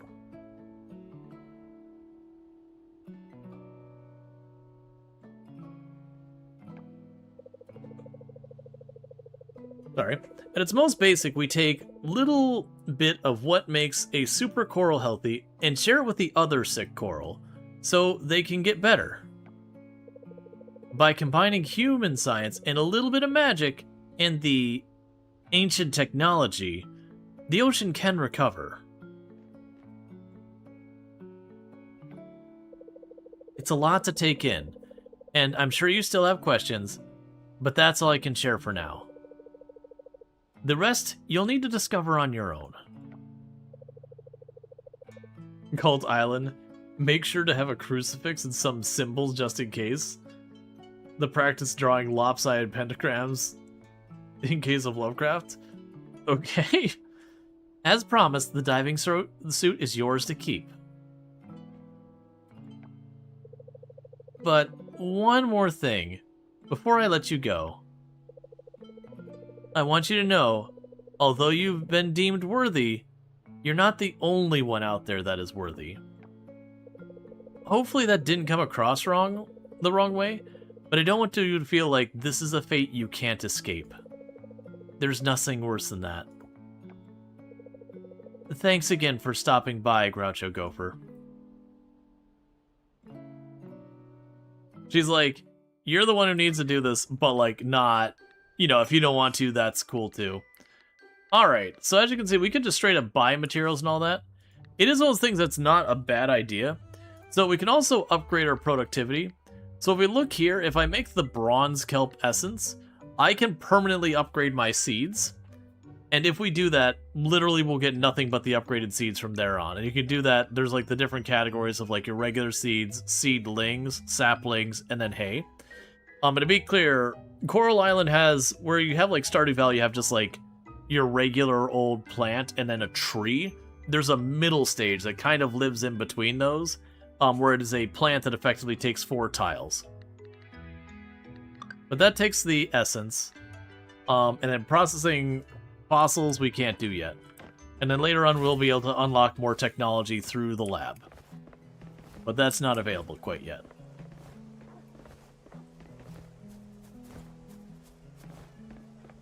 Alright, but what we can do now is we're going to ditch this stuff into boxes, and then we're going to go back into the mine. And trying to keep pushing the mine. Now, pretty much every one of these things we're working on can... Oh, right, I said that and then immediately realized... I have a bunch of money for seeds. Alright, we're gonna go back over here.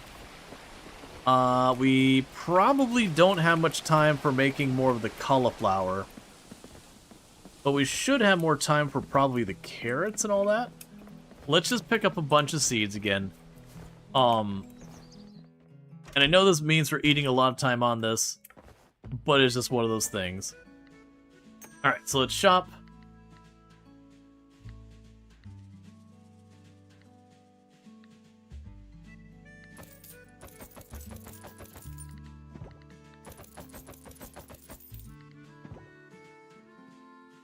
Yeah, that'd be a lot of seeds if we go for it.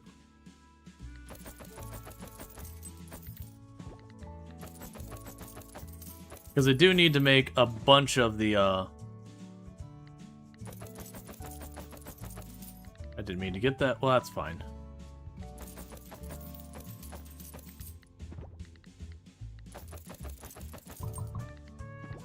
I'm gonna regret that so much. Because we do need to keep the crops going, because I have to get a bunch of bronze quality crops for stuff going on there. We can mark that one. Now let's keep on working on our quests. Because then we can go over here, we can plant these real quick. And then from there we can start expanding other things. So let's grab...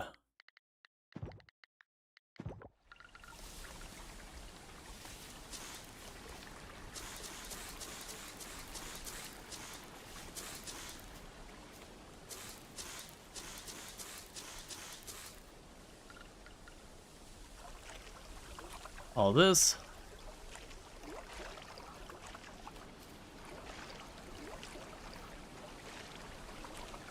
And then tomorrow we're going to have to decide what tool we're going to upgrade. I'm also not going to bother with the water pail. Genuinely speaking, Coral Island, you can get to like the sprinklers, like having decent number of sprinklers relatively fast. At which point having the watering can kind of only matters when you fresh plant things and that you don't have the time for the sprinkler to catch up. So I generally find upgrading that and the hoe is not very important because it's kind of like a one-time effort thing.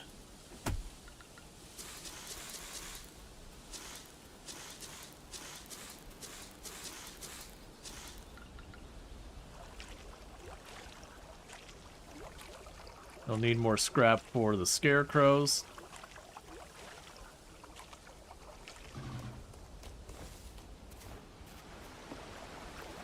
Okay.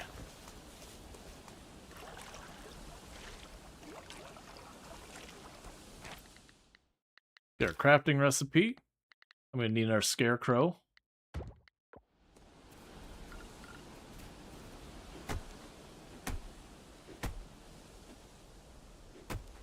I'm just trying not to go quite as hard as I usually do. I have a big tendency in these games to just scale up the farm part very, very aggressively. Which does work. You end up making lots of money in the game doing that. So, like, money-wise, you're in great shape. But then, with other stuff, it ends up becoming pretty obnoxious. Because you kind of get trapped doing farm work because you lack the ability to break away to do other things. Because you just spend all of your stamina and time just working on it.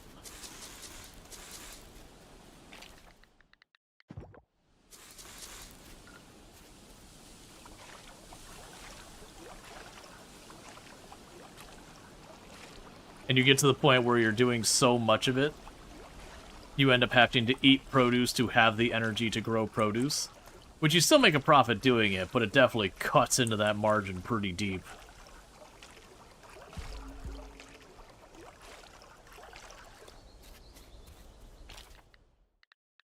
And we'll need another one.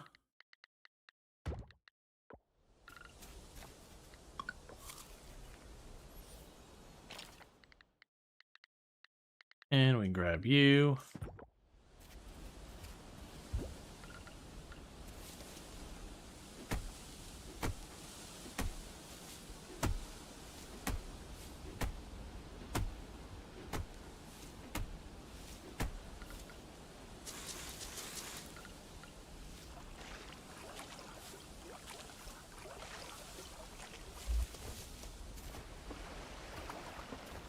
Alright, and let's go... Oh, we need to grab the flour for Mark. And Mark is usually either up here or in town. Where are you, Mark? Alright, when all else fails, we grab Mark and we say, where are you? You are smack in the middle of town. Alright, so let's run over there. We can hit the hot springs and rest for a minute. And then we can evaluate what I can work on in that side. That way I'm not just burning all of our food to just get energy when I'm not in the middle of something.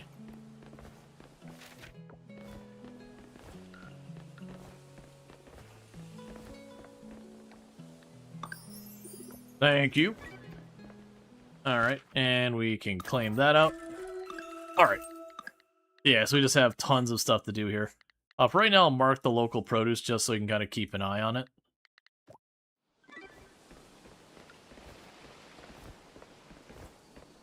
Okay, so let's cut over here. Because the hot springs will be right over here real quick.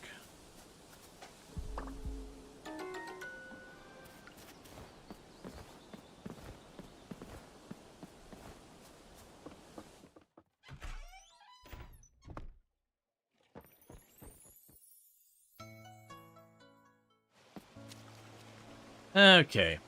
And you rapidly recover stamina at the hot springs. Later on, the hot springs will actually get upgraded to recover even more stamina faster.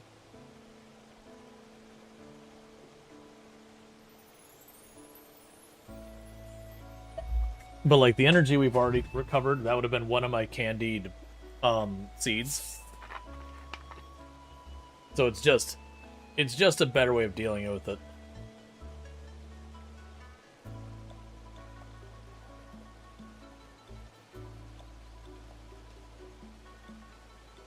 I actually didn't know the other characters ended up here on any frequency. Alright.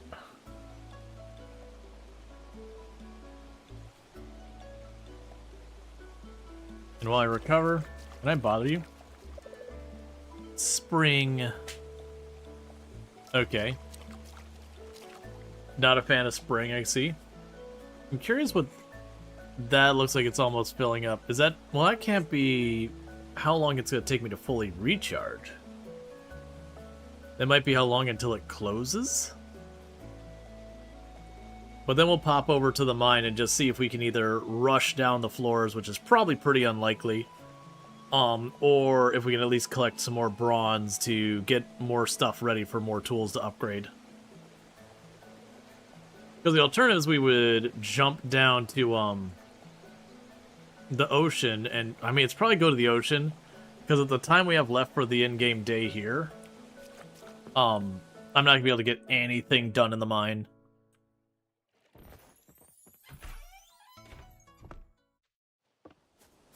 Hey, Penny, how's it going? Can we get a shout out for Penny Meowing, our fantastic creator on the platform? Someone I highly recommend check it out.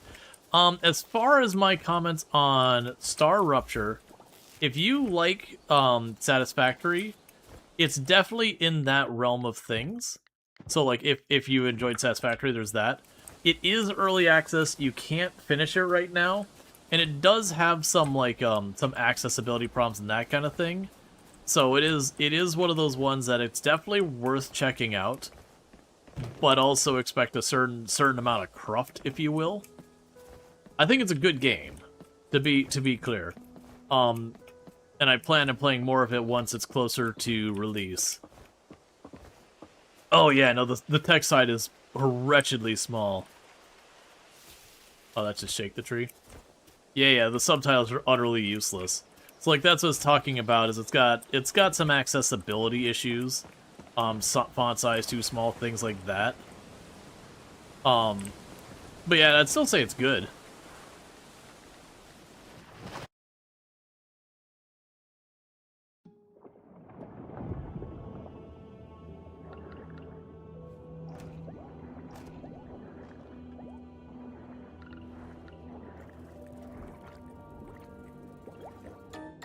Alright, we got a Tiger Tail Seahorse.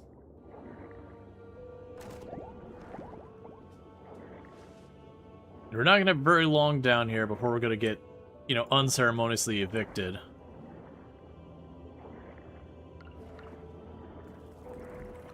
Got a pom-pom crab.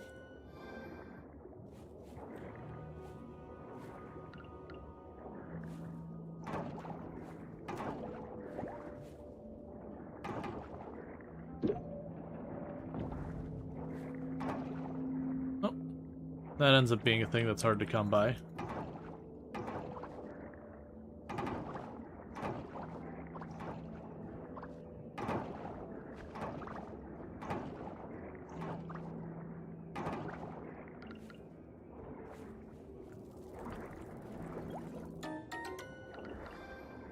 Got a second pom-pom crab.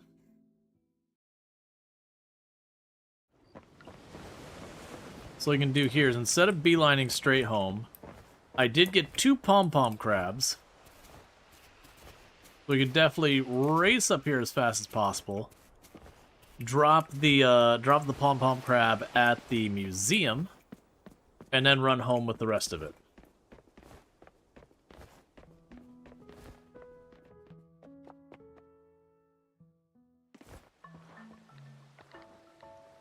So there's a pom-pom crab. We're going to wait on the seahorse until I have a second one. Because it's one of those things that'll be easier for me to keep track if I keep one of those on hand. And then there's some cool stuff where you can like duplicate a lot of items using in-game mechanics. I don't mean like exploitation dupe, like, you know, where you're like bugging it or whatever. There is an item that you can put items in, and its express purpose is it duplicates things. It just does it very slowly. Okay, no, I don't have those stashed anywhere.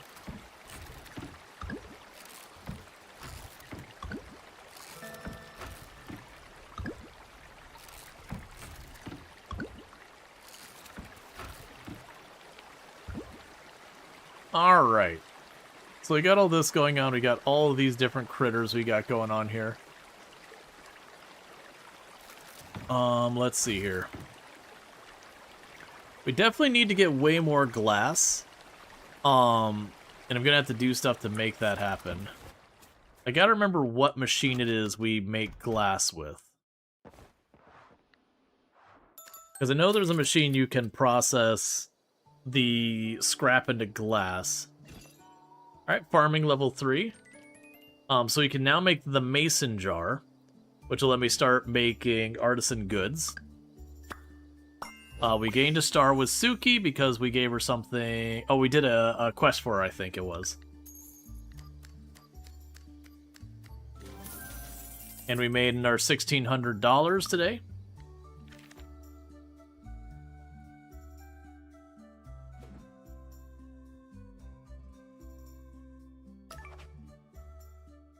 But yeah, no, I enjoyed Star Rupture. I opted to not play a second day just because I kind of didn't want to deal with, like, the early access side of things.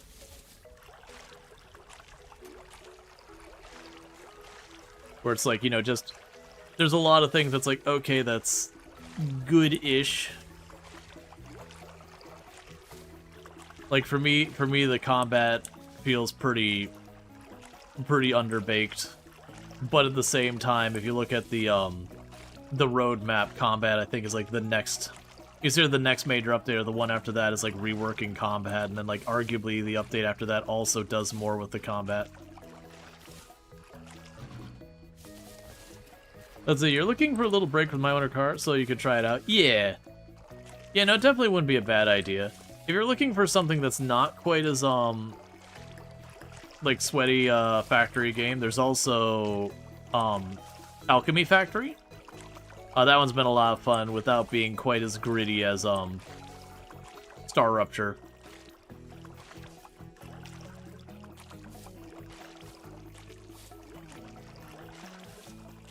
Because that's been pretty fun, and that's still got people checking it out. We did 3 streams of that, 2 streams of that, something like that. Had a good time with it.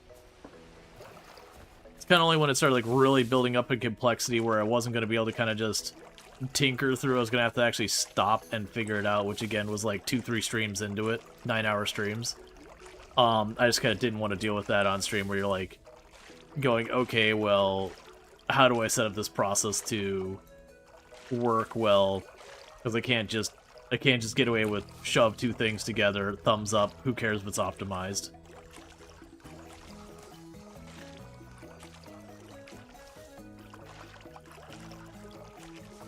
Yeah, no, I opted personally to skip my winter car. I found, like, there's parts I like of my summer car, but I definitely was not really on board with the trolliness of the dev. And the, you know, deliberately making things obtuse and all that because the dev finds it funny. It's fine, like, you don't have, like, a moral issue with it. But it's definitely, like, there was some of the difficulty I found very fun. But then there was some of the difficulty I found very, very not fun, just because it's like, oh, you just have to know.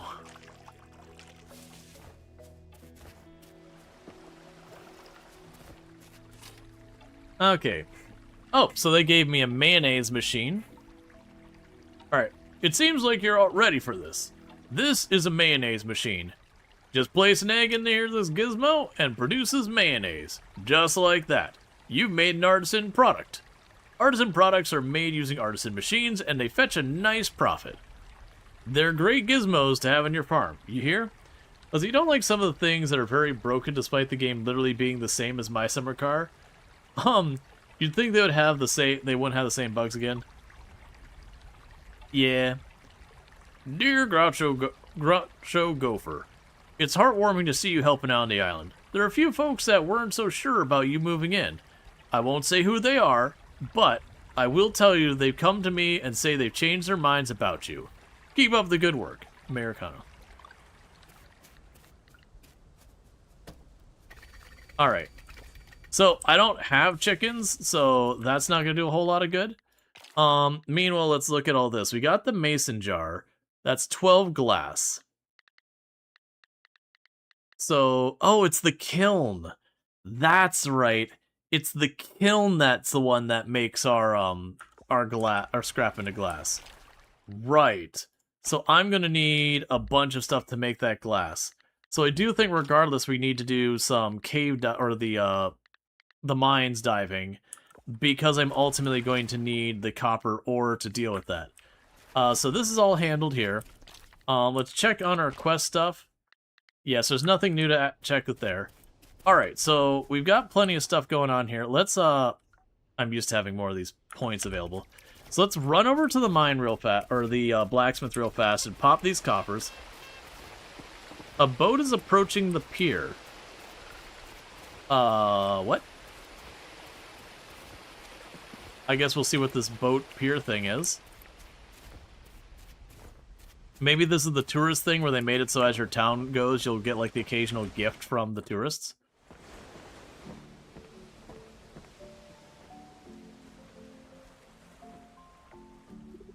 Oh, it's you, Groucho Gopher.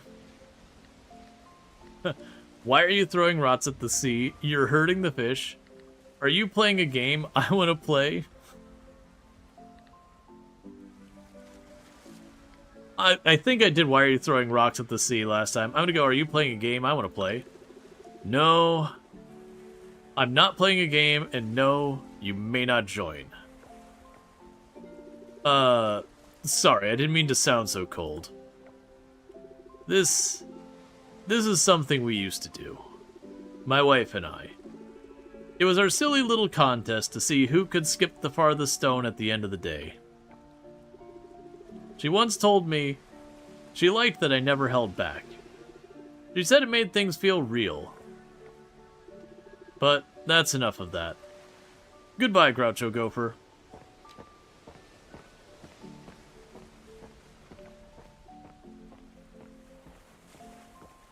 I also like that, you know, he's still walking away and you're not like, oh, hang on, let me go catch you.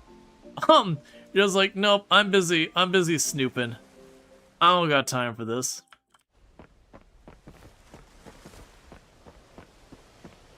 Alright, so the tourist left me some coal and left me some trash. That sounds very tourist coded. Let me get this photo back to him immediately so I'm not lugging another item around.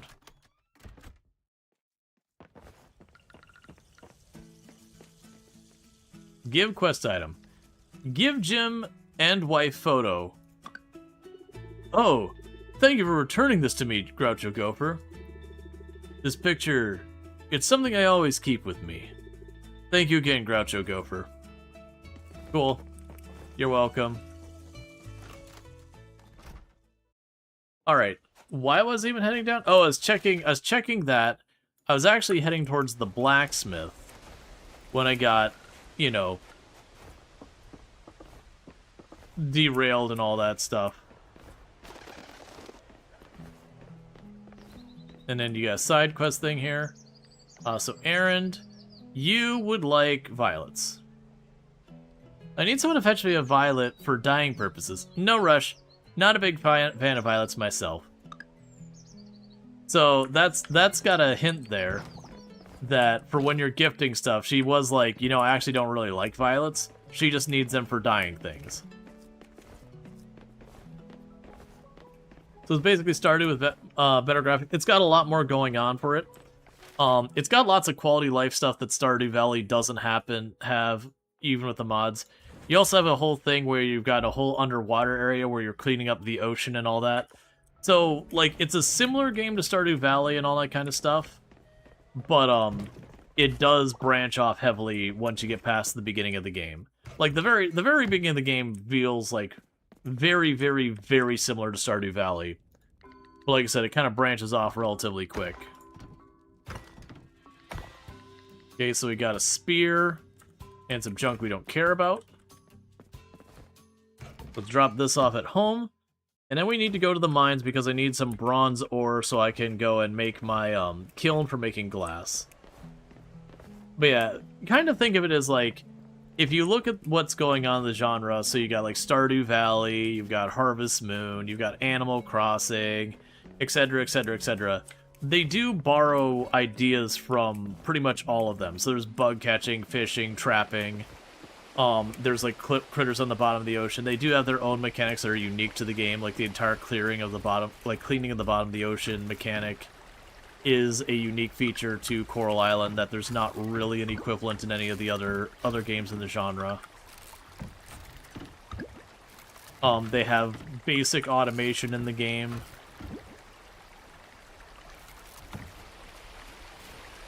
Alright, so we want to go to the mine now.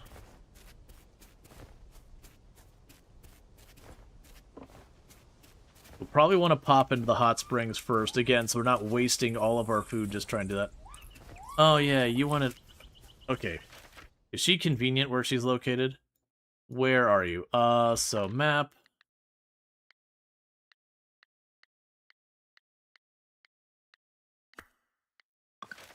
So Alice is just around the corner from me. We can go run down here and drop off the violets for Alice really fast. Because she had the daily quest thing that she wanted there.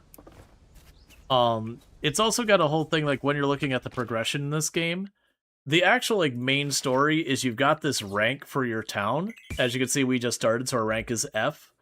And what you're trying to do is get the town back up in rank. So you will slowly work on things to level up the town. Ultimately, if you're really, like, going kind of the more reductive way of it, you can say, well, both of them, you're trying to fix the town and all that. But mechanically, it works entirely different. Okay, so you're heading down to the inn, so that's kind of inconvenient because you're moving the opposite way.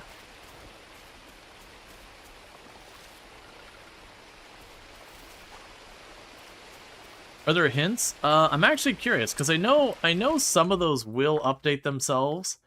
We can check to see if it will have put there that by hearing that dialogue. No, so it didn't mark it on there. But there are things where you'll find stuff where it will update the information about them, be like, they like this, they don't like it, because you read a note saying that they liked it, or whatever.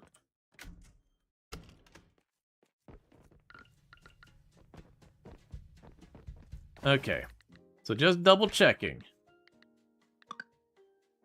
Alice, oh, you want 5 violets. Come on, Alice. Because it had the dialogue of gift, and I'm like, that's not what you wanted. It'd say quest item of that. So I can teleport between these two. All of this is costing me time we could have been doing the mines. Did I not have any in there? And I am going to organize these when we get the bigger boxes. Do I really not have more violets? Oh, okay. So it sucks that that's going to be all of my violets, but at the same time, we're just going to find more, so it's whatever.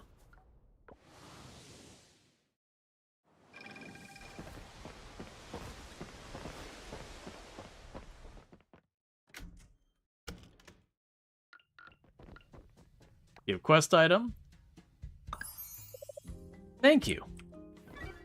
Alright, so we got that done. So that gives us money and merit points. I'm not going to spend this money on even more seeds right now. Alright, so we still have those things. Sooner or later, we're going to actually get the fast travels up here. Right now, it's kind of one of the things that's hurting us for doing the mine, is until we get far enough in the mine, we don't get the fast travel to the mine. And I don't know what actually unlocks the fast travel to the hot spring. But that'd be another one. The hot spring... Yeah, if I follow this path on the right side, should take me right there.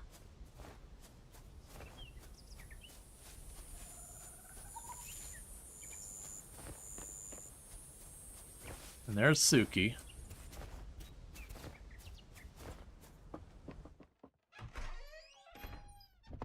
So we'll recover some stamina here.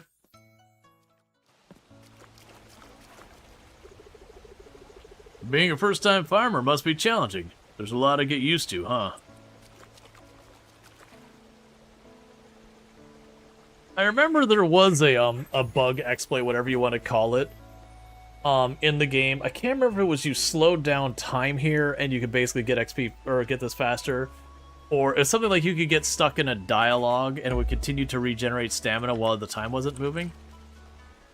Oh, I can't talk to you again. But there was something about it where you could kind of cheese it to let yourself fully recover your stamina while not technically passing time.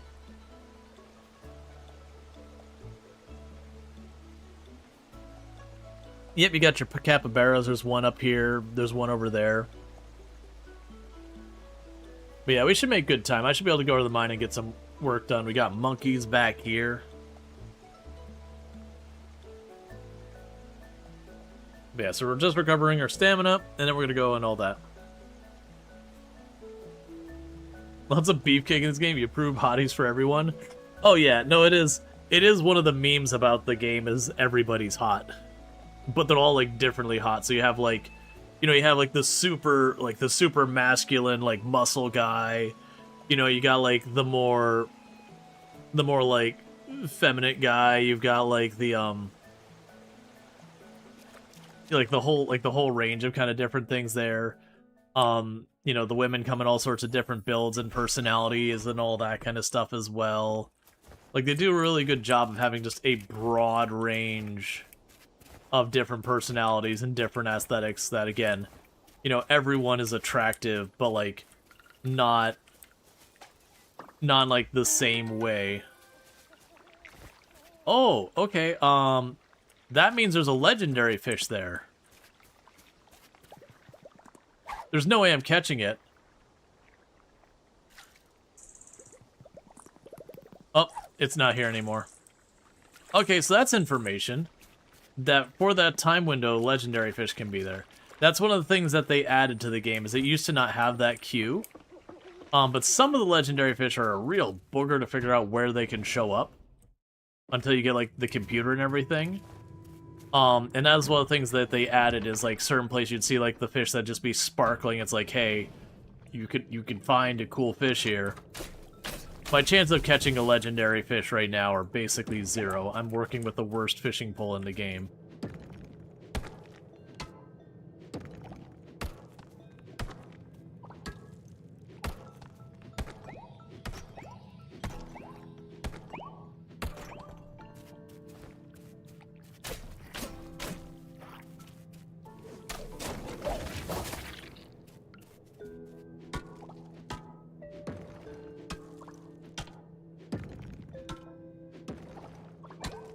So we're mostly here to get bronze, and obviously progress is good. But yeah, and this is a game that has, like, very broad representation in it as well. Like, you know, you have Deepa and Emma for, like, a same-sex couple kind of thing. You've got, like, a bunch of different families here with a whole bunch of different representation for all that. You've got someone who's canonically pan and everything. And it's not one of those things that they don't, like, just throw it in your face. Like, they don't make it, like, a big story point that any of this is. They're just people in your town. It's fine. There's a lot of people who don't even realize it because it's just like, oh, they're just present being people.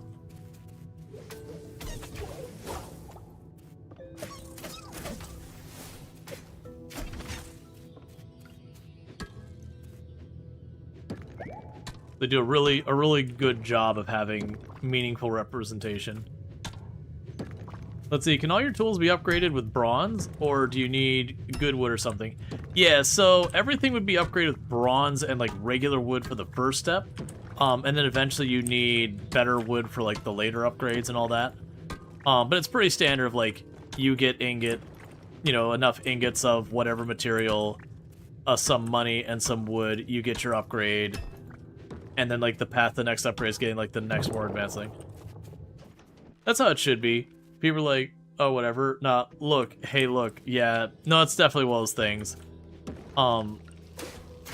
There's definitely ways you can handle representation well and not well. And I feel like this does a really good job of keeping it, like, very authentic.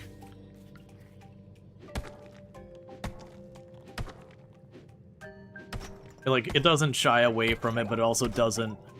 It doesn't, like, make it some, like, giant story piece. It's there. I think there's, like, a line or two that you run into once in a while with stuff. It's also one of those things that, you know, none of that impacts things. Like, the joke is everybody loves the farmer. It doesn't matter, like, who or what you are, like, and I think everybody loves the farmer. Anyone who's a romanceable character can romance the farmer.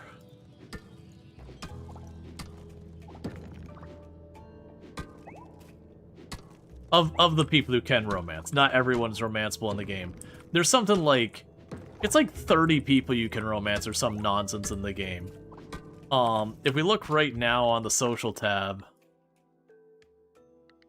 Yeah, so it's like, what? 4 wide, so 1, 2, 3 rows. 4, 5, 6. So 6 rows of 4 wide. And then that's not everyone that can romance. There's a whole extra set of characters we haven't met yet. And there's a couple romanceable in that group. And then you can romance her as well when she shows up. It's like 30 people. It is a really large number of people. It's actually kind of one of the pro and cons with the game, is they have like such a huge diverse cast and everything. And it's kind of rough because like while there's all that representation and all that, and that's good, and it makes for a much more interesting and authentic place, at the same time, there's so many freaking people in this town, it's really, really hard to get nearly as engaged with any of them. Even though they, like, objectively the stories, like, are very similar to potentially more than, like, their equivalents in Stardew so far as the number of touch points and everything. And, like, this game does a lot more for, like, after you get married, you know, you're, like, the person still has stuff happening in their life. It's not just... It's not the meme in this genre where you get married and then their story ends.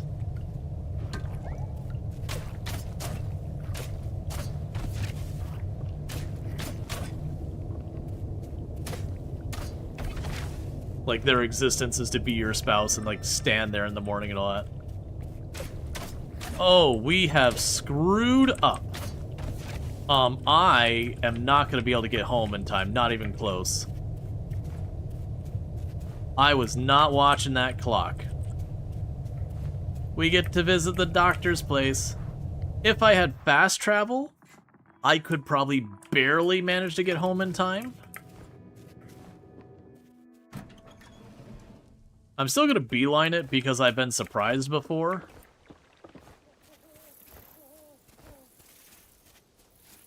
Oh, hey, give me that.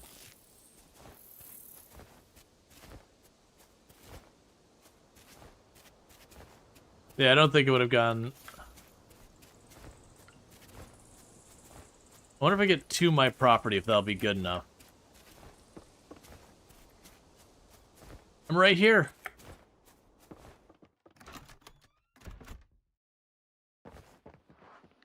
We made it. We made it. That's like... I did not expect that to work.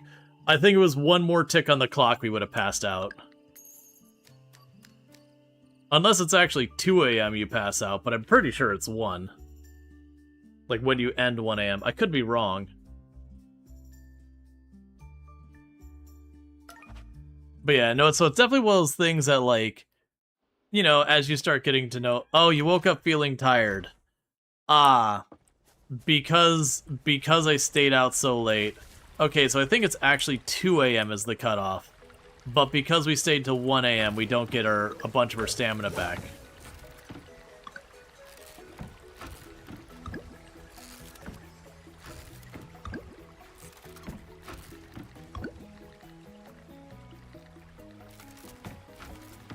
Okay. We've got a silver quality shiitake mushroom. So let's chuck the lower quality ones out of here.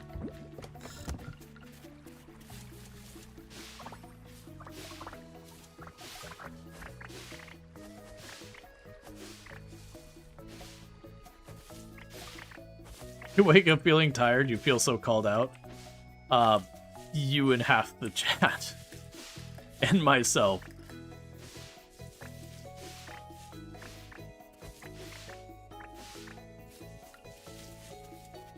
Alright. So... we can sell the turnips. All of these I should have a bunch of. I want to keep some of that sugarcane. I want to take one of those flowers back.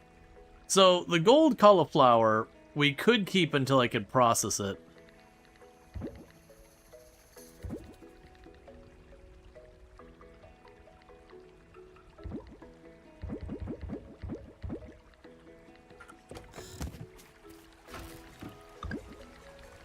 Yeah, so I've got some flowers. Eventually we're going to want to make this all into sugar.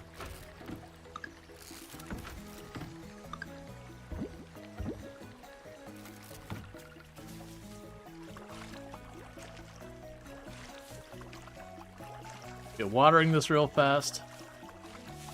And I need to figure out how many days are in a month, because I know it's not like 31 or whatever. I think it's like 28 or 24 or 25 or something like that. So we're at the point I can't just chuck any plant in the ground and have it get done for the season. If it is 28, actually, I can do one last round of the cauliflower and barely squeak it across the finish line.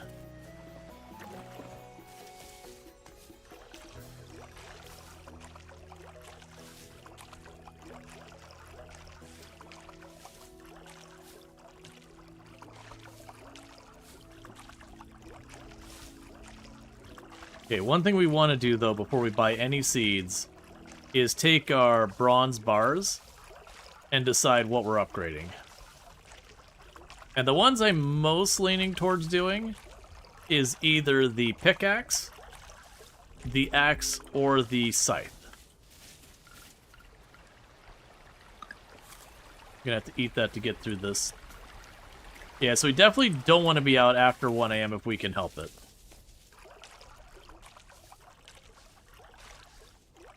Because starting your day with half stamina is freaking awful.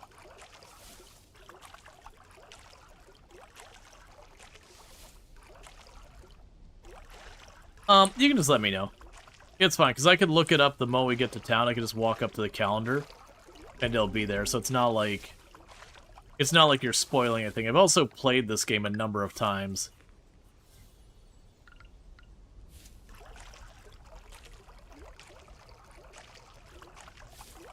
"28 days. I figured it probably was. Cool.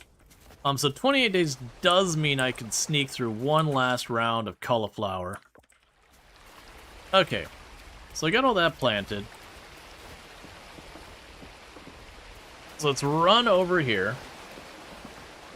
Oh, wait. I need my ingots, and I need my wood. So we're gonna go to the blacksmith and deal with that. So give me those, and we should be good.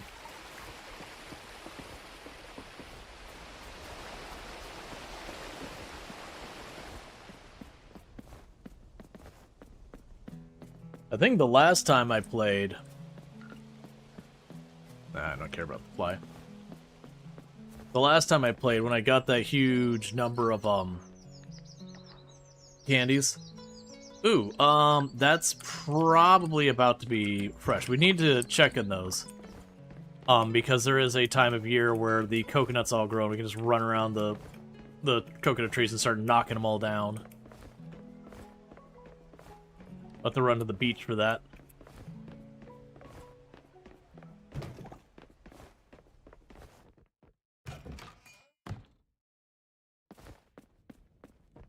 Okay. Process the geodes first, because once he starts working on the tools... Cool. I believe he'll be unavailable for a while. Okay, so that's not what I needed. Upgrade tools. Okay, so we can do the axe, the hoe, the pickaxe. So it's the pickaxe or the scythe, I think, are the two we're we're really looking between. Because I believe we need the iron pickaxe before we can open up new areas of the map. So if I do the bronze pickaxe, it means we're going to be working on the ocean for a while. If I do the bronze scythe, it means I'm going to be mining for a little while. And it's really kind of neither here nor there, like both of them are a good idea. I'm going to do the scythe first. And we'll just keep focusing on the mine for a minute.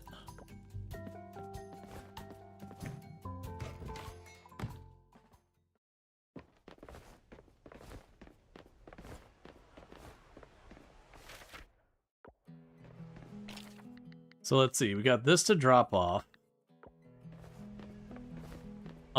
And we can go down here. Yeah, no, that's the thing. But because I'm giving him the scythe, I can't go underwater right now. So I will go to the mine because the scythe is unavailable.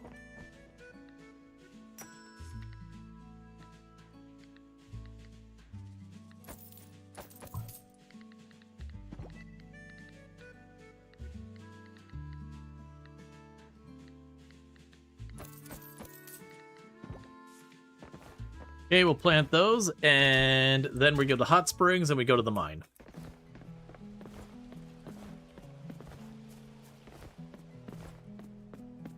Oh, sorry. You thought you were talking about what to do easier? Yeah. No, I gotcha. I see exactly how you got there. But yeah, that was the idea. Is whichever one I take away and make unavailable, I got to do the other one, at least for an in-game day or two.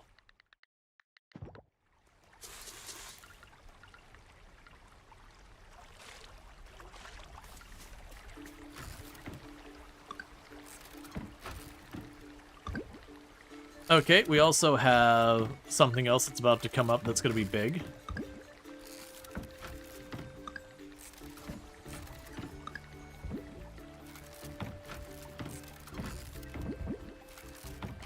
Which is, I can go in here now, go to our crafting recipes, and we can get the kiln made.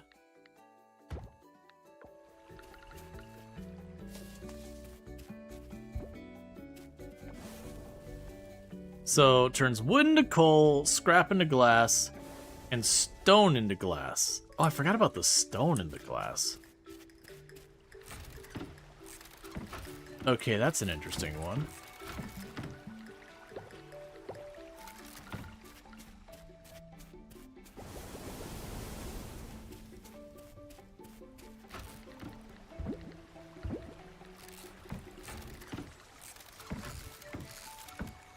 Alright, I'm going to need another box. But I can't make it because I don't have enough wood.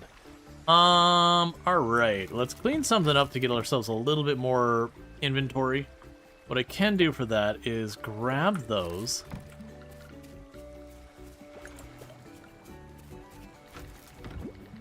Now I can put that away.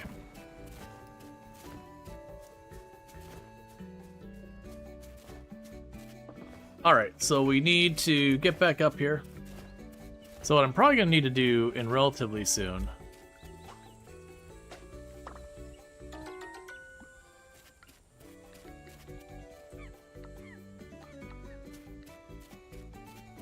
Alright, so let's go ahead and put that wasp in my pocket. We got plenty of that butterfly, I'm not going to fight with it. We need to get back to the hot springs to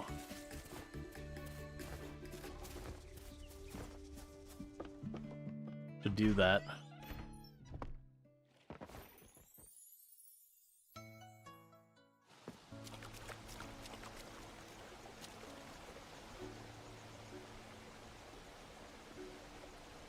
Oh yeah, I forgot. Weirdly, oh that's right. It was you'd bring up your menus. That's right. The way you'd get the hot spring to break is you'd bring up your menus like your crafting menu and you'd just sit there and let it regen while the game was paused. And the fix they got is they made it so you can't bring up those menus anymore. Because that one here, because we were at 138, and so we just wait here a couple seconds, it won't matter because the whole game's paused. But yeah, no, because like I said, there was a bug in the game for the while. You could come to the hot spring, like pull up a crafting menu or whatever, which pauses the game, and just the way that this was coded, it's not actually going based on the clock or whatever. It was just, you know, every n number of seconds, tick more stamina or whatever. So there was a bug you could abuse to just like fully recharge your stuff. I forgot that was a thing. I even think for a while they made it so you couldn't talk to the people in here. Like at first you could, and then they got rid of it. Alright, does that still work though? My folks, they had me when they were just young themselves. So we're just gonna wait like 10, 20, 30 seconds. I think we were like mid-200s. The fix is themey. Here, you were locked. Stop thinking about your work. Because of that, I feel like we're speaking the same language most of the time. There isn't much of a generation gap. That might have actually worked still. I didn't pay that close attention. I thought we were about mid-200s. Not that I'm going to abuse that, where like we're going to wait for Leah to show up and then just, you know, step away for 5 minutes or something.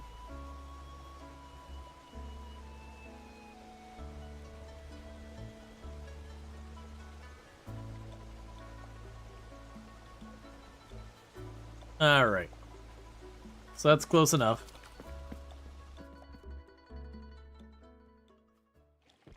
Hey, Fiery Intentions. Thank you so much for the raid. I hope you had yourself a good stream playing some Valheim. Another excellent game. So definitely, if you're looking for some Valheim, you can go over there and find that. But welcome in, Raiders. I do hope you had yourself a good stream and all that good stuff. And if you got a raid and run, I totally understand, but you're obviously welcome. Oh right, the legendary fish. I want to get my day wrecked by this fish.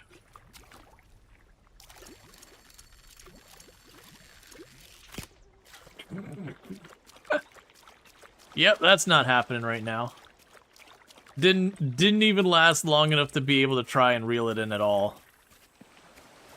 To be fair, I'm at fishing 1, and I'm using the like starting fishing pole.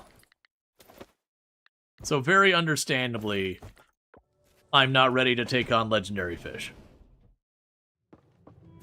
Gotcha. Okay, so it didn't go up. Cool. That's good to know. Like I said, I wouldn't abuse it anyways. It's just kind of those things to be like, all right, let's just see if it works real fast and then never touch it again. That's good, because like I said, there was something around that used to be a bug in it where you could just regen your stamina to full without technically advancing time.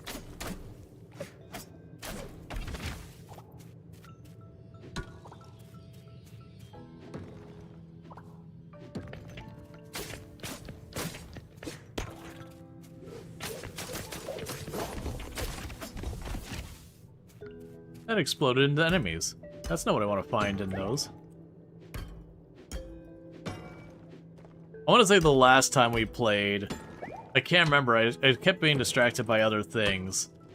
So towards the end we actually slowed down time in the settings, because that's just a thing you can do. And then just beeline down there.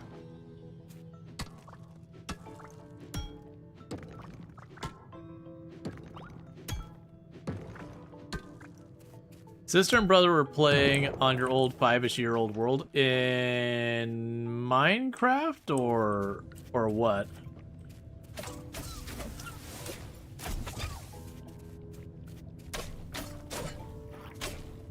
Valheim. Ah, Valheim. Gotcha. Oh, I see. Yeah. Okay, yeah. I see. Cool.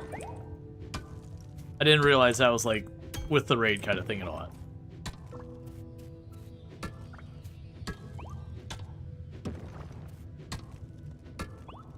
You know, I definitely enjoyed a lot of Valheim way back. I eventually burned myself out on it, and I never did, like, I always intended to go back, like, when it was way farther along. But, like, I had played through the content that was available, like, you know, half a dozen times or something.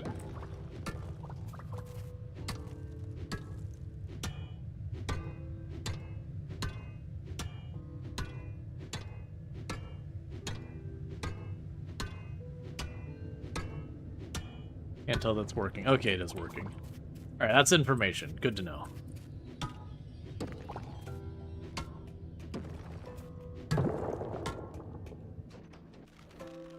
Yep, and Treacle's fantastic.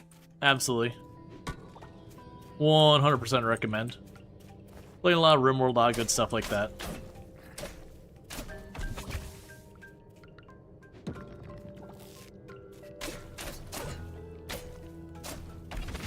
Yeah, they definitely have done a massive change in the combat. It feels a lot better now. Like, before it didn't feel like there's a lot going on.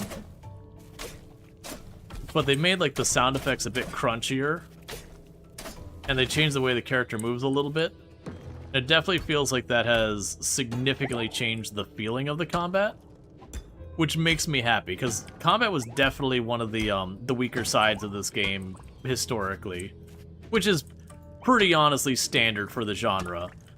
The slice of life like Stardew Valley genre is kind of notorious for okay but not great combat to just plain bad, with a few exceptions. There's only been like 1 or 2 games in the genre that have like, oh wait, this is actually solid combat. So this is feeling pretty good. It definitely wouldn't be like, oh, this is amazing combat, everyone should be, you know, should love it or what thing. It's still just fine. But it definitely, like, it was just fine before, but this is definitely an improvement. Alright, Luxray, you take it easy. Thank you again for tuning in. Always good to have you.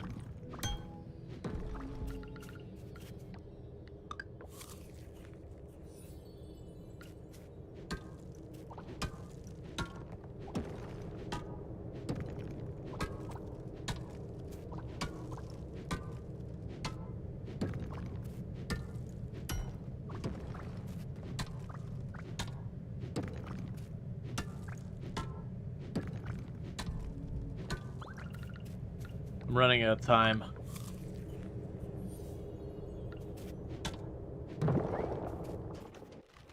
Okay.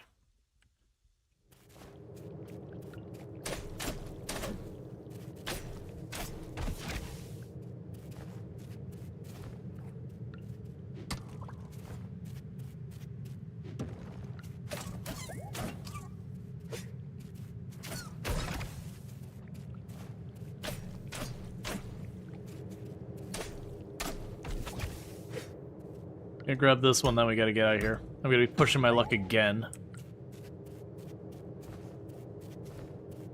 Yeah, problem is I'm spending too much time at the beginning of my day having to deal with the farm and running around town for whatever other stuff I got going on. That I'm not getting any time to like really keep the pressure in mind. But the all post really constant Coral Island's been quite nice. Yeah, there's been a lot of quality of life they've added that's been really solid.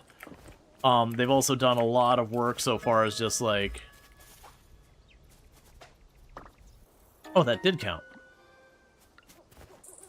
They've also done a lot of work on like expanding the content, bug bashing, all that good stuff, so that's all really good. Okay, so we can now... We do know we can get the trees to give us coconuts right now. Let's just go to bed. Let's not push our time and take the stamina penalty 2 days in a row. Let's see. Last we played was before Savannah got added. I was gonna... Oh, yeah. No, the Savannah changed so much in the game. $3,000 dues for all that. So it's Ling's birthday today.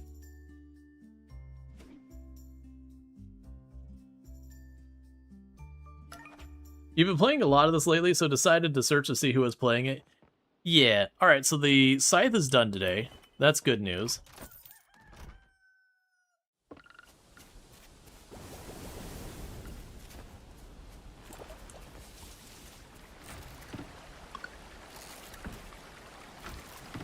You know, the game is excellent.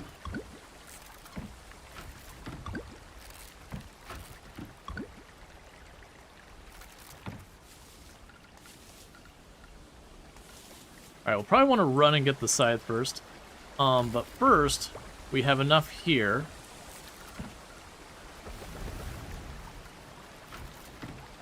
And get that going.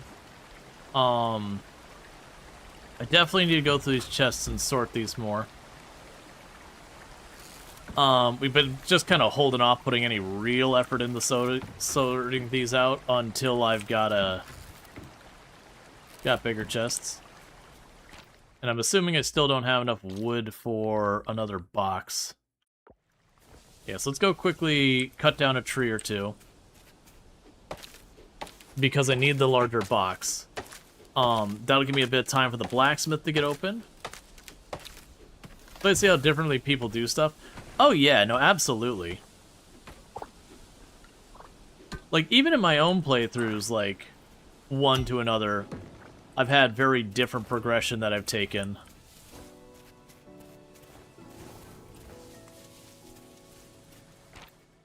Okay, so let's go here. Grabbing our box. Switch that up here to the top bar.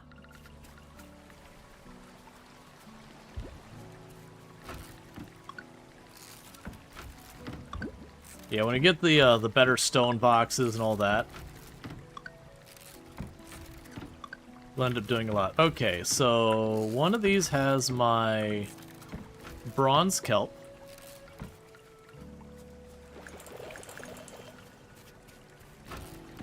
So we'll drop that in there.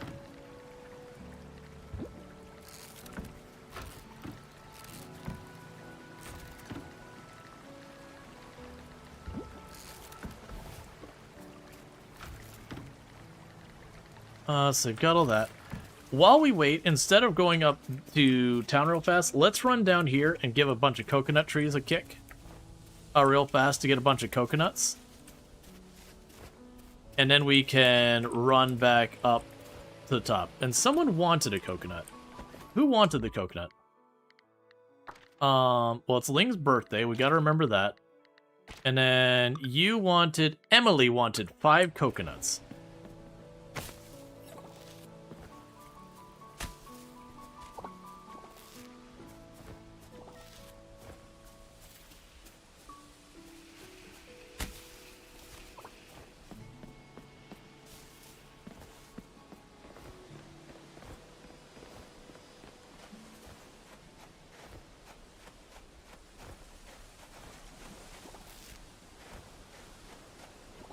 Because, yeah, we're going to let that run so we get the bronze.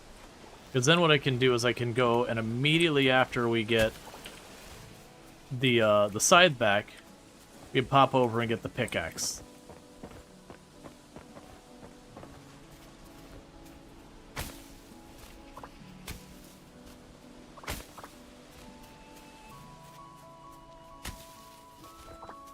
All right.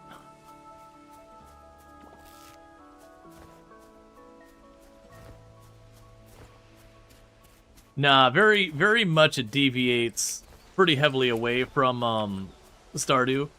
It is the same genre, but like again, when we look at the game, you have like an entire additional systems that Stardew doesn't. So you look down here, you've got the entire where we clean the ocean of the oil spill and all that.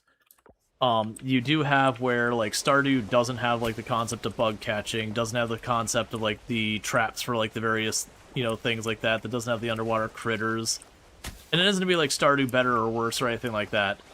So they do have a very common basis, because when you look at a lot of this genre, you do have certain equivalents that are in almost all of them. You do have the, the museum equivalent, you do have the community center equivalent. Pretty much those have become staples of the genre, and for the record, a lot of those even predate Stardew. That Harvest Moon introduced a lot of those. So it's very much one of those things, and that's just the whole thing. But yeah, no, it does share a lot with other games in the genre. Okay, so we've got the coconuts we need for Emily. So let's find where Emily is real quick. Because we have wonderful quality of life tools. So Emily, find her. Okay, so Emily is at the hair cuttery. Yeah, no, there's definitely a point when you're deviating from the genre. If you go, like, too far abroad, people start getting mad because it'd be like, you're missing features.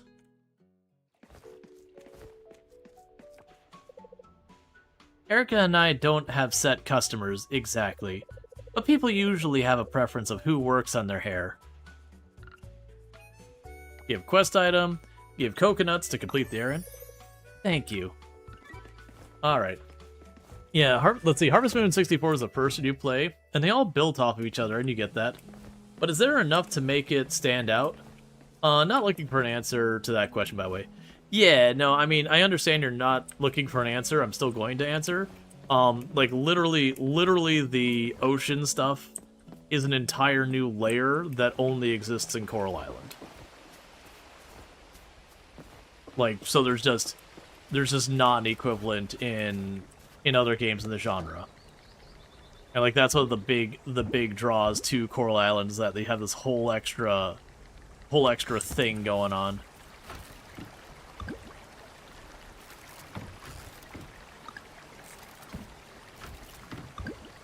One quality of life thing I could certainly go for is a stack near. I do like stack near things in my games where you can just go and be like, yep, everything in the area, just chuck it in there. Alright. So we've got that here, we've got you here.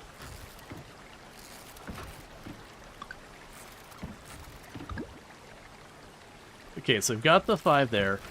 Where's the wood? I'm gonna probably need more wood than that. And we want to be quick because I do want to get to the blacksmith in time. So I need more wood than what we've got right now. Do you have a mod for that in another game? Yeah, no, it's, was it Terraria was the first one that popularized that? Not like the very first one to ever do it, but like the first one to popularize it, because I want to say it was a mod that got added to Terraria, and then they're like, let's just bring it in there. But I'm pretty sure Stardew Valley was built because no new Harvest Moons were in dev. Arguably, you could say the same for Stardew. Yeah, well, I mean, there was, I want to say Stardew Valley came to be, like, Harvest Moon had new titles, but, like, there hadn't been a lot of differentiation. They were kind of just, they had their model, and they just kind of kept repeating it without, like, that much change. They just kind of ran with the formula that worked, and then don't rock the boat kind of thing. And that, you know, Concerned Ape kind of was just like, all right, well, I want to do something new here, and kind of took the formula and added to it. Still waiting for a new version of Dragon Force. Yeah, so I do think it was one of those ones, and even to this day, that's still a criticism I would mostly hold. Okay, cool. Trash can fish. That's a criticism I would still mostly hold of Harvest Moon. Is just kind of one of those things is that in a lot of ways they just kind of, you know, they found their formula and they just kept doing it. They've done a little bit more in Harvest Moon since then. I feel like Stardew Valley kind of put some pressure under them to be like, oh yeah, we need to do something different.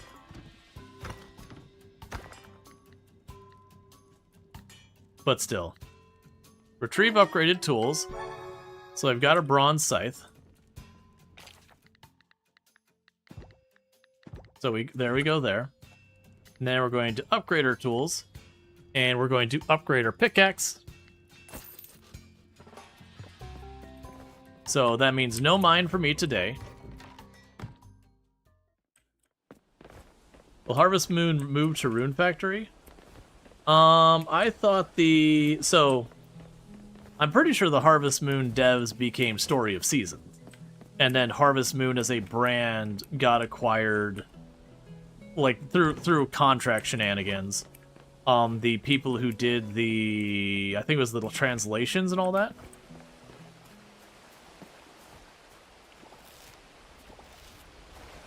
That basically they ended up with the rights to the Harvest Moon name. So Story of Seasons nowadays is literally Harvest Moon. Like the devs and everything.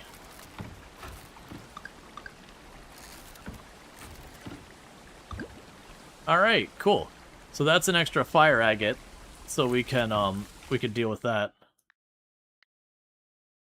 Basically got the trademark name? Yeah.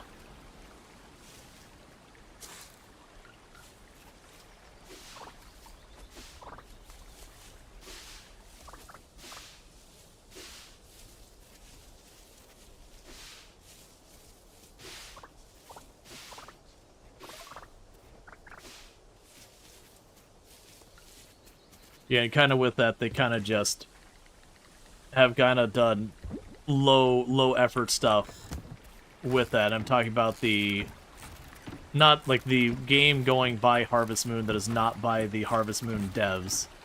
It's just done like kind of low effort flip kind of stuff. Mobile games, that kind of thing.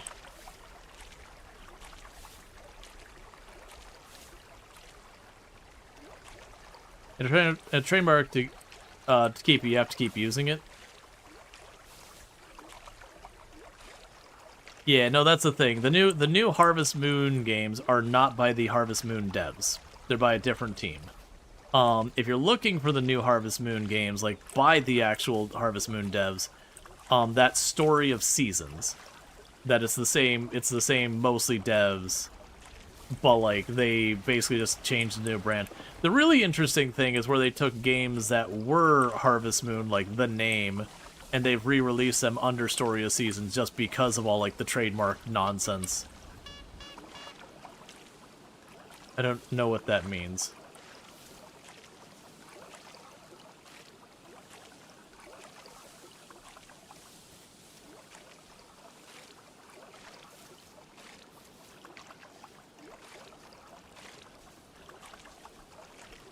Yeah, this is I have planted too many plants before I have sprinklers properly up and going. Which is fine, we're going to be making really good money from it. But it is one of those things that I am burning all of my energy and time just managing this kind of stuff.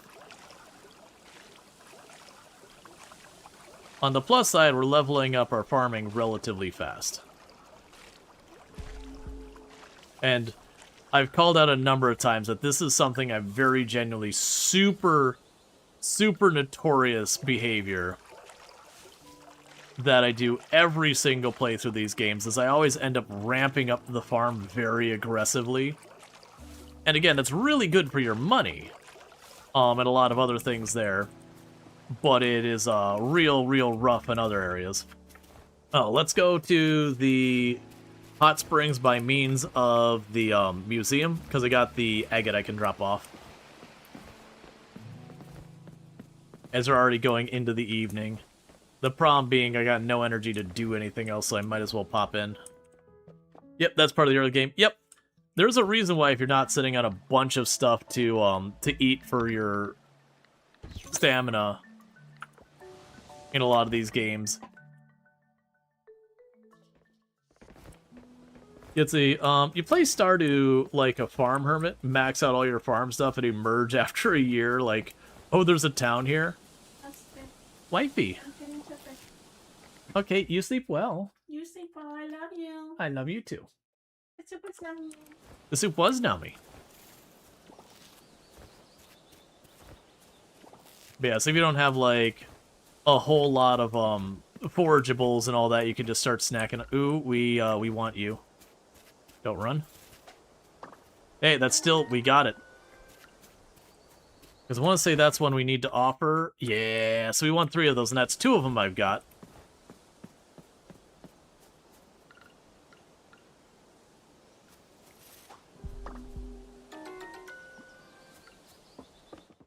Okay. So very slowly work our way into the hot springs. But if you didn't have the seeds from town, you probably wouldn't go to Stardew till like year 2.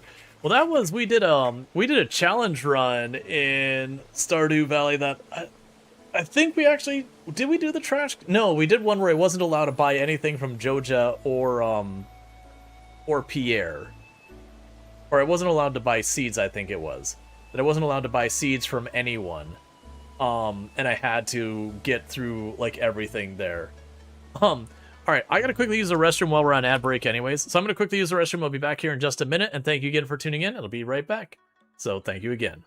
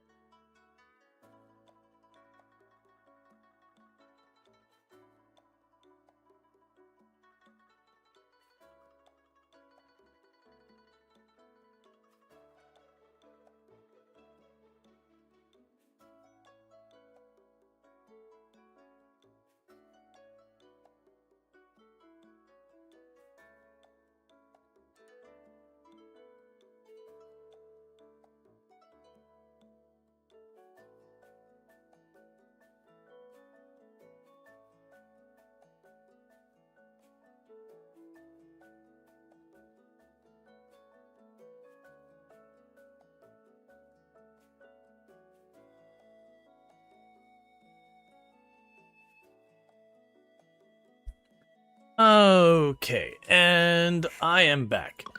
Alright, so let's go ahead and get ourselves just a little bit more stamina. We're not going to wait for the full bar because it's just going to be too late in the evening.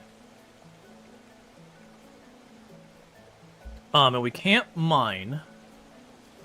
Yeah, wait till we're just a little over 200, I think. Okay.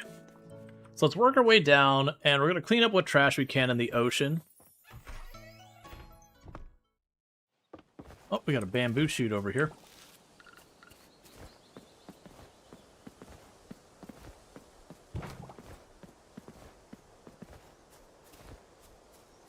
So I'm going to drop this off on the way by... I'm not going to have any time to do anything in the ocean.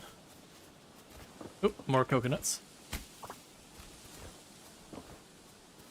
Oh, that's not the right way.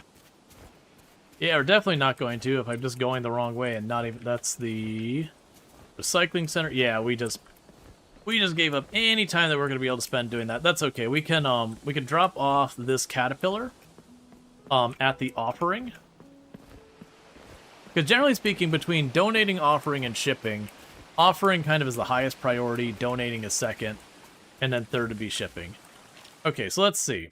If we go to our inventory style here, so that one we can ship. That's a spare. We'll donate that one, or sorry, offer that one. And we can keep the bamboo shoot.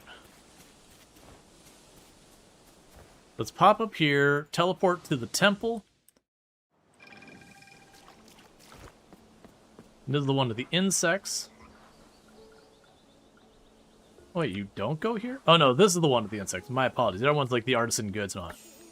So I got a night insect. We do know we've seen the firefly around. I need to just get it. Yeah, and that's going to be one. Yeah, so we're basically done with this until later on. I do have a unit of sea salt, but I don't have any of the rest of these things yet. Those will be other areas. So yeah, that's going to take us pretty much the whole year to get that. We do have the altar for like fresh, saltwater, rare fish, that kind of deal. Straightforward, you got like your different fish here. It takes a while. That one has to be silver quality. That's gonna be, these ones will be really hard to do until we get the computer. And then this one is going to be getting the animals up and running is a big part of this one. And then the fruit trees is going to be another thing. And let's see here. Yeah, I need 5 of these, and I already know I don't have the bat wing or the tough meat available yet. That's still fine. Okay, and we can hop back down here. And we will sell the leaf beetle because that is a second one we've got. So now we have shift 1. We've already got the coconuts up there. And all that.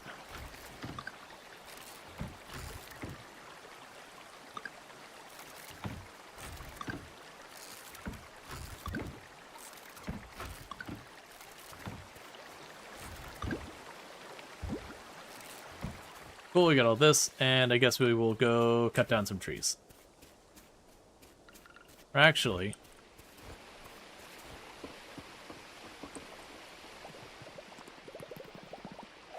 we'll catch a fish. Maybe 2.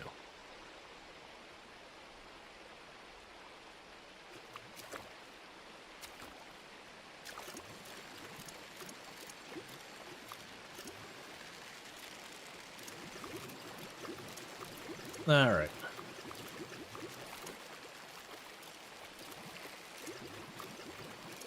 Probably just the one.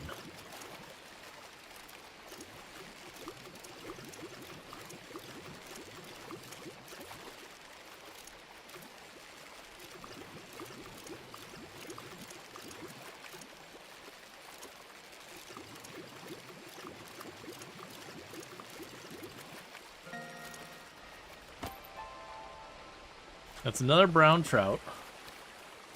We'll run to the house. I believe that's the 3rd brown trout we've gotten. So we can donate them, all that kind of stuff, whatever needs to happen. Okay. So another $1,000+ today. Love to see it. Now it's Mark's birthday. I feel like I missed someone's birthday. I have a tendency to do that because, like, you're like, oh, I need to deal with this stuff. And then you just get in the process of dealing with everything and just totally forget people's stuff.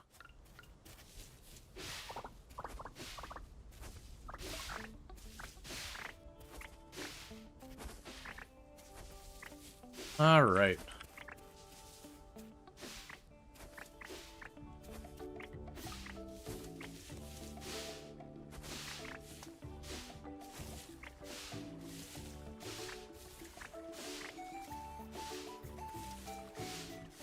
Got all these.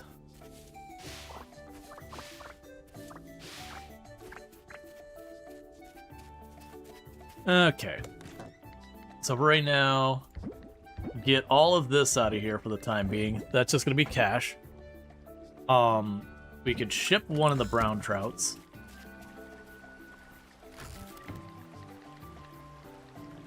Okay. We can go ahead and donate the other one.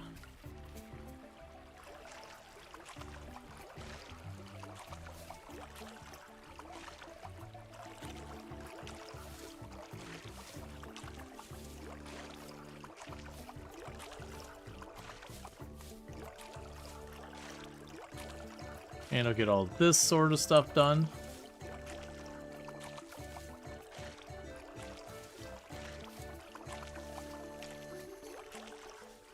This should be a relatively good payout day as well. Let's just top off the water.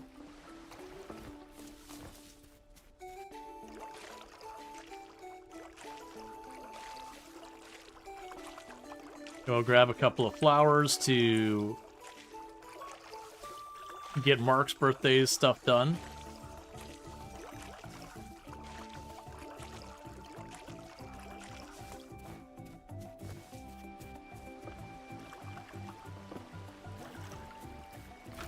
Alright, 1, 2, 3, 4, 5. And with that, I can go here real fast. Craft a bouquet. So that's for Mark. Okay, so we can go ahead and get Mark their bouquet. Mark's over here by the coffee shop. Then we can run to the blacksmith and grab that. We'll probably want to take a quick detour over to Sam's and get some more seeds if at all possible. We are not going to be able to get the really big seeds now. Alright, and we got another thing of a bunch of glass as a reward. And a lot of those rewards get way better over time, but right now we're early on. We got the glass, we got the trash. Let's give Mark the flowers. Go get our pickaxe. Go get more, Am I blanking on anything and stuff? Errands for town. Oh, I didn't claim the reward. I did the thing, I just didn't get myself paid. Alright. Give flower bouquet to Mark. This is for my birthday? Hey, thanks. Really know what I like. Cool.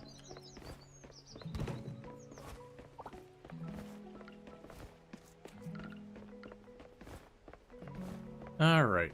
Do we have the Luna butterfly here? No, that's fine.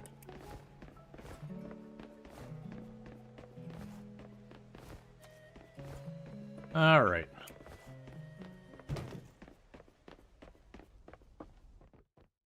So let's go up here and get our pickaxe. Retrieve upgraded tools. Okay, so with that, we've got our upgraded pickaxe. Cool. And so from here, let's go down to Sam's, get ourselves some more seeds. We don't want to buy all the seeds to max out our money kind of thing here. Like I said, that's going to be a thing that if we keep escalating like that, we're going to end up being upset because I'm just going to wake up and do nothing but farm the entire day for a while. Right, so we do not have enough time for cauliflower. I do have enough time for this. Let's go with 30.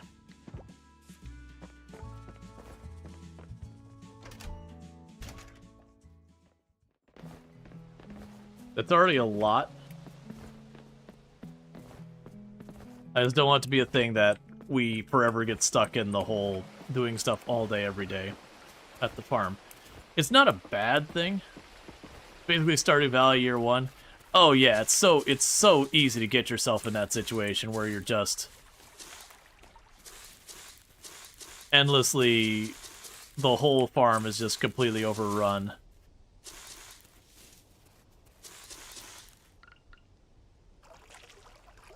It's just so difficult because you want to get literally anything else done, and you can't because you just don't have the stamina to do it. Or like we're doing is we keep going up to the hot springs, and we just spend the whole day at the hot springs.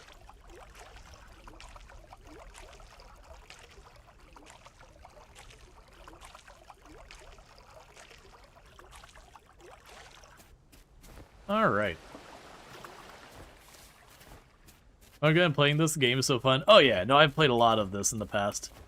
So we're gonna want to go to the hot springs. I do feel like we push the mines. And keep trying to get those bronze, the bronze ingots and all that stuff sorted. Get out of my way.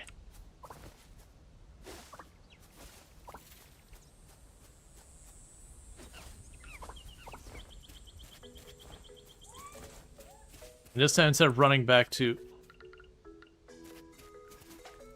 Alright, that's something for the museum. I don't have any more rock candy handy, but that's okay. Or not rock candy. Candied seeds. So I'll do this, we go straight on over to the mine from here, and we'll just push to see how far we can go.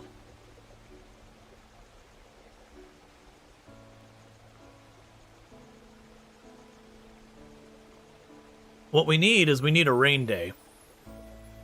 Ooh, what bronze fruit did I sell?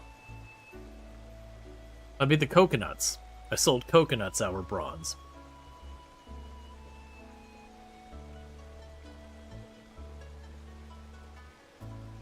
Alright. We got ourselves get fully recharged, and we're gonna go back in the mine. How are we doing so far as our, like, leveling stuff, by the way? I've been keeping an eye on that. Oh, right, I can't pull up menus on this place. Guess where you talk to the villagers? I have found over the years, I stopped doing the one-off dialogue. Like, this has the same kind of thing where you can gift stuff to him. And that helps. But you can also go and, like, talk to them. You get a tiny little bit of reputation each and every time you talk to them. I did that early on in Stardew Valley, so you just did your rounds where you talked to everyone and got that little teeny tiny bit. But as you learn the game more, you're like, you know what I'm going to do instead of any of those interactions? I'm just going to go to either the mine and push the mine, or I'm going to forage, or I'm going to fish, or like anything that isn't just talking to the people. You start learning ways to recoup your stamina early game. So that's like, yeah, you do a bunch of your farming out there, and then, you know, you run around and you get some goodies and all that. Yeah, there's that legendary fish to just troll us. I think that was a great addition to make it so legendary fish actually has a physical presence.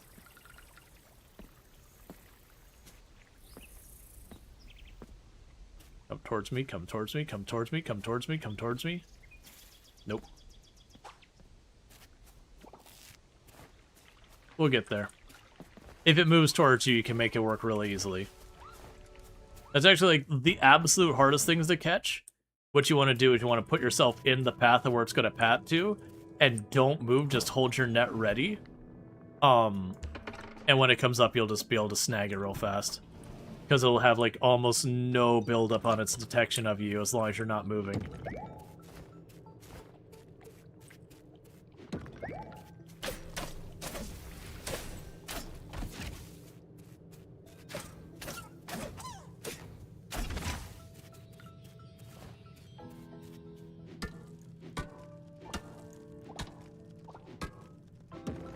Because I partly feel like what I would like to do is try to keep getting our bronze tools, like, you know, to keep the blacksmith working those. We will definitely want to make sure the chickens happen sooner than rather than later. That was pretty clean.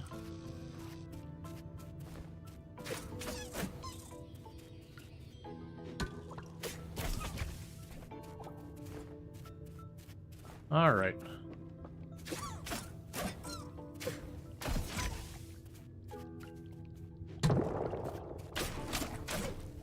Let's see, it'd be neat to have a game that genre separates the physical, social, combat fatigue values. I could see something like that. So you get like your, you know, your quote-unquote 10 stamina points a day.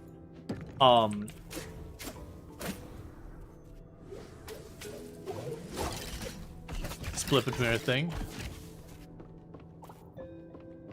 So you'd have like, you know, your 10 social ones, so you can kind of like, it's like where some games like your turn-based stuff would have like, okay, well you get like your move phase, your action phase, or whatever phase. And then some of them will take into like trade as like part of one of the phases and all that. And so you get like so many things there. I could definitely see a place for being like, okay, you know, your character can't quote-unquote work anymore. Like you've used all your stamina, but like they're good for like thought work or social work or stuff like that still. So they're physically exhausted, but they're good otherwise. And it could even be if you push one of those way too far, it then begins to impact the others. So like maybe it's those things that like your physical stamina, if you push it into like way into the red, it starts to drain the other ones as well, but not like you benefit from it. Yeah, positive interactions have, like, less cost? Yeah.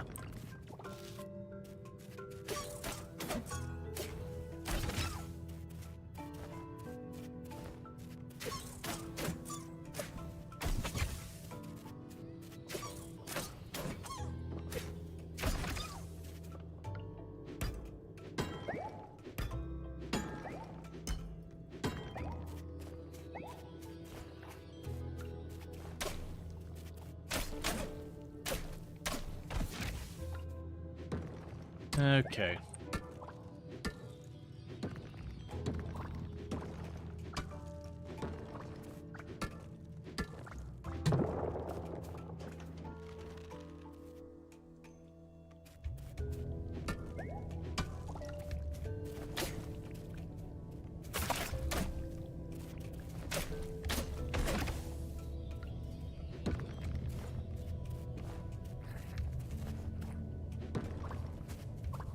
Okay, so that's more strawberry seeds. Sadly, there's not enough time left in spring for me to grow anymore. We did get one that should get a round of strawberries out of.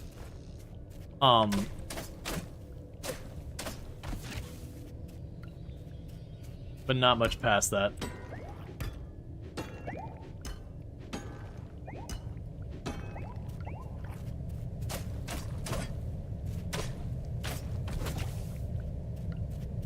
Because it does feel unexplored for games that exclusively about farming, talking, fighting. Yeah, I mean, there has been like quite a few expanding ideas in this genre. Some have done well, some have not done great. Like, there's been almost a dime a dozen now, but there's like 5 or 6 different like slice of life games that were based around the idea of alchemy. So instead of the focus being around farming, that you were collecting herbs and various, you know, materials from the monsters and all that to make potions or other stuff. You've got like My Time at Portion Sandrock, who again, farming wasn't the focus, but instead a lot more on the other things. All right, so we got a Ring of Speed. That's our first ring, used to increase tool speed. It's literally the only ring I have. We're not going to be able to reach the next down area. We'll try and grab ourselves just a little bit more bronze.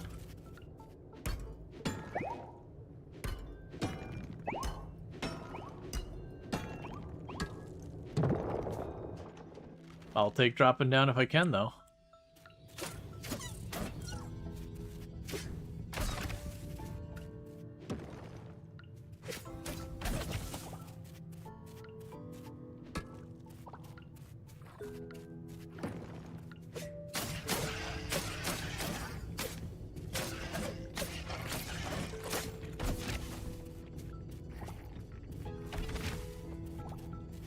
Okay, we gotta get this, and I gotta get out of here. I'm out of time.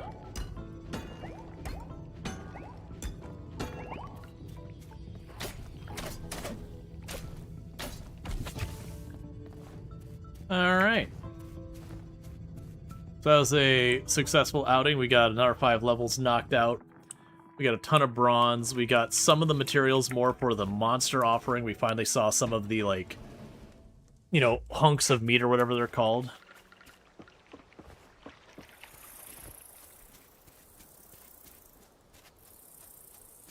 I want to watch for fireflies. Oh, hey, mangosteen. Oh, inventory is full? I'd have the mangosteen instead of the moral. You can get, I believe you can get morals more than just spring. I think the mangosteen is strictly spring.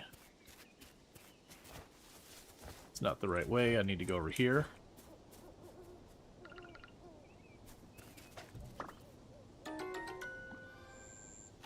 That's a new one. Alright. Delete the 1 units of hay.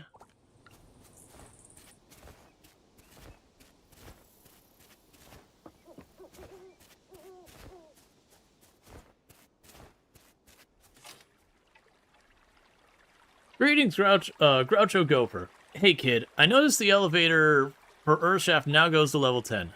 I'm aware it was your doing. Since you've shown yourself capable, here's a task. Defeat 30 monsters, then swing by the guild once the job is completed. Consider this your entrance exam. P.S. The guild is right beside my house. Happy hunting, Kira.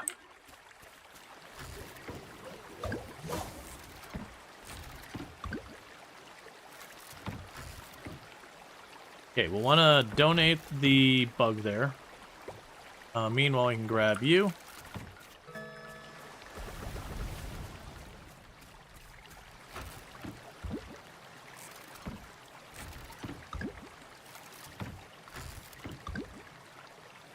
Okay, that'll be ready for offering. Still some of those other things.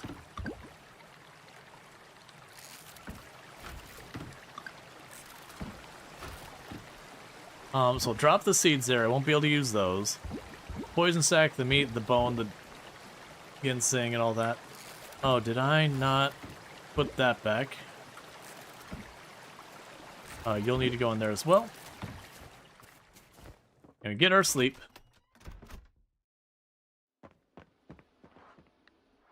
Alright. So I completed an errand. We gained a level in farming. Yeah, so we're still in our first season. We're already level 4 in farming. We can now get the better scarecrow. And another point there. We gained a level in mining, which just gives us stone stuff here. We might be able to make the stone chest. We gained a level in combat. Mark likes us slightly more because we gave them a birthday present. Farming gave me another, like, 20-something thousand. Or not 20. 2,000, which is a very different number.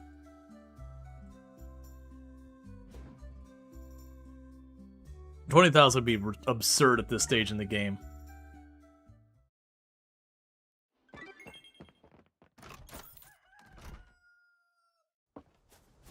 Okay, so we can grab you.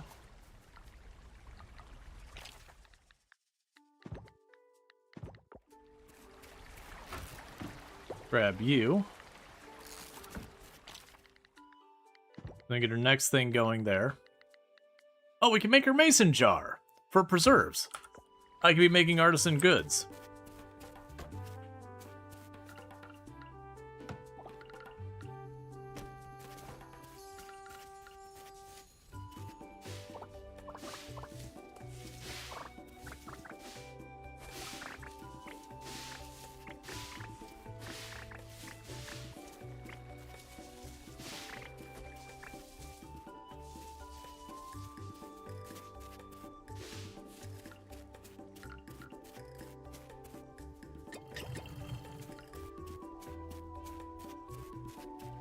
Alright, now is where we kind of change our setup. Oh, that's not what I want to do. Stop doing that. And what I mean by that is we want to start taking a bunch of these produce, and artisan goods are effectively a multiplier. It's almost never not a good idea. Like, it's almost always a good idea to do that. We also need to keep selling our bronze goods. Where did the wood get dumped?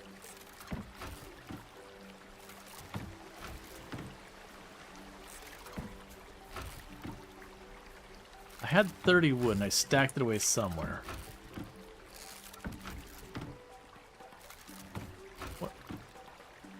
Where did... Oh! Did this must have taken exactly like the exact wood I had. I see. Alright, well let's deal with that, and then we want to go to the blacksmith and get more tools made. Like I said, I'm not worried about the watering can because I'm going to ultimately just be replacing that anyways.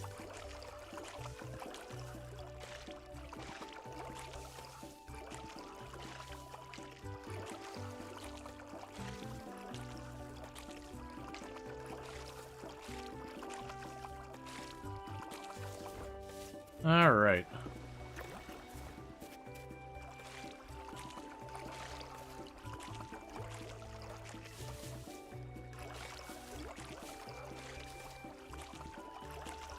So good news, I'm actually getting a decent amount of sugar cane out of this. I've lost... Oh, that's going to be my strawberry up there at the top. And like I said, I'm only going to get like one round out of it. I got it at the sea for free. So just kind of one of those things to see like if I can get any for purposes of the offerings and all that. Okay. So we've got you. I'm going to need to cut down some trees and all that.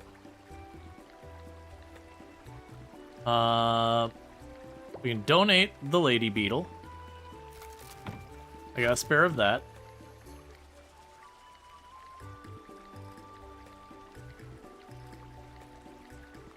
Yeah, we don't need to offer those. We've already got that sorted.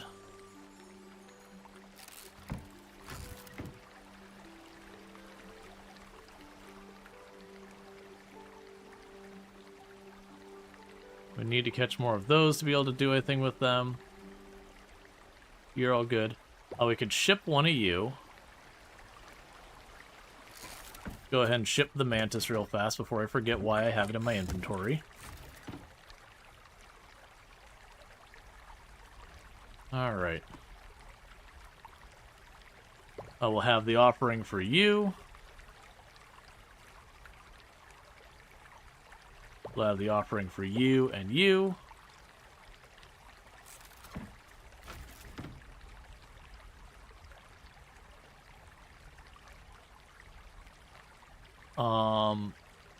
That's enough, I believe, to do an upgrade crop thing. I'll probably have more materials I'm forgetting there, but we'll worry about that when we get there. We could sell the Wasp. Let's go ahead and sell the Wasp to have you shipped. We don't have enough for any of that stuff to matter yet. Okay, and I'll sort that. Alright, so we got a bunch of stuff there, some of it to be donated and a lot of it to be offered. I'm gonna have to cut down a couple of trees for some wood. Can someone tell why Twitch cares what version of your web browser is used? If it's coming up, it's probably a vulnerability kind of thing. Because if you use an out-of-date browser, you do create security issues and all that kind of stuff for yourself. And it's often in companies' best interest to be like, hey, you need to be running the latest version. Because otherwise, what ends up happening is people are like, I got breached! Or whatever the issue is. And then there's like backwards compatibility and all that stuff you gotta worry about. This is one a Stardew Valley like, where you say new run, it makes you feel like a roguelite. Oh no, it is a Stardew Valley-esque game. It is in that genre and all that stuff.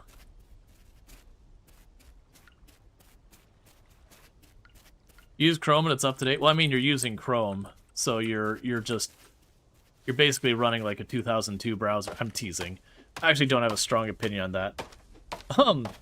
There was an update though. Yeah. Chrome like used to be kind of one of the big recommends, but unfortunately over the years there's pros and cons. Chrome is kind of notorious for just being an absolute memory vampire.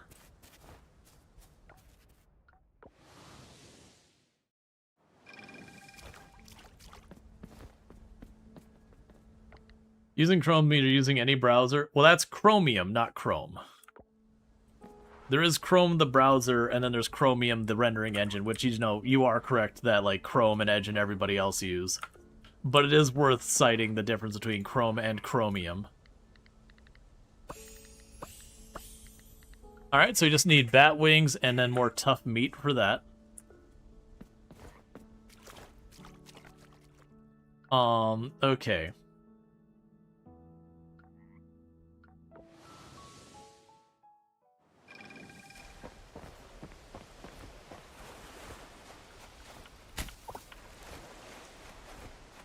Because, like, the rendering engine underneath, which is what everyone's using, is one thing. But, like, there's a lot of variation past that. I.e., how much AI they try to shove into it. Oh, wait. That's Firefox, Edge, and Chrome these days.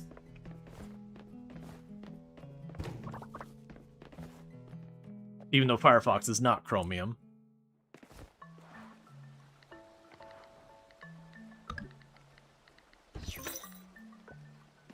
Alright. So now last thing we need to do is run over to the blacksmith and get that stuff sorted. And they'll put up her axe. Because it was considered top browser now to use. That is a very, very heated thing. So far as arguing. Opinion only. I mean, you have some people who push stuff like Brave, which is, basically it's Chrome, but it's got, like, a bunch of stuff stripped out of it, and then like very privacy oriented. You got some people push like the Opera GX because of like a lot of its features, but you know there's also people that have very strong opinions against Opera GX. You know, some people will still push Firefox, Chrome, Edge, whatever. I don't think there is a distinct this is the one that people recommend nowadays. I personally am not a big fan of Chrome and Google, but that's whichever. I don't think it matters as much as it used to. You like Firefox? Yeah, Firefox has been relatively good.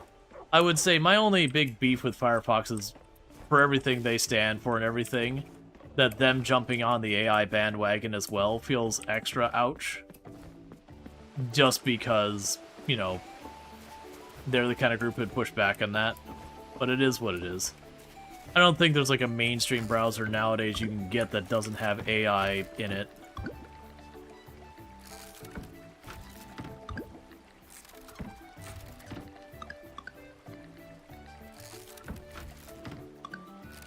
Yeah, it's been disappointing. Yeah, no, absolutely. Yep, no, it's been a recent change. And like I said, it's you can kind of be upset about it, but it's also like, okay, but what is your, you know, if you're like, hey, I don't want AI, which browser is? And there are some, like, that's literally the selling point of the browser, is just like, hey, it doesn't have AI. What else does it do? Look, man, it doesn't have AI. That's the entire list.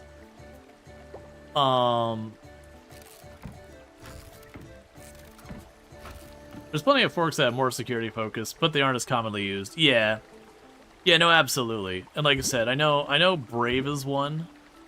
I know I used that one for a little while.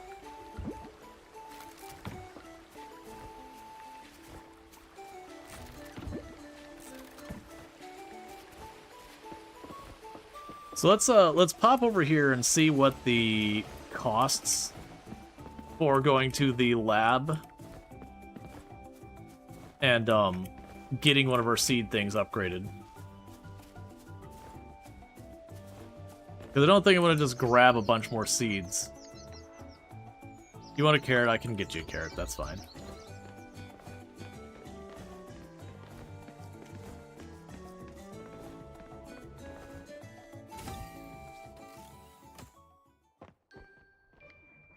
You just had an email tell you that email Google Suite has improved by the addition of AI stuff that you'll never use, and that the price is going up $30 an hour for it. Oh yeah, no, that's been a lot of the major providers too. Oh, it's $2,000 and it's a bronze. All right, let's go grab our bronze essence. I thought there was more required.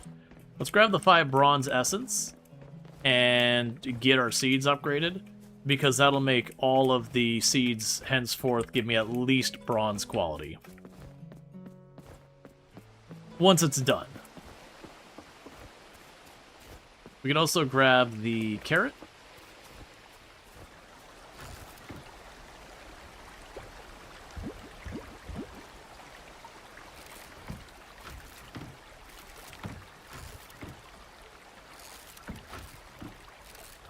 I'm gonna need to rearrange these. Wait, don't I have a bunch of carrots? Where are my carrots?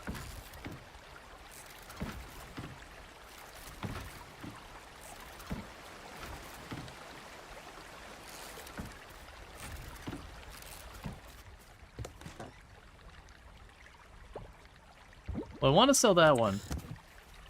And I only dropped a couple of carrots in the other thing. There they were. I was about to be, I was like, wait a second, I had a ton of carrots. Okay, so you're probably at the hair salon. Alright, so we can drop over there. We can get our seeds upgraded so that we're permanently getting, for any regular crops, we get bronze quality or higher guaranteed. That should make getting Sam's things done on the vegetable side super easy. And then ultimately we would want to get more to then upgrade the various like tree fruit and all that kind of stuff. You suck. 3 p.m. close time. Give me a break.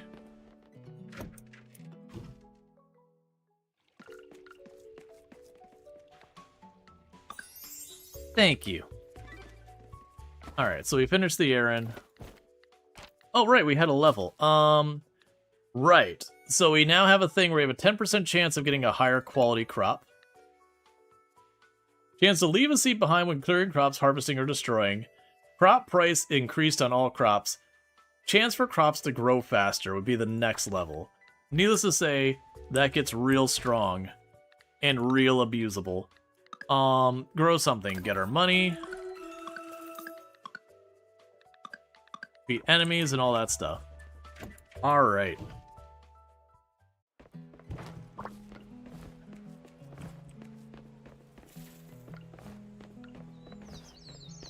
Okay, so our axe is upgrading. I probably should get... Because I'm getting down to the point where we're getting our last, like, round of seeds or whatever. So, shop.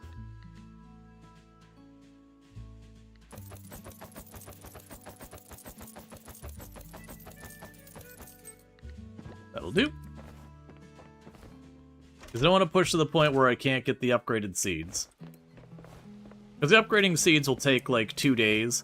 So ultimately, it's going to be something that affects us in summer. Not really in spring, because I won't have enough time to take advantage. So let's go over here. And get you all planted.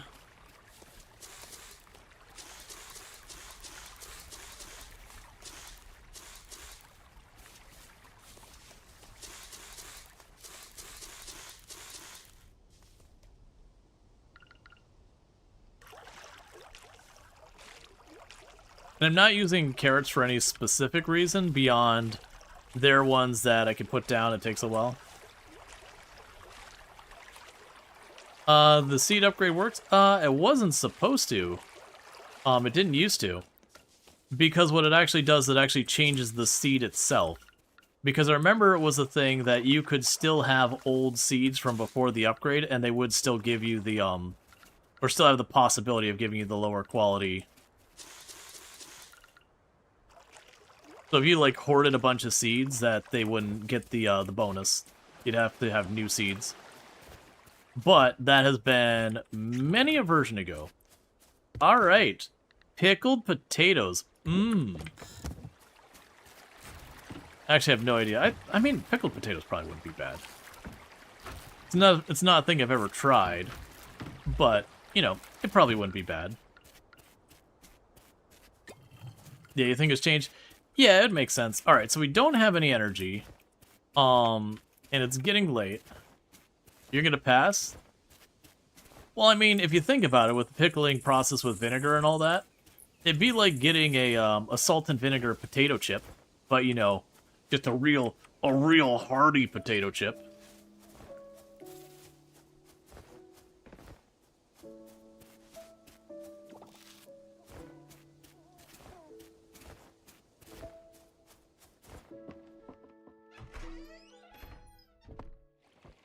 Unless it changed. It used to be, when you got the better seeds, as long as you didn't skip taking care of your plant, you were guaranteed to get whatever the seed quality was. Like, if you had a bronze seed, you would get bronze or better. Again, unless you, like, let the crop sit there and just dry and all that. Yeah, it's a salt and vinegar potato chip that's, you know, half an inch thick. Because you're getting, like, the little... I forget what they're called. They're not cherry potatoes. I forget what the little tiny ones are.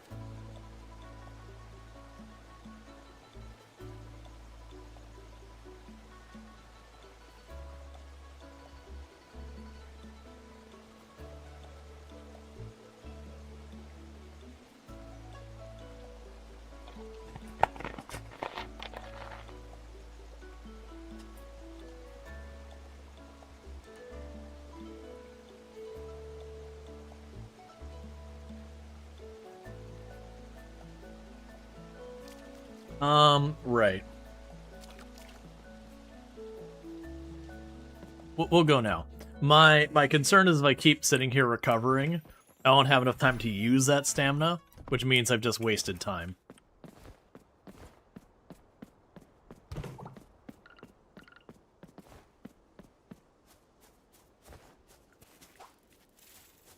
Yeah, it's fine.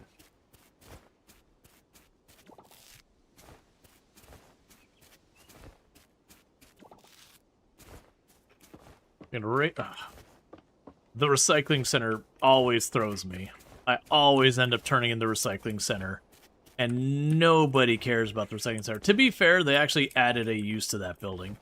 Because it used to be the recycling center was like literally just there and utterly useless. It had like 1 or 2 cinematics tied to it, and that was its only purpose. The game did add some stuff where you can do certain things to almost get like gotcha tokens or whatever.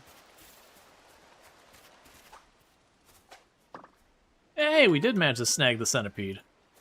Cool.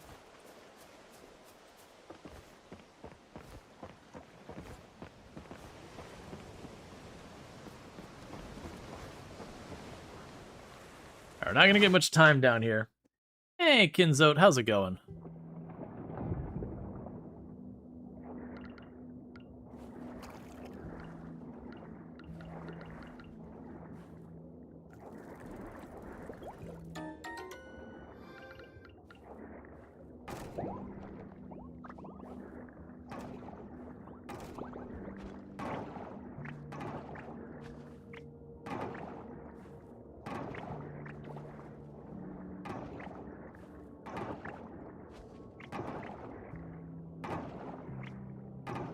Okay.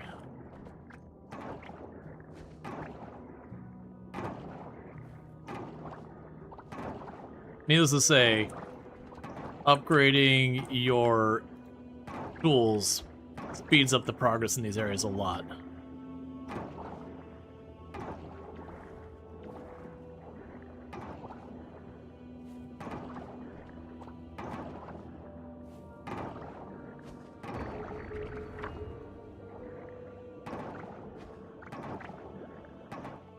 Alright, and we're out of there. I'm doing pretty good. Just working on stuff in Coral Island. Alright, so I can pop on over to the house. Got some more pickled potatoes.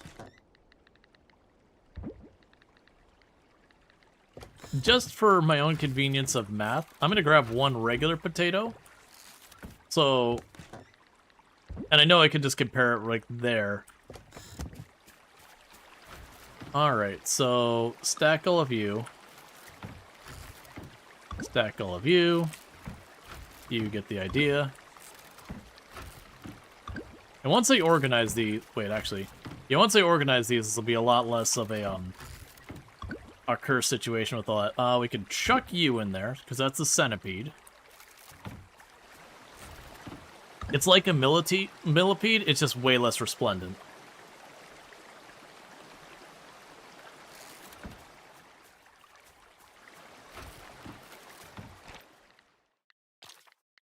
Okay.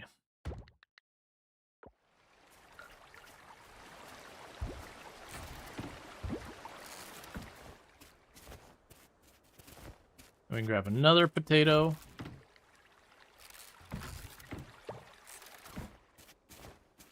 Keep them pickling. Because let's see how much of a difference making the potato pickled versus just a plain old potato makes. Alright, so we got that. So, farming. Okay, so a regular potato is worth 75 coins. A pickled potato is worth 130. So not quite double. It's like 80% extra. Because double would be 150. So yeah, absolutely worth it. Alright, so it's Walter's birthday today. And that's no surprise to anyone who's ever played these games. Any of those like artisan multipliers, usually it just takes the good and goes, okay, but you're worth 1.5, 1.25, 1, 2 times, whatever the multiplier is. It's just a straight up multiplier. Oh, cool. It is a rain day. It's been a long time coming.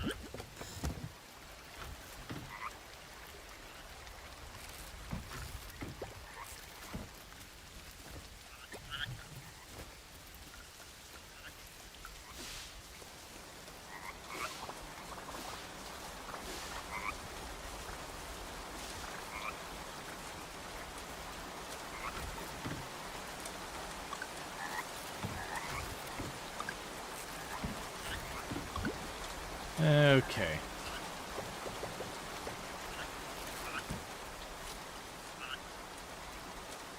Let's see. Groucho Gopher. The town is looking for volunteers to attend a tree planting festival tomorrow. If you'd like to take part, stop between 8 a.m. and 2 p.m.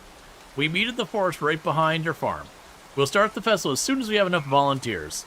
We could sure use a helping hand from a farmer like you. And by that I mean someone who will not ask for compensation in any kind. This is very important. We do not want to pay. Alright, so with that we can go up here. Walter should be home. Okay. I have a bunch of sugarcane on me. That's not gonna help. Alright. Drop that potato off. Drop off the sugarcane for now. Alright, so it was the lab is closed today? Yeah, lab is closed today. I do not have enough bronze to make another tool. So let's run over here to the blacksmith, grab that, and then today would be a good day to hit the mines because we're going to go in there full energy.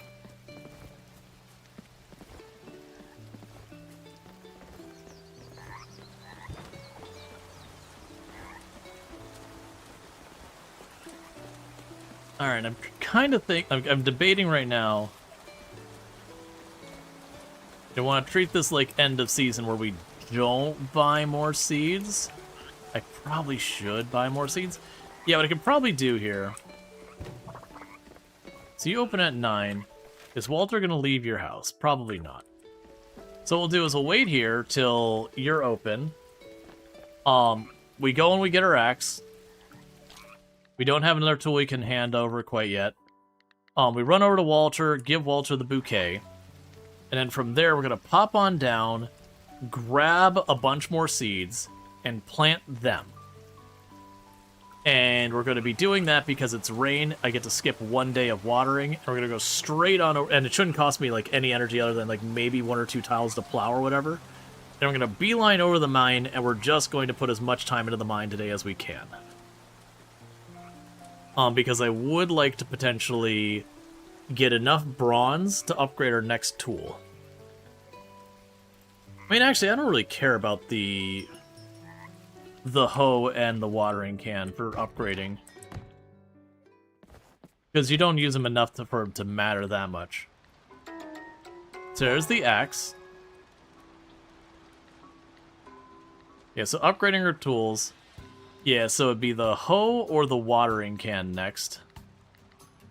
And then, oh, it's not iron, it's silver. So it'd be silver after that.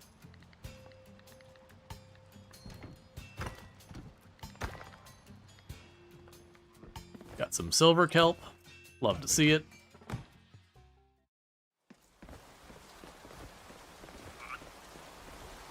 So I'm gonna keep 2,000 in the bank.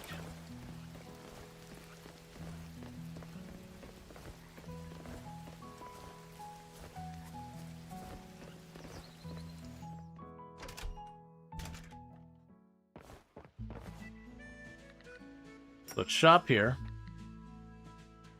That'll be on the fence.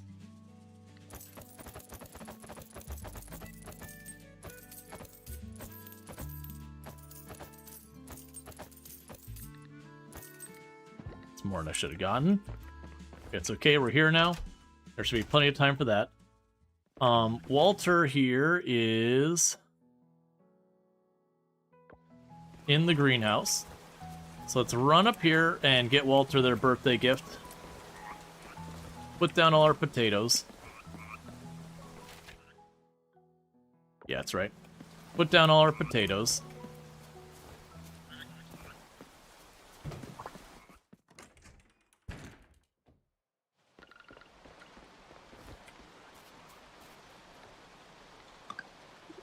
A present? Thanks. Did you know it's my birthday today? Cool, congrats. Alright, so we can go down here real quick, get the potatoes in the ground, and then get to the mine. And then we should have plenty of time to go. We shouldn't be particularly low energy. We'll have, oh, that's a recycling center. Don't fall for that trap.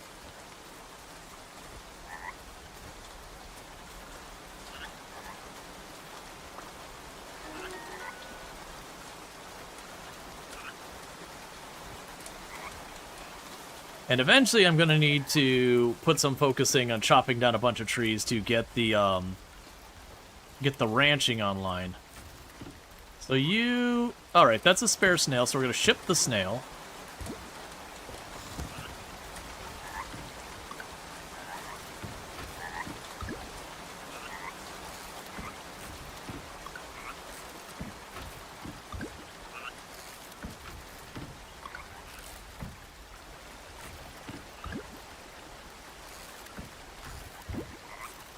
Okay, and let's also take a look. With the other stuff we unlocked, did we unlock the bigger chest? I'm pretty sure the answer is no. We did unlock the bigger scarecrow, which is a big one. But yeah, all these art chests, we don't have the bigger chest yet. I bought too many seeds, and I'm gonna regret it.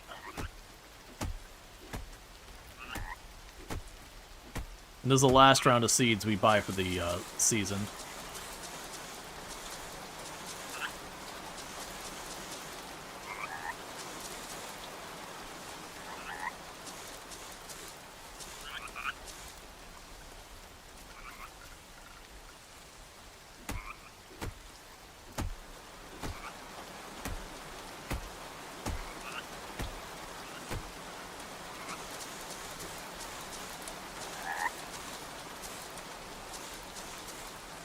Okay, they're all watered. We're good to go.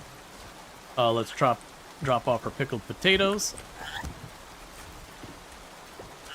So you'll notice with this whole pickling thing, right now I'm having to defeat it manually. What I'm effectively doing is I'm delaying my payout from those crops to increase their value by like 80%. So it could be a thing that if I were to rush it, I could get way more. Or sorry, if I were to rush it, I could get the payout much faster. But like doing that like trickle feed from it, that we get an advantage. I'm gonna leave you there.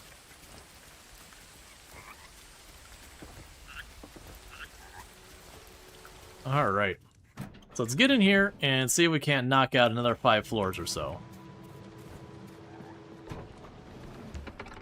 Because even if we don't end up using the bronze for like tool upgrades,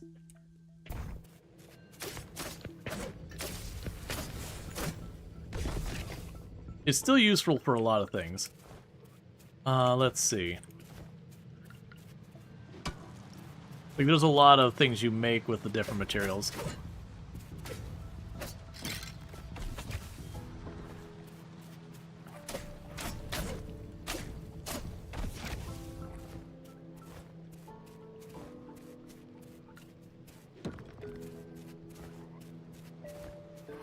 And if we see anything that's got bat wings, we prioritize those, because I remember getting the bat wings was a huge pain in the butt in the past. I think they buffed the drop rates and all that, because it was just kind of silly before. Okay.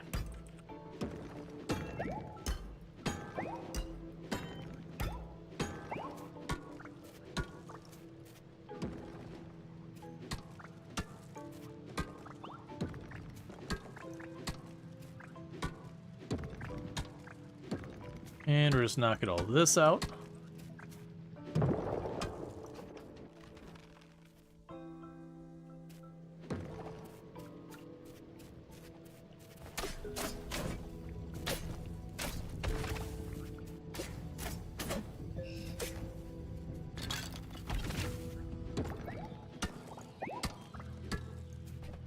And I do recall you get stuff like the slime replicator and all that.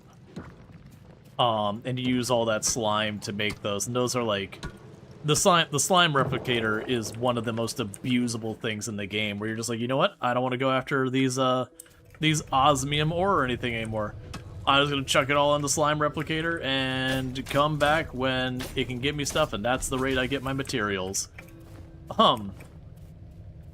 Or like, you know, here is this rare artifact kind of thing. There's also like a slime thing that upgrades the quality on stuff too. So you can kind of just make stuff and then feed it in there and just let it continue to process. It's probably not one of those things you want to realistically do on everything, but it is a thing you can make a deliberate choice to get some goods that are worthwhile and just mass replicate them. Usually materials for crafting high-end stuff. And then like fossils and relics and all that you need to, you know, sell and donate and offer and all sorts of nonsense.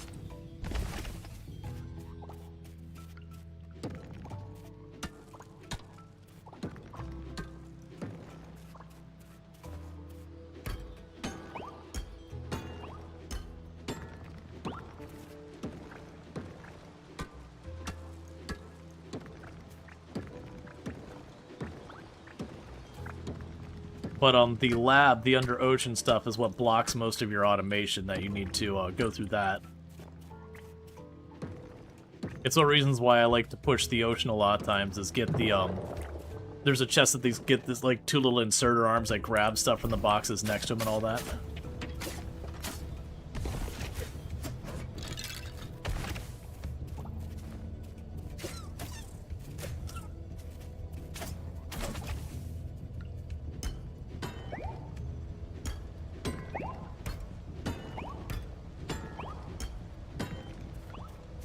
Okay, we hit a checkpoint. So let's quickly get out of here.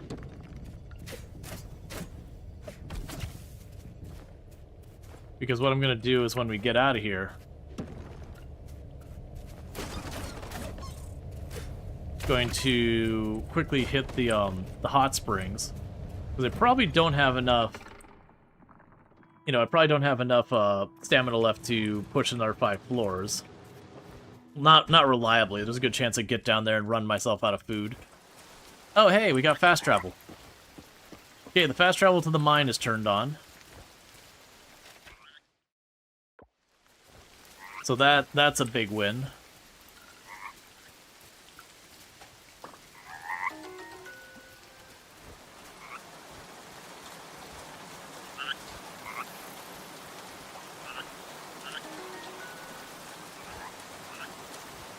We could pop over here.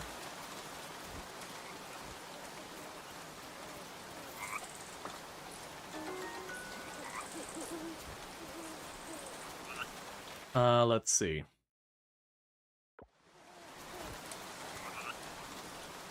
To reach the forest with haste, make 2 offerings to the forest tree.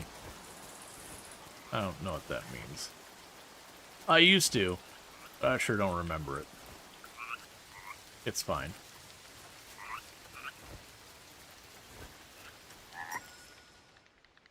And then sometimes when you come by where Ben's at, he'll have some cool stuff. Most of the time it's junk.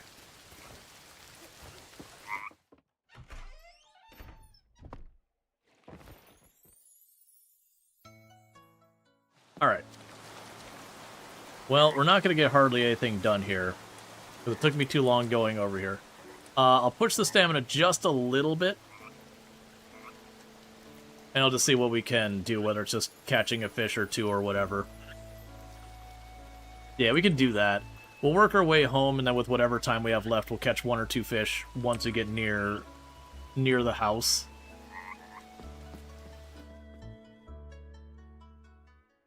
Because I'm not going to have enough time to go in the mine and do anything. And then... And when does it say that... Improve the hot spring. Okay. So once we advance the town enough that the hot spring gets its upgrade, then I can just fast travel to the hot spring.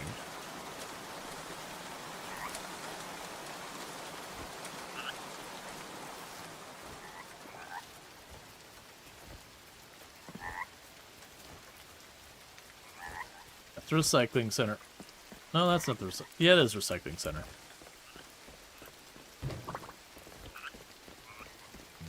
Oh, and we don't have enough stuff there yet. Okay, that's fine. We'll just go and fish off this area.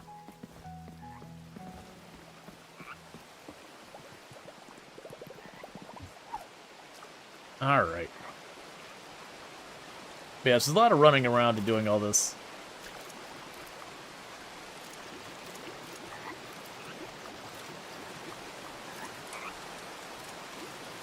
But once we advance the lab enough, zebrafish.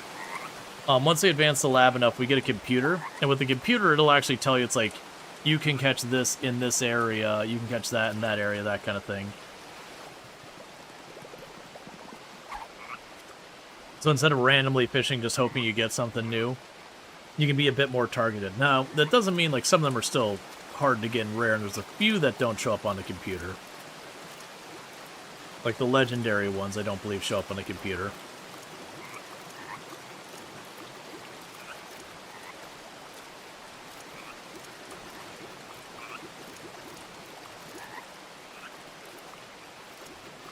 Alright.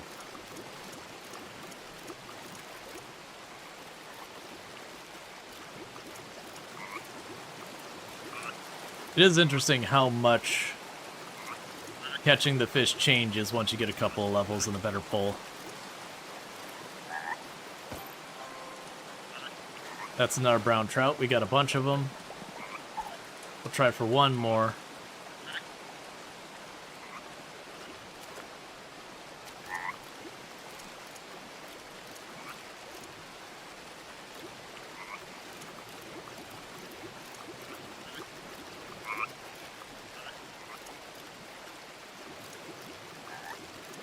Probably another brown trout.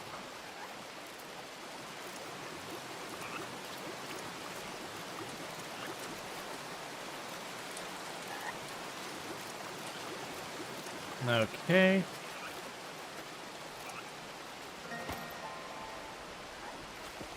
Alright, let's get those all dropped off.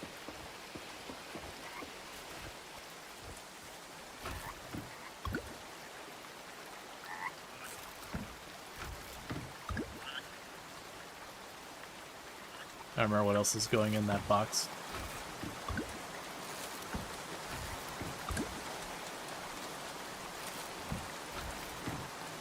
Okay, we've already got all that figured out.